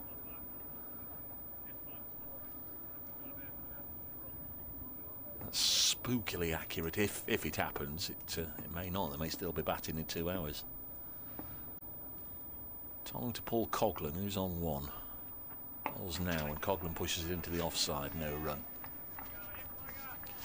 Matthew Potts yet to score. Paul Coghlan has 1. Marty having issues with the wind. Quite a cold draft coming in this afternoon, isn't there? Too far south. Something like that. 280 for 9. There were 268 for 5. 12 for 4. All 4 wickets to Josh Tong, who bowls now down the leg side, clipped away for a single by Coghlan. 281 for 9. And all this happened with the second new ball due and Asiba Mead electing not to take it. Well, 2 of the wickets actually went down in the 80th over, but he could have then taken it straight away, but didn't. Remarkable stuff. Sussex have declared at Edgbaston on 313 for 7. Warwickshire require, well, almost 400, so I don't think that's going anywhere. Next one is driven into the offside, no run. Fielded by O'Neill, who must have thought he was going to be the headline grabber in this innings when he got the first 2 wickets. Put me on, Skip. When we get to that second near ball, put me on and I'll get you 4 wickets. Well, it's been Josh Tong with the old ball. Great scenes of celebration when he got his 5 foot. Comes in again and bowls, and Matthew Potts deep into his crease. Plays it up to O'Neill again. What are we going to get? I think we're going to get Farhan Ahmed, because he's already briskly walking in and got his cap off. 281 for 9. Josh Tong didn't get a wicket in that over, disappointingly for him. 21 overs, 1 maiden, 5 for 66. He's just been congratulated though by Freddie McCann. Fair to say we didn't see that coming, Martin, did we? That little 10 minutes.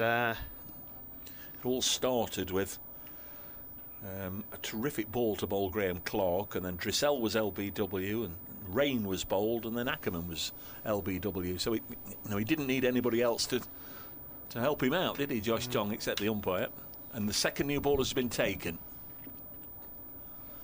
So Farhan Ahmed, even though he'd come in and taken his cap off and given it to the umpire, has been given it back, and Dylan Pennington with the second new ball.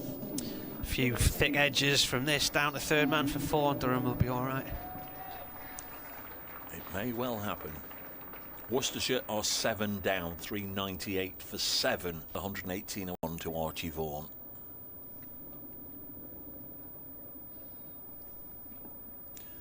There's Pennington. Pennington with the new ball. 42 overs left today. The lead is only 80. Make that 81 as Coghlan guides that off down to third man for a single. So that moves him on 2-3. Potts comes on strike. He's yet to get off the mark from 4 balls.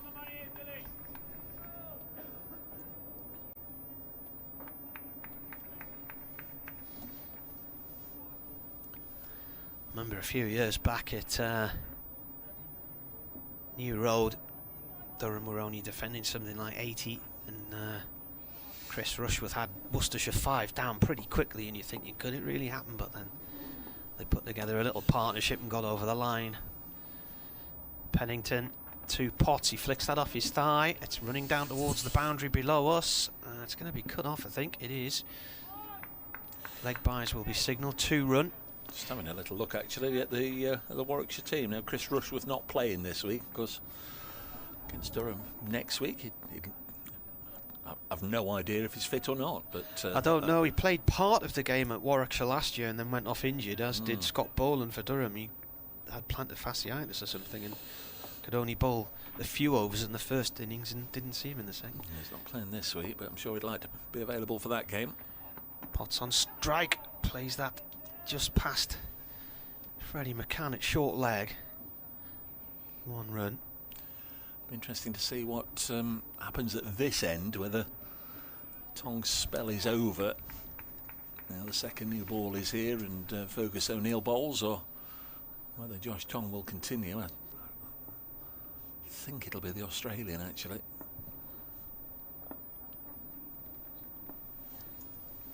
Pennington.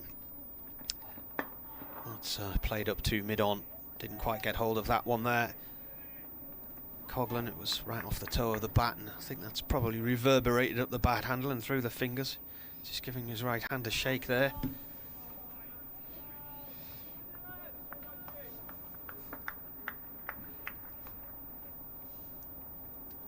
.41 overs remain in the day after this one. We would lose 2 overs for the change of innings unless it happens at the tea break. In comes Pennington again. Coghlan equal to that, plays it safely through to mid-off, no run there. We are 17 minutes away from tea, so tea be delayed, couldn't it? Could be delayed or it could be early. Yeah. And if anything sums up cricket, it's that little sentence there. Tea could be early or it could be late, or it could be on time. 285 for 9. Coghlan on strike. Pennington bowls, turns it down to fine leg. That should go for 4, and it will. Oh, that's a bit of a thump, wasn't it? I didn't think it had that kind of thumpy noise on it, the pace the ball was going there.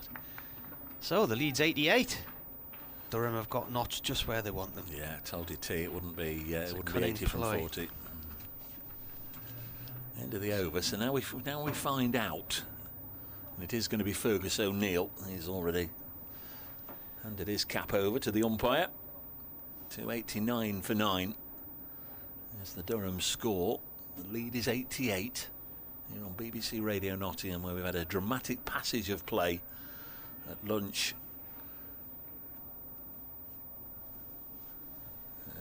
Durham were 177 for 5. They'd advanced that to 268 for 5, and for all the world it looked as if we were heading towards handshake time. And then Josh Tong with 2 wickets in and over twice, so 4 wickets in the space of 12 balls that he sent down. Here's Fergus O'Neill bowling to Matthew Potts, and Potts has Had a little bit of a swish at that one. That was a lot looser than we saw earlier in the Ackerman-Clark partnership, but he didn't get anything on it as it goes through to Joe Clark.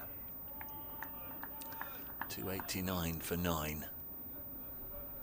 Just dropped on it straight away again, Fergus O'Neill. He's not bowled many bad balls, has he, the Australian? First time he's played in England, and he looks tailor-made for the job. Here he comes again. Bowls once more, and Potts leaves it alone. He's not the tallest, he's not a skyscraper fast bowler. He's a little bit skiddy, but had a hugely successful Australian summer before coming here, and Sheffield Shield Player of the Year, leading wicket taker. Took the individual honours for Victoria. And he comes once more. Bowls nice and full, it back to him and caught by O'Neill, and that's that. 289 all out. O'Neill, self-preservation as it was drilled straight back into his midriff, clings onto it, and Potts is out. Caught and bowled by O'Neill for 1. Paul Coghlan is 7 not out, and Durham lead by 88. Notts need 89 to win, and they've got, the board says 40 overs. Chalk 2 off. No, it's already. Well, is it going to be tea? Is it going to be tea? Ah, yeah, there's a good point. So we'll have to see when they come out, but Yeah, they can take tea now, they can take tea, I think, because it's 25 past.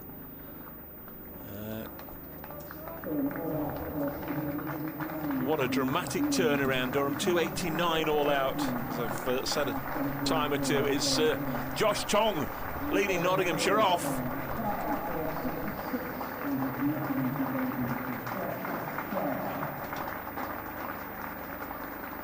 A lot of dark days over the last 18 months or so for Josh Tong.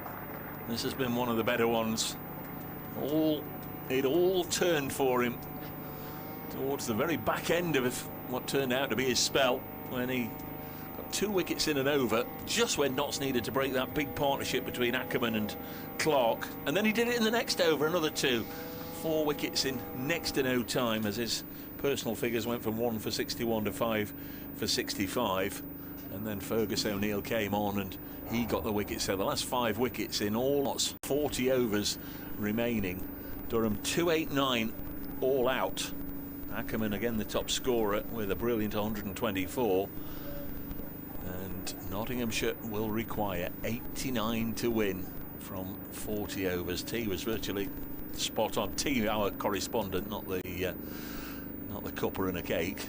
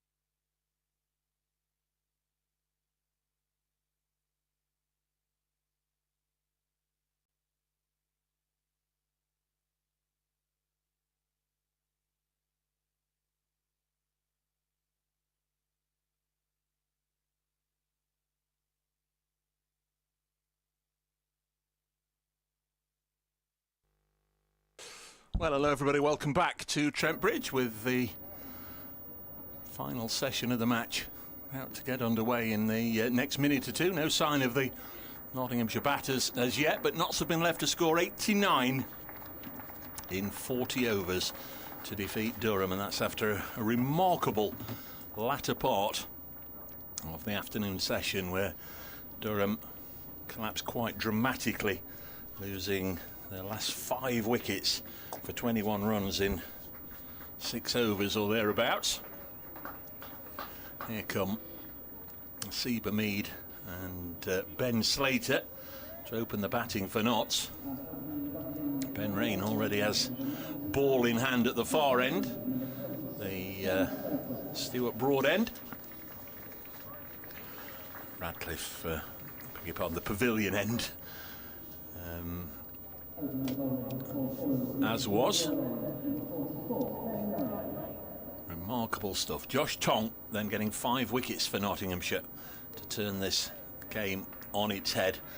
Eventually finished with 21 overs, 1 maiden, 5 for 66. The final wicket taken by Fergus O'Neill, a Corton bowl.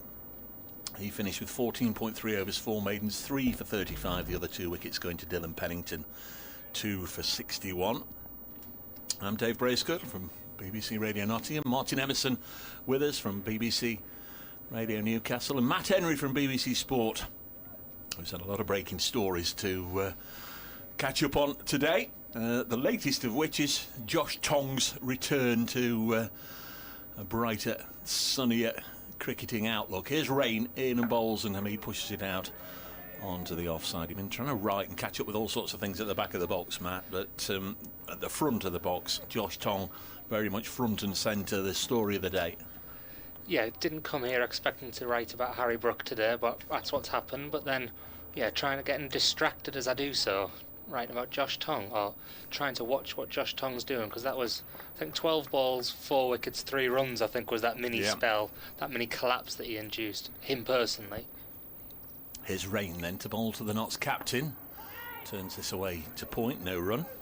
The wicket to Fergus O'Neill as well, just afterwards to wrap it up. Yeah, quick, accurate, not much life in the pitch, but he found a little bit of skid here and there when needed to get a few of those wickets, and a tiny little bit of movement. Well, more than a tiny bit, that one that jagged back in. That was, yeah, really good delivery. After about a 3-hour stand between Ackerman and Clark, where there was nothing created, there was nothing happening. A wicket looked the furthest thing likely to happen at any point, and then suddenly it was all blown wide open as Rain comes in again to Hamid, and Notts will get their first runs, and it's a boundary. Their captain likes that shot, just opened the face, and any pace on the ball, he guided it down to third man for a boundary, and Notts are up and running, 4 without loss. Yeah, just been down to the press box for a chat with the people down there from the commentary box, and drifting is the word that is being used to describe how the game was before that little burst. But I don't know, it's why the old saying goes, isn't it, that 1 brings 2, and on this case 5. 1 brings 5. Yeah. But yeah, it does just take 1 wicket to break a game open, doesn't it? And that's what you've always got to remember as a bowling team in those situations. Hamid off the mark, Ben Rain bowls to him, and will push us into the offside. Number of people understandably excited about things. Nigel King says he thought it was good captaincy today from a Seba Mead. We'll agree with you there, Nigel. Although I did think he was going to take the second new ball. Sam Kelsall, former Notts opener, is also with us. He's been watching. Go on, Notts, says Sam. 4-day cricket is the best. Hope you're well. Andy Moores, it's very quiet in the comments section today. There's play and a miss from Hamid. Notts must be doing well. Might be a touch of irony in there from Andy.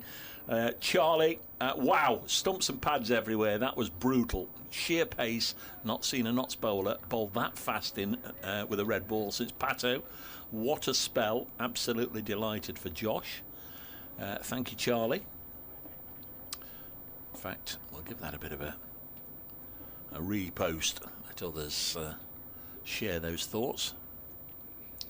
Ben Rain Bowles, Hamid gets another one off the middle of the bat, out onto the offside to the short side for 4, and Notts have 8 of the 89 they require to win, punching it into the advertising boards. One more for now, Kieran. Within 10 minutes, Josh has won us the game. Need to wrap him up in cotton wool and ready for Friday. I don't know if things might change, Kieran. I might have to whisper this.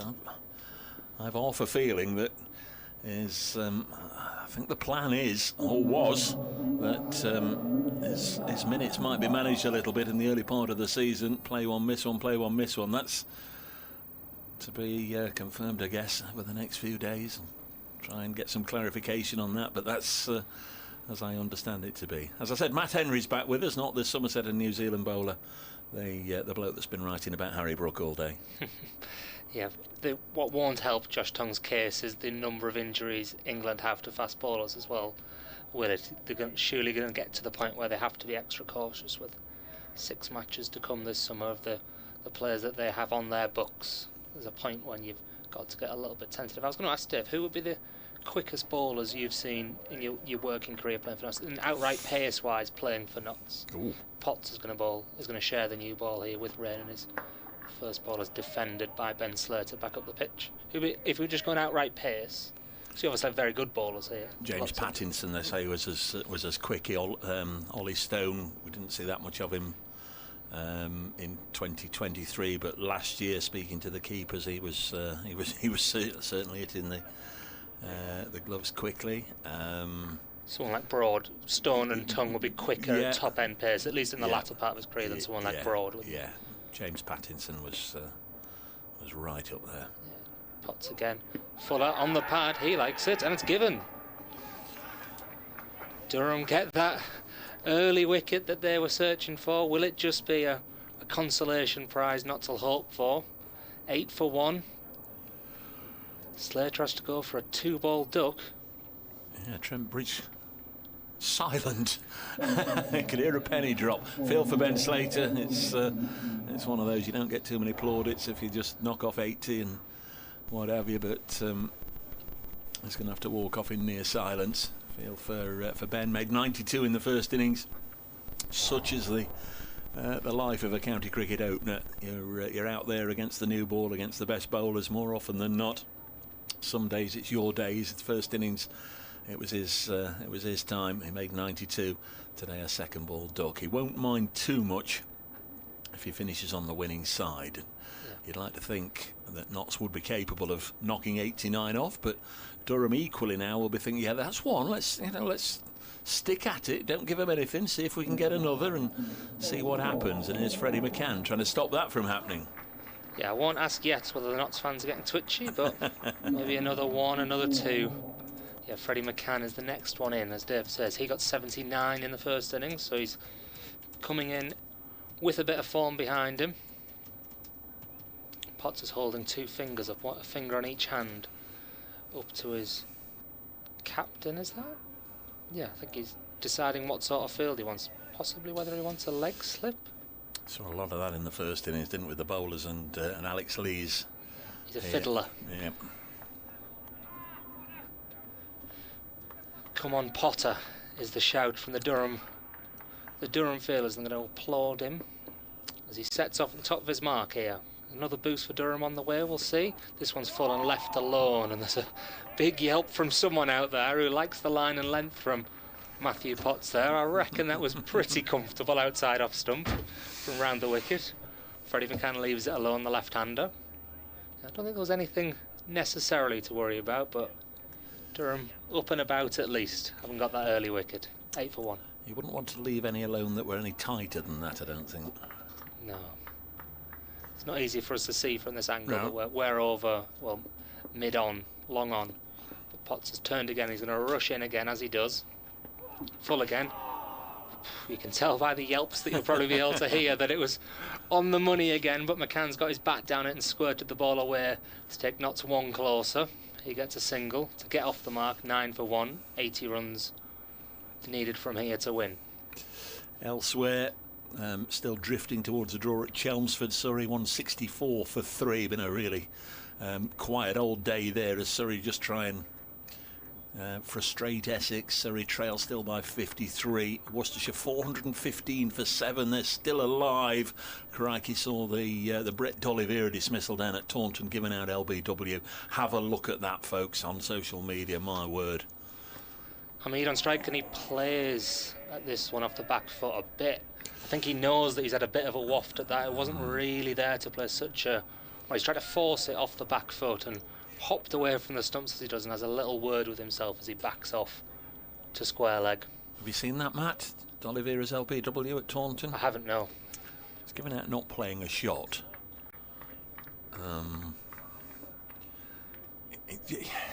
Well, have a look and see, see what you think. Don't know who the umpire is, but... Potts to end is over. The second over of this Notts innings. Haseeb Hamid keeps this one out from an off stump line, and the ball's picked up. No run, 9 for 1 at the end of the over. Notts need another 80 to win. It's clearly got an inbuilt ball tracker to predict that the ball was going to hit the stumps from where it strikes the pad. Crikey me. It's going to be a draw at Edgbaston as well. They're at tea with Warwickshire 27 without loss in their second innings. They require a further 360 to beat Sussex. That won't happen. Lancashire 109 for 3. They set off like a runaway train in pursuit of 309 to beat Middlesex, but they've lost Keaton Jennings for 49, Michael Jones for 44 and Josh Bohannon for 0, so they might just pull up the drawbridge there, and they might both have to settle for a draw in Division 2. Here in Division 1, Notts 9 for 1, needing 80 more to beat their good friends from the northeast, with Ben Rain about to bowl the third over of the innings. Bowls now, and Freddie McCann cuts this. I think it was into the ground. The fielder at backward point was beating the ground in frustration. That's maybe just it's Emilio Gate. Don't think it was in the air. Trying to work out from the reactions, because there wasn't much from anyone else, but Gears, yeah, clearly frustrated with himself. Maybe just frustrated that he didn't stop it, but like you said, nobody else was up in arms, and I didn't hear the yells of catch and then the frustration when it wasn't caught. Don't know if you've been able to find it. Put something out there. Go and have a look at that. I don't know where it was, but it was shown to me downstairs. Just have a look at this, Dave. Brett D'Oliveira has just been given out LBW. Have a look at this. Can't find it yet. Someone's going to have to send it to us. 12 for 1, Nottinghamshire. Ben Rain bowls. Haseeb Hamid, who's got 8 of the runs, guides this to backward point. Paul Coghlan fields, and there's no run. Coghlan left undefeated at the end of the Durham second innings. Matthew Potts just driving the ball back into the hands of Fergus O'Neill, who took 5 wickets in the first innings, 3 in the second, so he's had a good match with the ball. He got a first ball duck with the bat, but 8 wickets on his Nottinghamshire debut. There's Rain in again. Hamid works this through the leg side. That's the long grass, so that will pull up. So a couple of runs. Every run's going to be cheered to the rafters. 2 more to Hamid. Josh Tong 7 wickets, so between them, O'Neill and Tong 15 wickets in the match. I think there were 3 for Pennington and 2 for Farhan Ahmed. So a wicket shared around, but certainly the game transformed almost in an instant. 2 Josh Tong overs, 4 wickets. This is wide of the off stump and through to the keeper, just when it looked like we were nodding off on a sunny Monday afternoon and heading towards the inevitable handshake. Josh Tong ripped the game open. Ackerman just hadn't looked troubled at any point. No. The closest he came was the shot that he got to his second 100 of the match with, that one from Farhan that he kind of edged in front of us down to third man. It was never really a catch. It was a bit edgy, but he'd looked so secure, and then thudded into the pad by Tong. Final ball of the third over, bowled by Ben Rain, played on the leg side by the Notts captain. No run, 14 for 1. The other thing with those 4 Tong wickets in quick succession, he didn't need the help of anybody else. Demolished the stumps with 2 of them, and the other 2 were very adjacent LBW decisions. And the last one was Ackerman, to get for your first Nottinghamshire 5, to get a Centurion out as well. It was just like popping the cherry on top of the icing on top of the cake. Great cause for celebration, and there were great scenes of celebration as well. 14 for 1, rain under the clear blue skies, bowls to Hamid, and he drops it on the leg side. And it's 14 on the board. Both sides have done well with regards to their over rate. They've sent them down at a rate of +2. It is all a little bit, think of a number and double it and appeal to the umpire and match referee's good nature, and away we go. But the board is showing that they're both +2. Matthew Potts bowled nicely in the first innings, got a wicket already in the second, and he's about to bowl the 4th over. Curious as to whether you'd have said that if there was 10 to win from 1 over and it got taken off at the end of the day, Dave. But yeah, Potts for his 2nd over. Freddie McCann on strike, and he gets another one that's similar to the delivery and the way he managed to get off the mark, which is a bit of one off the inside part of his bat. Squirts out to deep square leg for a single. 15 for 1. 74 more runs to win.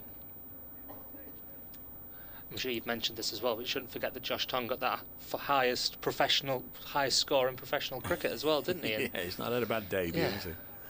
He's not going to bat in this innings, sorry. So yeah, 5 for 55 from 97 balls. Something will have gone horribly wrong if he does. Yeah, Potts again to Hamid this time on the stumps and defended to extra cover. Well, the ball's fumbled again by Emilio Gay. This doesn't cost a run on this occasion. A bit more casual. If Durham were to lose this, it would be, I think, particularly harsh on Colin Ackerman, a century in each innings. Certainly done his bit, and also Matthew Potts as well. Yeah, I think Potts he's bowled beautifully. He's been the standout bowler for Durham. It's been a little disappointing for everyone else, though, hasn't it? I think after high hopes coming into this season for Durham, but they've not hit the mark yet. This one's left alone by Hamid outside off stump.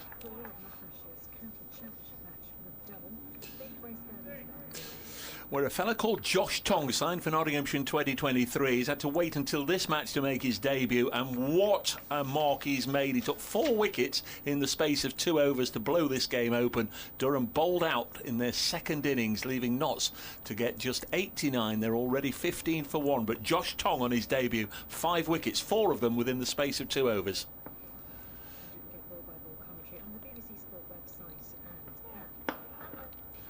Driven this time.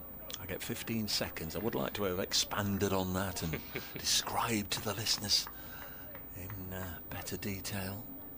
I think all the cricket fans will be with us one way or another, at least keeping abreast of what's gone on, but for the general radio audience, that will suffice. We can fill in the blanks a little later on. Sports show In the Game on BBC Radio Nottingham, 6 till 7 this evening, when there's more time to give a lengthy report and a little bit of a chat about how the day and the match has started and gone. Celebrate a good start to the season. Should be from here. This one's down the leg side from Potts. Hamid tries to flick it towards that short boundary, but doesn't make much contact, if any. Well, none off the bat, because it went through to Ollie Robinson, maybe a flick of the pad. 15 for 1 is the score. Hamid's on 10 from 17. Freddie McCann's got 5 from his first 4 deliveries. That's the voice of Matt Henry. I'll say that because we've just been joined by listeners to 5 Sports Extra here at Trent Bridge, Nottinghamshire, bidding to start the season with a victory. Potts to end his over.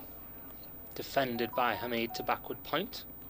I think that's Graham Clark again under his floppy hat. He batted nicely, but was one of those wickets to fall to Josh Tongue, who's really turned a game that looked to be drifting with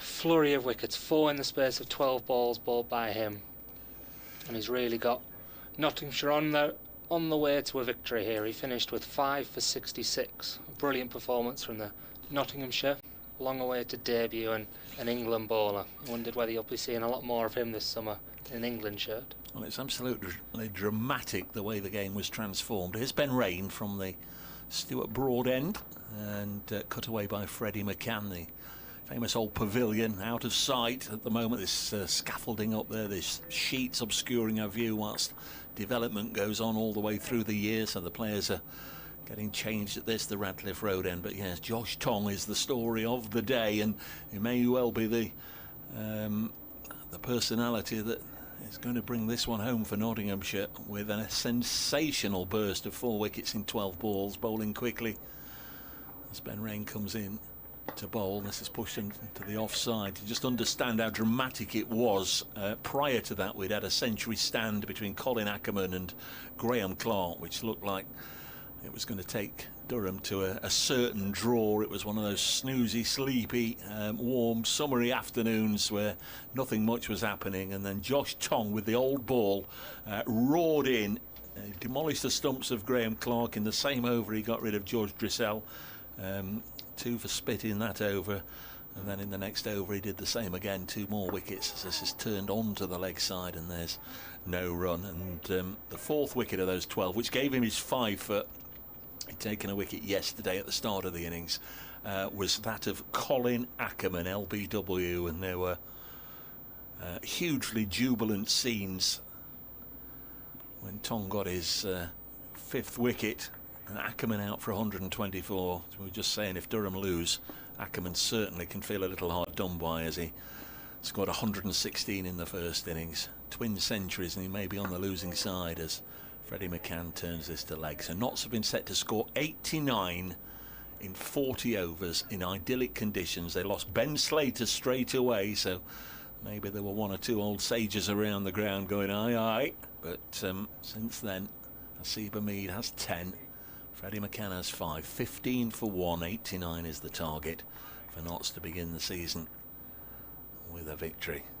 It's been a turbulent week one way or another, with the news that Ollie Stone won't be playing cricket anytime soon.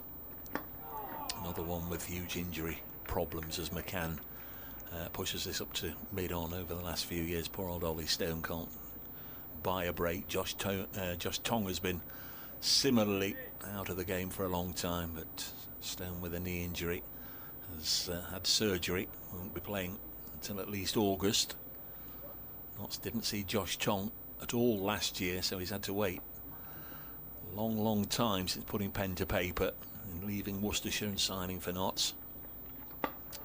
So McCann drives this up to mid-off, and there's no run. And earlier in the game, in case you've not been following this one, Tong, who'd never had a 50 before, got a maiden 50 with the bat in the Nottinghamshire first innings. It did give us an indication of how well the surface was playing a guess for him to come in at number 10 and get a maiden 50, but my word, he played well. And although his bowling in the first innings sort of told the tale, really, he's been out of cricket for so long, he did look a little rusty, particularly every time he came back for a new spell. He was hammered away for a couple of boundaries once he got his line and length, but my word, he has... Is it fair to say, Matt, he's won the game? I know it's an 11-a-side game, but nothing was happening till those 2 overs. Yeah, given the state that the game was in, it's hard to... Lyndon James would obviously have a word to say after his century. Matthew Potts is going to start his 3rd over here. Tucked off the hip, but up towards mid-on by Hasib Hamid. So they're on 10, 15 for 1 in Nottinghamshire, then another 74 runs to wrap this one up. Yeah, just given how much the game was drifting towards a draw in that afternoon, we thought there might be a collapse early on when the early wickets tumbled, and then it flattened out. It seemed to flatten out as Clark and Ackerman came together. Ackerman got to that 2nd century, looked totally unflustered all the way through, and then from nowhere really Tong just found that extra bit of zip and found the wickets and changed the game completely. Hamid defends into the offside while the ball's picked up by Graham Clark, tossed to his teammate Emilio Gay, who's here. Not had the best of games in his first game of the season. He's had a pair, not great. Yeah, the Durham have come into this season with high hopes, a push towards, after a 5th place finish last year, a push towards the top end of the table, and it looks like they're going to start with defeat on the road here, certainly. Defending just 89. In this 2nd innings, Potts again. Hamid's taking a quick single here, and I think he's going to make it. He is, and there might even be overthrows. No, the 2 batters run beyond the stumps at each end, which prevents any of that. The throw was a little wild, a little high at least. There's a good single there from Hamid. He knew that... Who was that at? Mid-on. Dropped a little bit too deep. Is it Coughlin? Yeah, Paul Coughlin. Paul Coughlin. It's a little deeper than you'd expect, and he's managed to steal a single, score on to 16. Yeah, both sides have got players to come in. Durham missing Beddingham, the South African, and Doggett, the new Australian. They should be available for the next round of matches. Potts, who's the one England representative of this fast bowling attack. He's has this one played into the offside, but into the hands of extra cover along the floor. There's no Bryden Carse, who's still managing that toe injury that had him knocked out of the Champions Trophy. No Mark Wood, he's out for the foreseeable. Ben Stokes is still making his way back. Even young James Minto, he's got some personal issues and probably would have been involved here. It's not Durham's first choice bowling attack, and other than Potts, I think the rest of them will be they've left some room for improvement. It's early in the season to make any sort of sweeping judgments, but Potts has been good effort in the first innings, and he's bowling a bouncer this time, which is missed by Freddie McCann. That fair, would you say, Dave? I think, yeah, I've been very impressed with Matthew Potts. I mean, no surprise there. He's a fabulous player, fabulous bowler. Has been very much the pick of the Durham attack. The batting will be bolstered, obviously, when David Beddingham comes back. Notts likewise. They're waiting on the arrival of Carl Verena, the South African wicket-keeper batter. Joe Clark has taken the gloves for this game. Potts for the final ball of his third over, and that one's played and missed by Freddie McCann as he just tried to ease forward in defence, but fortunately for Notts there's no edge. It's the end of the over, 16 for 1, another 73 to win for Nottinghamshire. For those that haven't been with us, you mentioned Joe Clark there keeping wicket. I don't know if he's going to start a fashion or not. He's not worn any pads in this game. I've managed to speak to him during the course of the game, and it's not in the regulations. It's just advised that you protect your legs. So Joe Clark, the Nottinghamshire wicketkeeper, hasn't worn any pads at all in this match as Ben Rain comes in to bowl to Hamid, turns it away on the leg side, and he's taken, as Martin comes back to join us, he's taken 3 or 4 diving catches showing real athleticism that you have to wonder, would he have got there with pads on or not? I don't know. Somebody would have to do some science as to whether you are slowed down fractionally wearing cumbersome pads. But would he risk it in April in Chesley Street? Well, I don't know. I don't know. We'll have to see. But I think we were both. Certainly, I was of the opinion that it was there in the regulations that you had to wear wicket-keeping pads. But no, he's just had the gloves on. There's Rain around the wicket and bowls, and this goes through to the keeper. Alex Larter has messaged me on Marty Cricket at Blue Sky. He says, bad claps. Must admit, I turned on the YouTube channel in the background just before Clark got bowled, so you can blame me, I guess. Bit strange the tail didn't really try and have a quick whack at another 40 runs, and it would have been interesting given the uneven bounce. They were just outdone by Tongue. Yeah, they didn't see it to whack it. 4 wickets in 2 overs. 2 bowled, 2 LBW. Lost 5 for 21 in 6.5 overs. There's Rain, bowls again. Freddie McCann, the left-hander, 19 years of age, pushes this into the offside and gets a single, moves on to 6. 18 for 1. Notts have almost got as long as they want to get to 89. There's another 33 overs due in this one. Shouldn't take that long unless they I hope it doesn't really do run into difficulties. We're now at risk of ending up on the motorway in rush hour. The Secret Farmer says that session or two yesterday when they piled on the runs appears to have won them the match, doesn't it? A bit light on the pace bowling for us, he says, with regards to Durham's pace bowling. There's Rain, balls to Hamid, and that's a magnificent straight drive. That's just going to go and have a look at the scaffolding at the pavilion end. It's a fabulous shot along the ground from the Nottinghamshire captain, who started his reign as Notts skipper a year ago with defeat here in the first game of the season against Essex last year. And I know he's very much hoping that Notts can get off to a decent start here. Notts begin with 4 games at Trent Bridge out of the first 5, so if they can make home advantage count, they certainly should be looking at the upper half of the table rather than the lower half where they were last year. Obviously your season's not over after 1 defeat, but I mean Durham started the season at Sussex 2 years ago with defeat in a close game and went on to win the title by 54 points or something. Ben Rain bowls short, pulled away by Hamid, tries to catch, but bounced well before. The fielder, Joyce Drissel, out looking straight into the sun on the Fox Road side of the ground. Ian says Graham Clark has surely posed a selection dilemma to Ryan Campbell. The question is who makes way for Beddingham. Clark's position may have been vulnerable, but Emilio Gay must now be a candidate to miss out, he says. Like we were saying at T Martin, you and I, Will Rhodes hasn't had a great game, but he's a bowler, he's the fourth seamer, so Beddingham for Rhodes just wouldn't fit. Here's Rain in again, and Freddie McCann pushes it back past Ben Rain. 23 for 1 at the end of that over, the end of the 7th. Not set to score, 89 to win. They've got as long as they want, 33 overs in which to do it. They are 23 for 1 with a Mead on 17 and McCann on 6. Sunderland 1973 suggests Rhodes to be dropped for Beddingham, but as you say, Rhodes seen bowling. Drizzell possibly replaced with Parkinson next week, and Cogger's out, Doggett in. The one thing I will say on Emilio Gay's, so Ryan Campbell said when Durham were on their pre-season trip to Zimbabwe that he wasn't sure what his top 7 would be when everyone was available. And when we asked him at Durham's media day on Monday, he said he still didn't know when everyone was here and available, but the one thing he will say is the top 3 will be Ben McKinney, Alex Lees and Emilio Gay, so I think it would take a lot to shunt him out. Potts in again, defended by Hamid. Nick Morella's spent a life watching and playing cricket and umpiring, and advised everybody to have a look at the Brett D'Oliveira LBW in the match at Taunton. Dave, I could once bowl off spin and I could once umpire. I've had a look at D'Oliveira's dismissal. It might have just, he says, clipped 6th stump. There you go, Nick. So he's had a look. I saw it at tea time and I couldn't believe it. We're the proverbial million miles away from Taunton. He's not taking into account the full moon, though, is he? The gravitational pull of the moon. I'm with you, Nick. Yeah. Matt's not seen it. Have you seen it, Martin? Yeah, I watched it with you. Oh, yeah, you did, yeah. Thanks for remembering. This one's defended by Hamid. Back up the pitch to Potts. Durham got a few like that in 2016 down there, and an absolute dust ball. LBW's given with the ball coming in at right angles.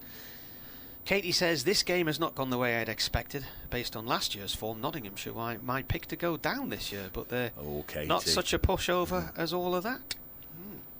They've bowled well, Nottinghamshire, in this game. That's been the difference. They've put pressure on Durham. They've bowled really tight, quick spells as well.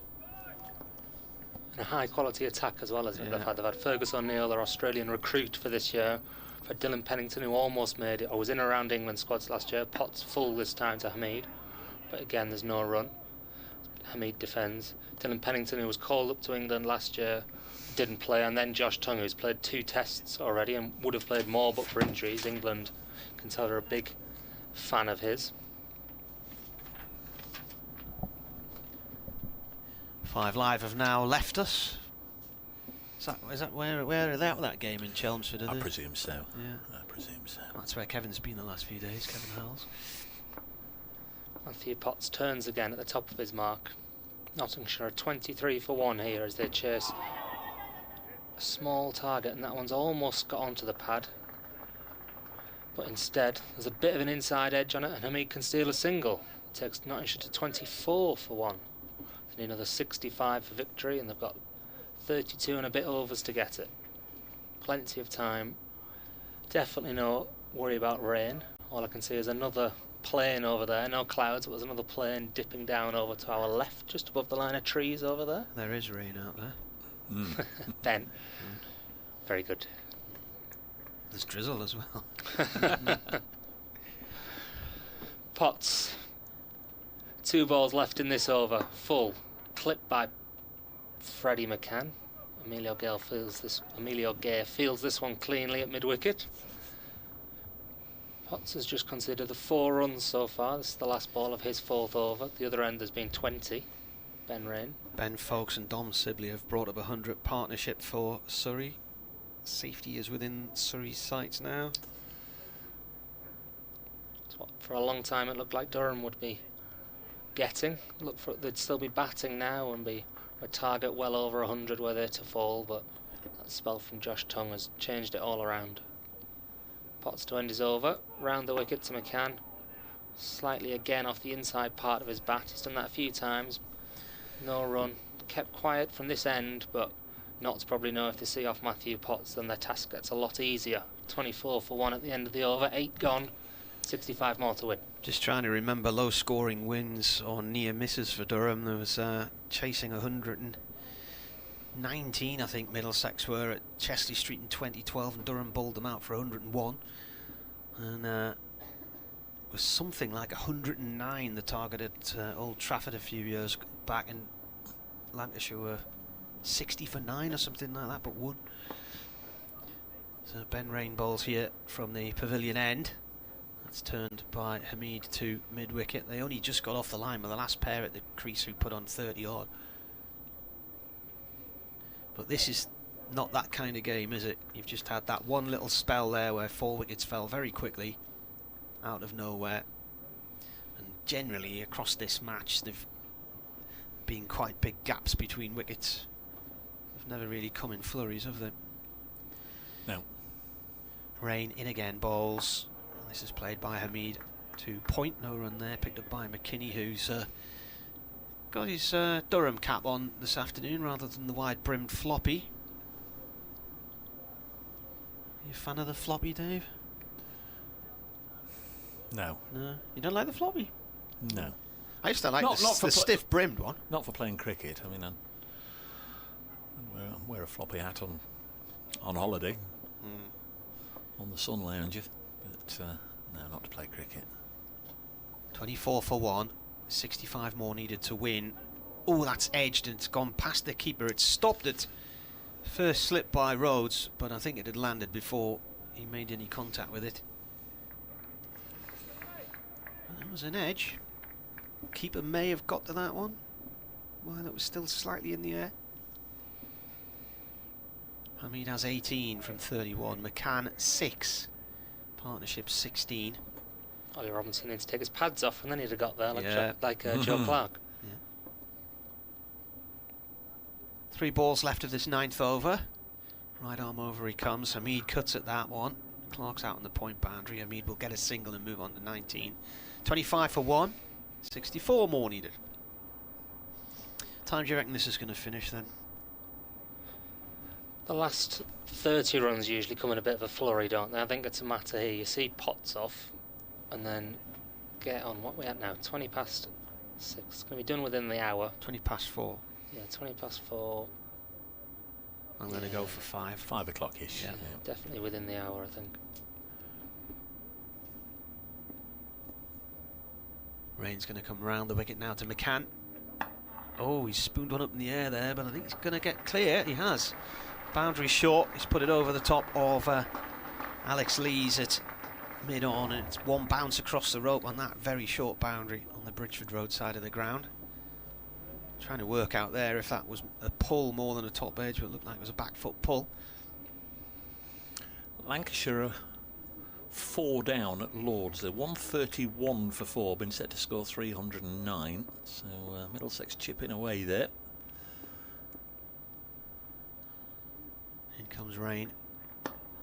That's played back to him by McCann. And that is the end of the over. 29 for 1. 60 more needed from 31 overs. Worcestershire just lost an 8th wicket at Taunton. They're 439 for 8. They're still 77 away from making Somerset bat again. Matthew Waite's still there on 67 though. 439 for 8. They've battled hard on this final day. They've only lost 3 wickets today, but still the smart money on Somerset, pulling off a victory that seemed assured after the 350 odd from Tom Banton. They've now got Will Smead available again, haven't they? He's decided that franchise cricket isn't totally for him. Hamid defends to Potts. No run. Decided he's making himself available for red ball cricket again, but not selected for the first game of the season. Yeah, I have now seen that dismissal, D'Oliveira. I won't mention what I think of the umpiring, but Somerset, to their credit, they do surrounding the bat and running away in celebration better than any other team in the county championship. It's every time you look on social media, you see a picture of the bat crowded at Taunton and just people running everywhere after the finger goes up. Happens all the time. Potts again bustles in, full and driven this time by Hamid, and that's beaten, got past the fielder in the gully, and it's going to go for 4 as well. There's no cutting that off by Dressel out on the deep extra cover boundary. He's not going to get round. 4 more to the total, and for some reason Matthew Potts is still stood with his hands on his hips, staring down Hasib Hamid, who's walked away to square leg. He's given him a little nod in fairness.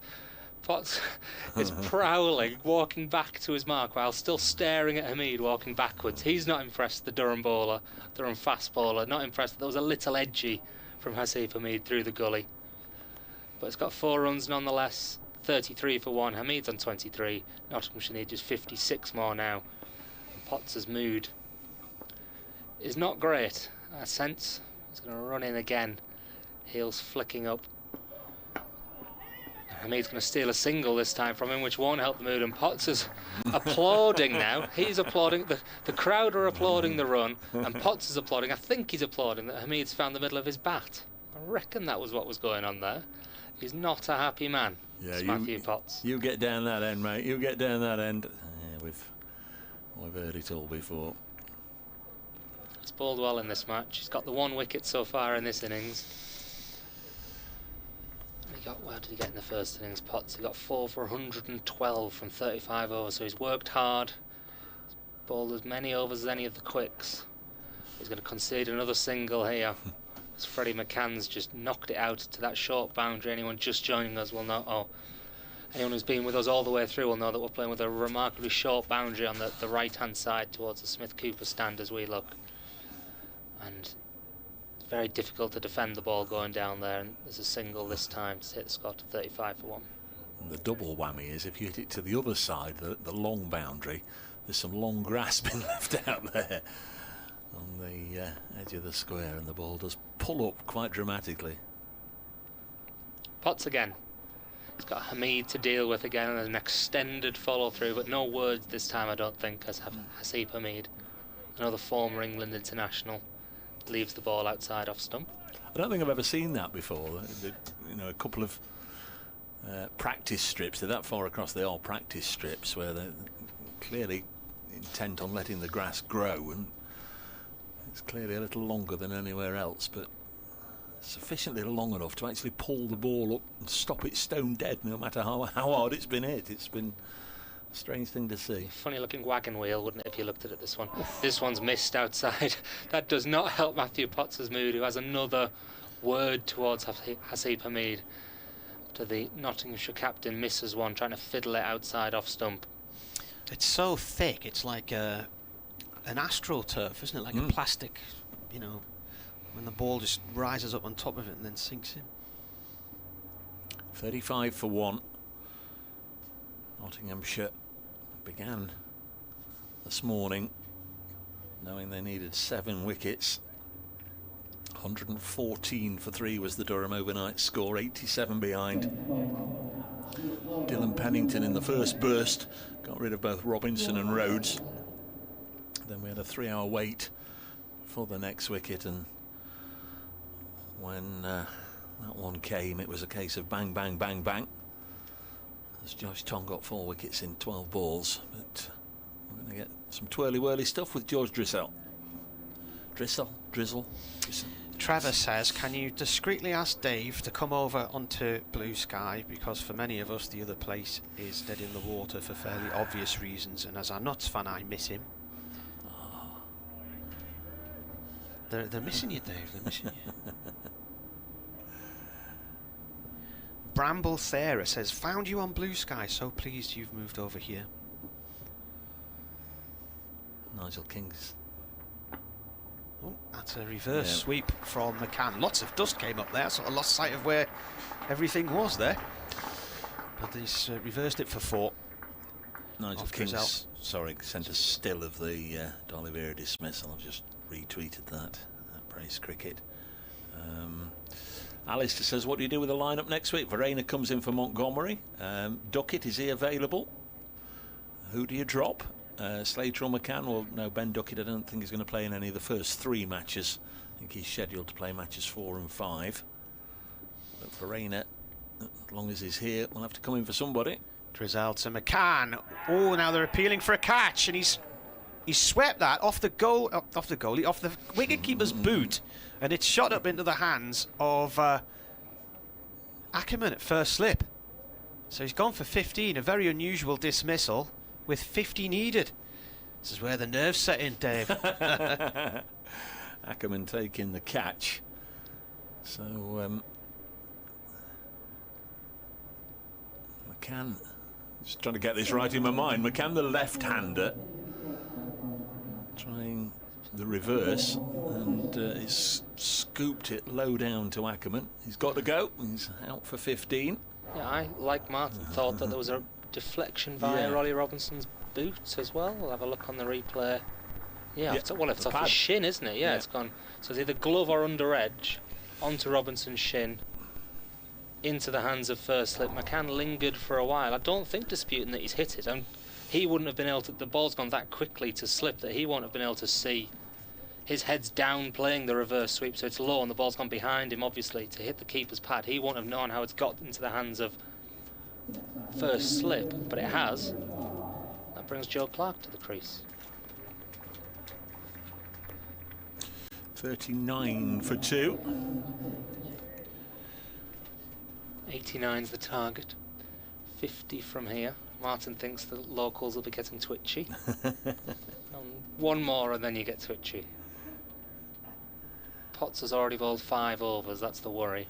They'll be the doom-mongers. This I'm is impartial it. here. Seen it before. This is the start of a collapse. You watch.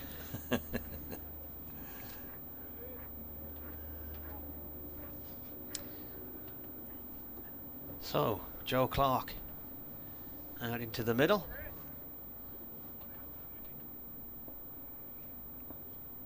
As Drizzell comes in, right arm over. Clark plays the ball up to mid on no run there. Bramble Sarah says, found you on Blue Sky, so glad you've come over here. Absolutely loving you and Mr. Bracegirdle back on the radio, but I'm a not supporter though. Soz, she says. You don't see the word soz much these days, do you? Next ball is up to mid on once again. No run there. Who was that correspondent, Martin? That is Bramble Sarah. Or it could be Brambles Ara, but I'm going to go for Bramble Sarah. Hello, Sarah. Bramble Sarah. Drizzell bowls. Clark forward to this. Plays it up to mid off this time. End of the over. 39 for 2. Is that 50 needed. Bramley Apple? Is Sarah from Southall, the home of the Bramley Apple? Maybe. Mark the Mod has been in touch. I'm predicting that Headmaster Howells will be visiting you on Friday, Dave, for the clash of the title contenders. Well, we'll have to see about that, Mark. We sometimes get a late night call. Coming to see you on Friday, Dave. Not that he talks like that. Hello, Martin. That's him, it's yes. Uncle Kevin. Bryn. It's Uncle Kevin. Uncle Bryn. Now then. Bramble Sarah, that was her first message on Blue Sky, so she's just joined this afternoon. And honours you with her first message. K.THFC, Tottenham Hotspur. Potts again. It's going to 6th over, and this resumes this battle with Hasib Hamid, who misses the first ball as he comes forward with those low hands in defence. Ball goes through to the keeper, no run. Do you get a game on Friday, Matt? Do they let you out the office again? Friday, I am thinking Yorkshire. I think I'll go to on Friday. Yorkshire are at home. How far's your house from their ground?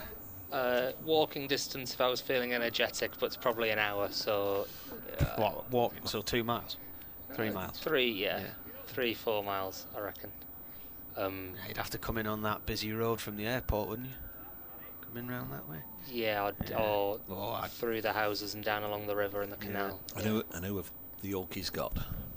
That's a good question. Warwick? No, Durham have got one. This is missed again. Potts' mood is not getting any better. This has been missed outside off stump by his nemesis Hamid, who he's in this tussle with. Yorkshire, Worcestershire. One of the W's. I knew it was one of the W's. Durham have got Warwickshire, haven't they? Yeah. K. Dot says he's watching on YouTube from California. Come on, Notts. I am not worried at all, he says. Quite right too, with only 50 needed and 8 wickets and 28.4 overs to get them. Lees is outsider. I was wondering whether Lees is asking how many more overs Potts has got left in him, because this is 6th. He's a fit lad, but he can't go on forever.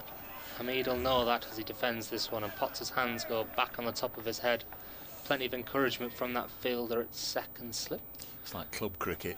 How many overs has this fella had, please? We play BBC Online against TV and Radio, the office in Salford. Once a year. Producer Tim Peach captains the TV and Radio team. Mike Peter, my colleague, captains our online team. Isn't Tim Peach is a Wycombe Wanderers fan, isn't he? He is, yes. Yeah, very vocal Wycombe Wanderers fans. Potts again, defended again by Hasib Hamid. But he's not going to do anything silly here. But funnily not that vocal when I messaged him after Sunderland beat them at Wembley. Yeah. Elliot Embleton and Ross Stewart and all that. Yeah. That landed handily because I was covering a Durham game at Lord's, so I left Lord's at lunchtime, got up to watch the match. Soon as the game was over, ran back to the tube, and I was back at Lord's for the start of the final session of the day. Could have a similar problem. The Zimbabwe test is when the playoff final will be. Sunderland obviously aren't at the Championship playoff final yet, but Ben McKinney does get the test debut that some people are predicting. He'd have a decision to make whether he plays for England or goes to a playoff final. I say that slightly sarcastically. I think you know what he'd do.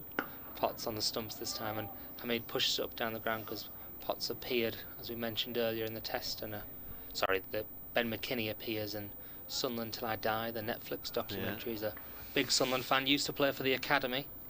Used until he was 16, and then he committed to cricket and the Durham Academy after John Windows, the highly regarded Durham Academy boss, manager of the academy, called with his dad, and I think the suggestion was that someone in your position we've never seen fail before, and that kind of made his mind up. But he's not got any runs in this game. Hamid works this one up to mid-on off Potts. There's another glare halfway down the pitch, and that's the end of the 12th over. 39 for 2. Is that a maiden? It is. I've just had a flashback on my screen. Your memories on this day, and a picture has come across and then it disappears again and disappears off into the ether. April the 7th, don't know what year it was, but there was a year about 10 years ago, I would say, where Dan Norcross and Ebony Ratenford Brent tried to get to every ground on the opening day of the new cricket season, and the photo came across of the pair of them talking to me at Grace Road, Leicester, where they rushed in, commentated with me for an over just to satisfy the requirements, and then they'd gone again.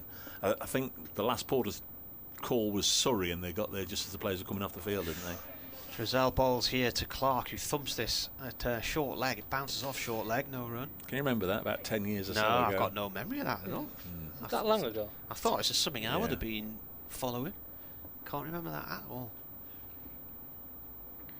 That's up in the air, but it's away safe. It's just slapped for 6, I think. Yeah, towards the top end of the Smith-Cooper stand. Straight over mid-off. That's the way to do it. You must have been away, because I know this started at Leeds. The journey was Headingley to the Oval via whatever, Leicester, Northants, Worcester, Gloucestershire, Hove, Chelmsford, the Oval, or whatever the 9 matches were. I bet Ebony would have been driving, knowing Norcross. No, I think they had a driver actually. The poor old driver had to screech to a halt inside each ground. They ran in and had to do commentate on an over. Drizel again, and Clark pulls this one for 4 out towards the Hound Road stand. He's decided it's time to get this over and done with. He wants to be home for his tea. So he's now on 10, and Notts 49 for 2, need another 40 to win. I'm sure, Matt, it was a BBC Sport Online suggestion, and will have been I'm trying to work out when this was, because I remember this happening. happening, so it'd be within my time of working for BBC, the part of the cricket team, BBC Online, was 2017-ish, give or take. It may well be, because Notts playing Leicester, so that would have been in the 2nd division, and Notts were in the 2nd in 17. That's played away down towards long leg by Clark for 1 run. He moves on to 11, and that's the 50 up for Notts. So they need another 39 to win. They've got there in 12.4 overs. Still 27.2 overs left today, if needed. I don't think they will be. Yep, 7th of April 2017, Leicestershire versus Notts. Right. So was that during that run of no wins for 30 games or something? It's still 8 years ago, Matt. Yeah. Take 2 off for COVID. Those years don't count. A drive by Hamid out to Clark on the cover boundary, 1 run. Hamid takes himself to 25, 51 for 2. Bramble Star has been back on. I was inspired to send my first message because of all the wonderful wittering about clouds and cycling. Oh, and the commentary. And if I can work out how to do it, Dave definitely can. She doesn't know me. Next ball is driven up to mid-on, no run there. K. Dot says, Nigel King says, does Dave know trentbridge.co.uk is all over here on Blue Sky? Did you know that? I think I might be following them already. Edward says, would that deflection still have gone to hand if Robinson's shins had been unprotected like Clark's? Ignore Marty's adverts for Blue Sky. Stay with us here, Dave, on X. No. Edward. And Andy Eastham says Colin Hazelden's a big Wickham fan. He is indeed, Andy. Yeah, I know that. The BBC East Midlands Today sports reporter. That was very un-Sunderlandy, that win, wasn't it? Because I mean, it was quite comfortable, 2-0. Yeah. Just as it felt like Wickham made a few subs, didn't they? And just as it felt like they could come back into the game, Ross Stewart scored, and that settled things. Matthew Potts' spell is done. It was the big guy they had up front again. Akinfenwa. Yeah, threw him on, pumped a few balls up. Yeah, players bouncing off it. Sorry, Dave's telling us to be quiet here. Paul Coughlin has replaced Matthew Potts. The score 51 for 2, and this one's defended. Dave, you were talking to a lady downstairs about tickets for Wembley. Yes. Notts Forest at Wembley, are they? Nottingham Forest are at Wembley in the what's that in? FA Cup semi-final. Oh, right. They should be playing at Hillsborough or one of the traditional Aston Villa Park. Yeah. I think they're still paying Wembley off, aren't they? Or Wembley are still paying their bills for being rebuilt. Probably. Yeah, Nottingham should need. Oh, this one's need 38 to win as Hamid tries to play an uppercut. Over, he's seen Joe Clark whacking it at the other end and thinks he likes a bit of it, and he rehearses the shot again. He's tried to lift it, a shorter ball from Coughlin. He's tried to lift over the top of the keeper. I think he was trying a bit of limbo dancing myself. Bit of menace in that delivery. His back. What? Who they playing?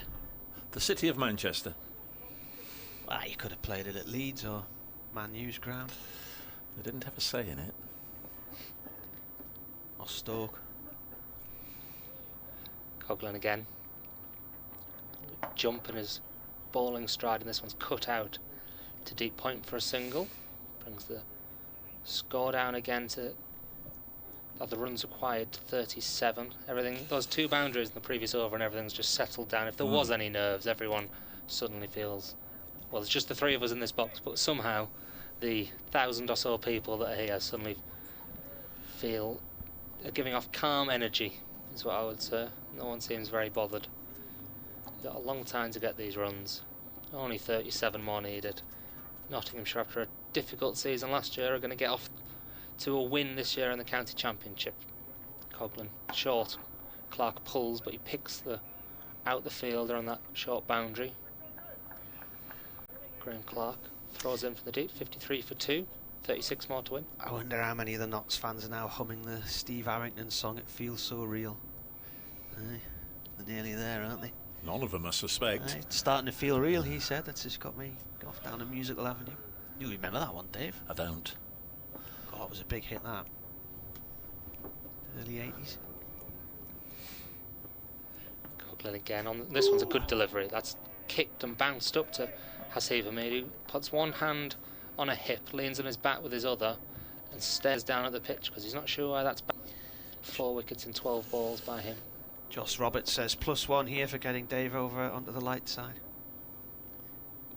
Martin will keep trying for as long. And this one's pulled with swagger for 6. What is that? Flick of the wrist, and the ball has thudded there into one of the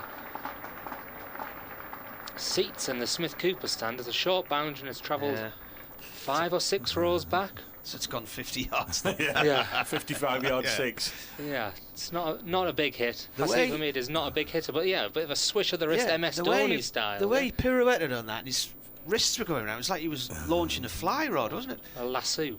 Yeah, Look, 59 for 2, 30 more runs to win. T's been back with us. It was T who said this morning he fancies an 80 run chase in 40 overs, so he's spot on. But he says nobody likes a gloater, so I won't mention my prediction yet again. Just like to get in early to thank you and all your commentary team, Dave, for an excellent performance over the last 4 days. I can't smile wide enough at the moment. Big letters come on knots. As Clark moves that finishing line a little closer as he drives Drissel down the ground for 4. He's played very positively since arriving in the middle, Joe Clark, and has already moved on to 16, 63 for 2. Am I the one to point out that he actually said 80 and then chasing 89, so he's bust, he's out the game, I'm afraid. I'd have taken that from him. Always forget to mention our camera crew. Today and through the game we've had Ella, Spence, Barney, Lee, Lewis and Shuey. Sometimes they're out there in cold, chilly weather, sometimes in the drizzle, sometimes in the sunny conditions. But thank you for your work, ladies and gents. This match as Drissel bowls turned away on the leg side, as ever, thanks to producer Kirsty and Aaron for keeping us on air, looking after us, just keeping us on the straight and narrow, providing the pre-match highlights package, and for generally setting up the day and looking after us. 63 for 2 as another fine shot from Clark down the ground for a single. But as always, we do it for the people that like to listen to the commentaries and watch the commentaries and put up with, by and large, our nonsense over the course of the 4 days. We try and keep you up to speed with the cricket and just try and make sure it doesn't totally go off the edge in the quiet periods, as the next one's hit back on the bounce to Drissel. Nice to have cricket back, nice to be with you on the BBC, bringing you the cricket for a wee while longer. There was a time in the winter where apparently the deal had to be ratified that county cricket would be back on the BBC, the county championship cricket, so we're glad to be back. And the cricket season has begun with some sparkling weather up and down the country, some good cricket played, some big scores, some good matches, some outstanding moments as Drissel bowls and nearly gets through a media. This one keeps low and it goes through to the keeper. Those of you that know me would know I'd say the same whatever the outcome was here, but it looks like Notts are going to get the win here. You Durham fans, stick with Martin, stick with your team. You were comfortably mid-table last year, and certainly you'll be in the top half challenging for those honours, I'm sure, this year. There'll be brighter days, but for 10 bonkers minutes you believe in Trent Bridge with a draw, but it does seem as if Notts are closing in now on victory, need 25 more. Paul Coghlan has the ball in his hand. He's at the Radcliffe Road end. He's going to be bowling to Clark, who's on 17. This partnership's worth 25. 25 needed. That's turned by Clark to short mid-wicket. Coghlan chases after it. He's nearly ran him out there. Did Clark ground his bat or not? Or was he already too far over the line for it to matter? I think That it was in. closer than I yeah, think Heath appreciates there. I think he was in, but I would suspect if you were inside the mind of Joe Clark, he wouldn't have been necessarily expecting the ball just suddenly to come past him and clatter into the stumps from Coghlan. It was good work from the big lad. Good to see Paul actually looking fit and well. He's been Touch wood. Yeah, exactly. You know, he's quietly been effective in this game. Here he comes again. A quick single, Hamid calling Clark through. Yeah. I mean, he's only found himself out in the middle with bat in hand right at the end of each innings. He's better than that. He could do a job at 6 or 7 if required. He is better than that. But to have him fit and well and able to bowl as well as he has done, it's a great option to have. Rach says, tell Dave that if he doesn't migrate over to Blue Sky, then how am I going to be able to message him to let him know there's a bundle of goodies waiting for him at reception in the future? Just saying. Coghlan bowls. That's down towards third man. Drissel's chasing it from the gully area. And they're going to get 3 here. Clark adding 3 more runs makes him on to 21. 69 for 2, 20 needed. That's another particular avenue of pleasure that's been denied me, Rach. Oh, but what's that? Funny enough, Steve Burke's head groundsman was talking about it this morning, and he's looking forward to you catching up with him, Rach.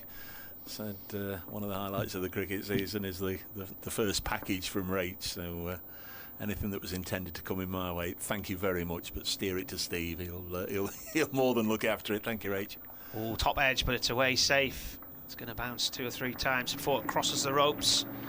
Hamid trying to pull a shortish ball there from Coghlan. And this is nearly done now, isn't it? Where are we? 16 more needed. We're on track for 5 o'clock.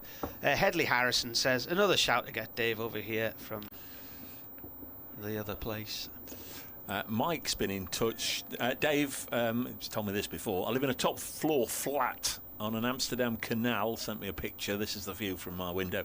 I've been listening each session except from late Sunday afternoon when he went to see Ajax play. Just want to say thanks to you and the team for all the coverage. It's just great. The cricket ended up thrilling.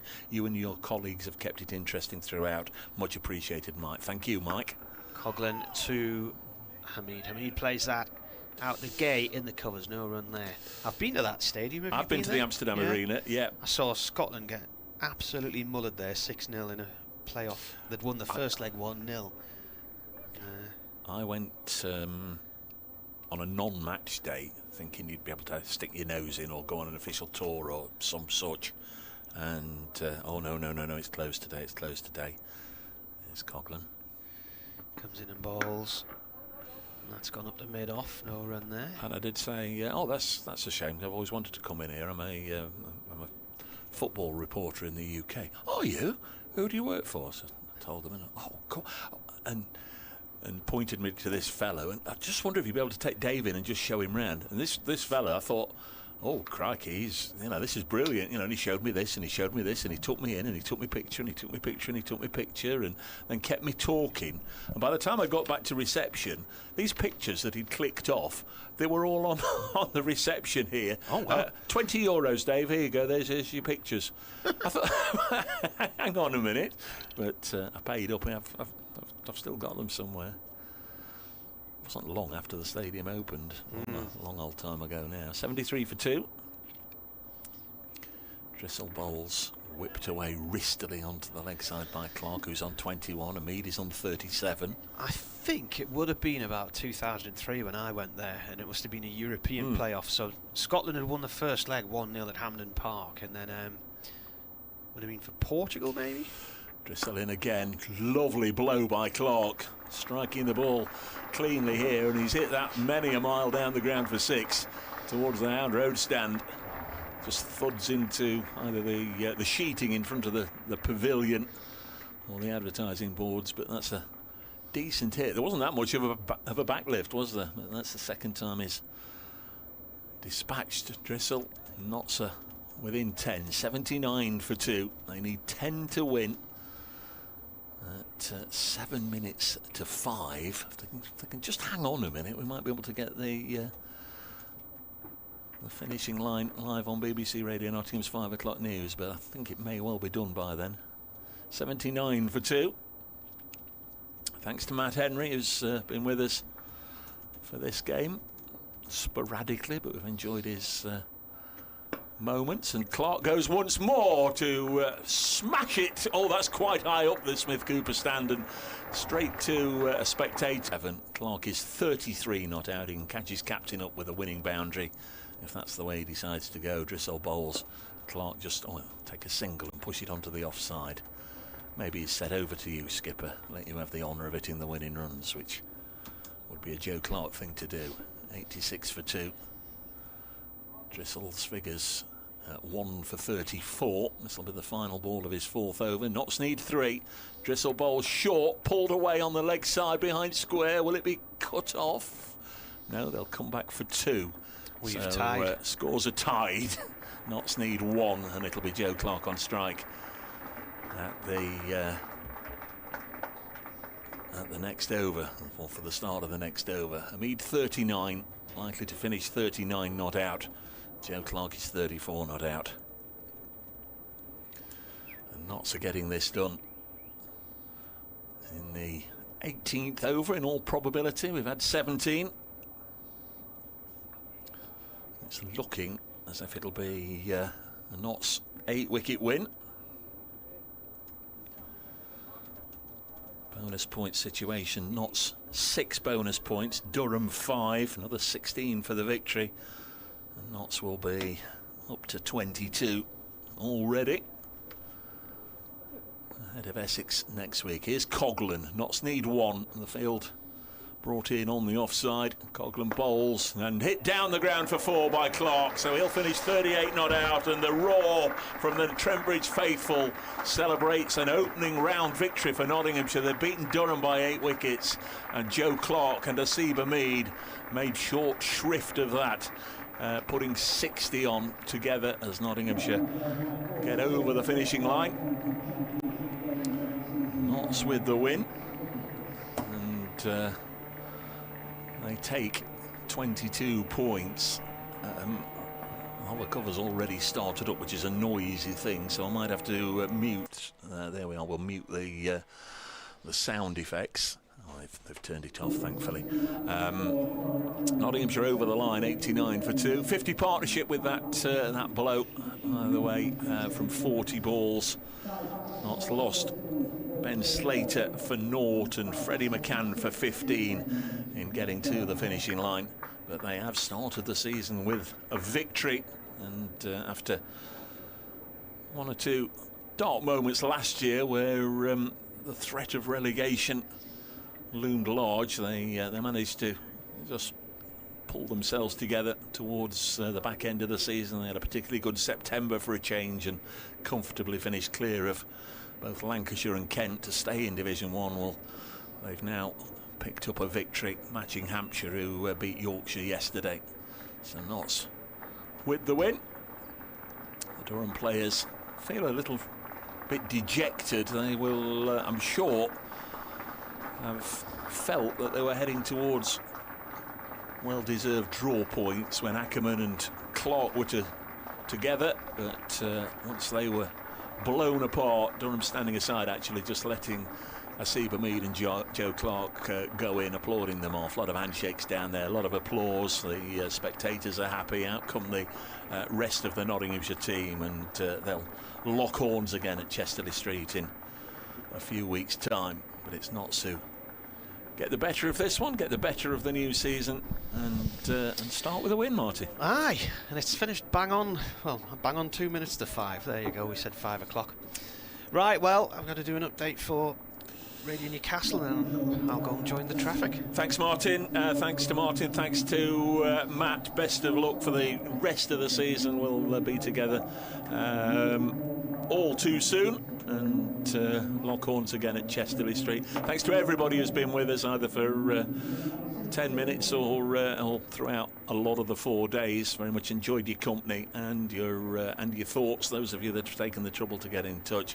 Again, huge thanks to the production and the camera crew, and thanks to everybody involved in getting us on air and bringing us county cricket once again on the BBC. It's Notts who take the win by 8 wickets, and they've started the season in a different sort of fashion to last year, but it was the side who spoiled Notts' start to 2024 who come to Trent Bridge on Friday. Essex are here, and I'll be back on the air just before 11 o'clock. I think it's Don Topley doing the game for Essex, so you'll come along and join us then. From the entire team at Trent Bridge, thanks for your company and good night.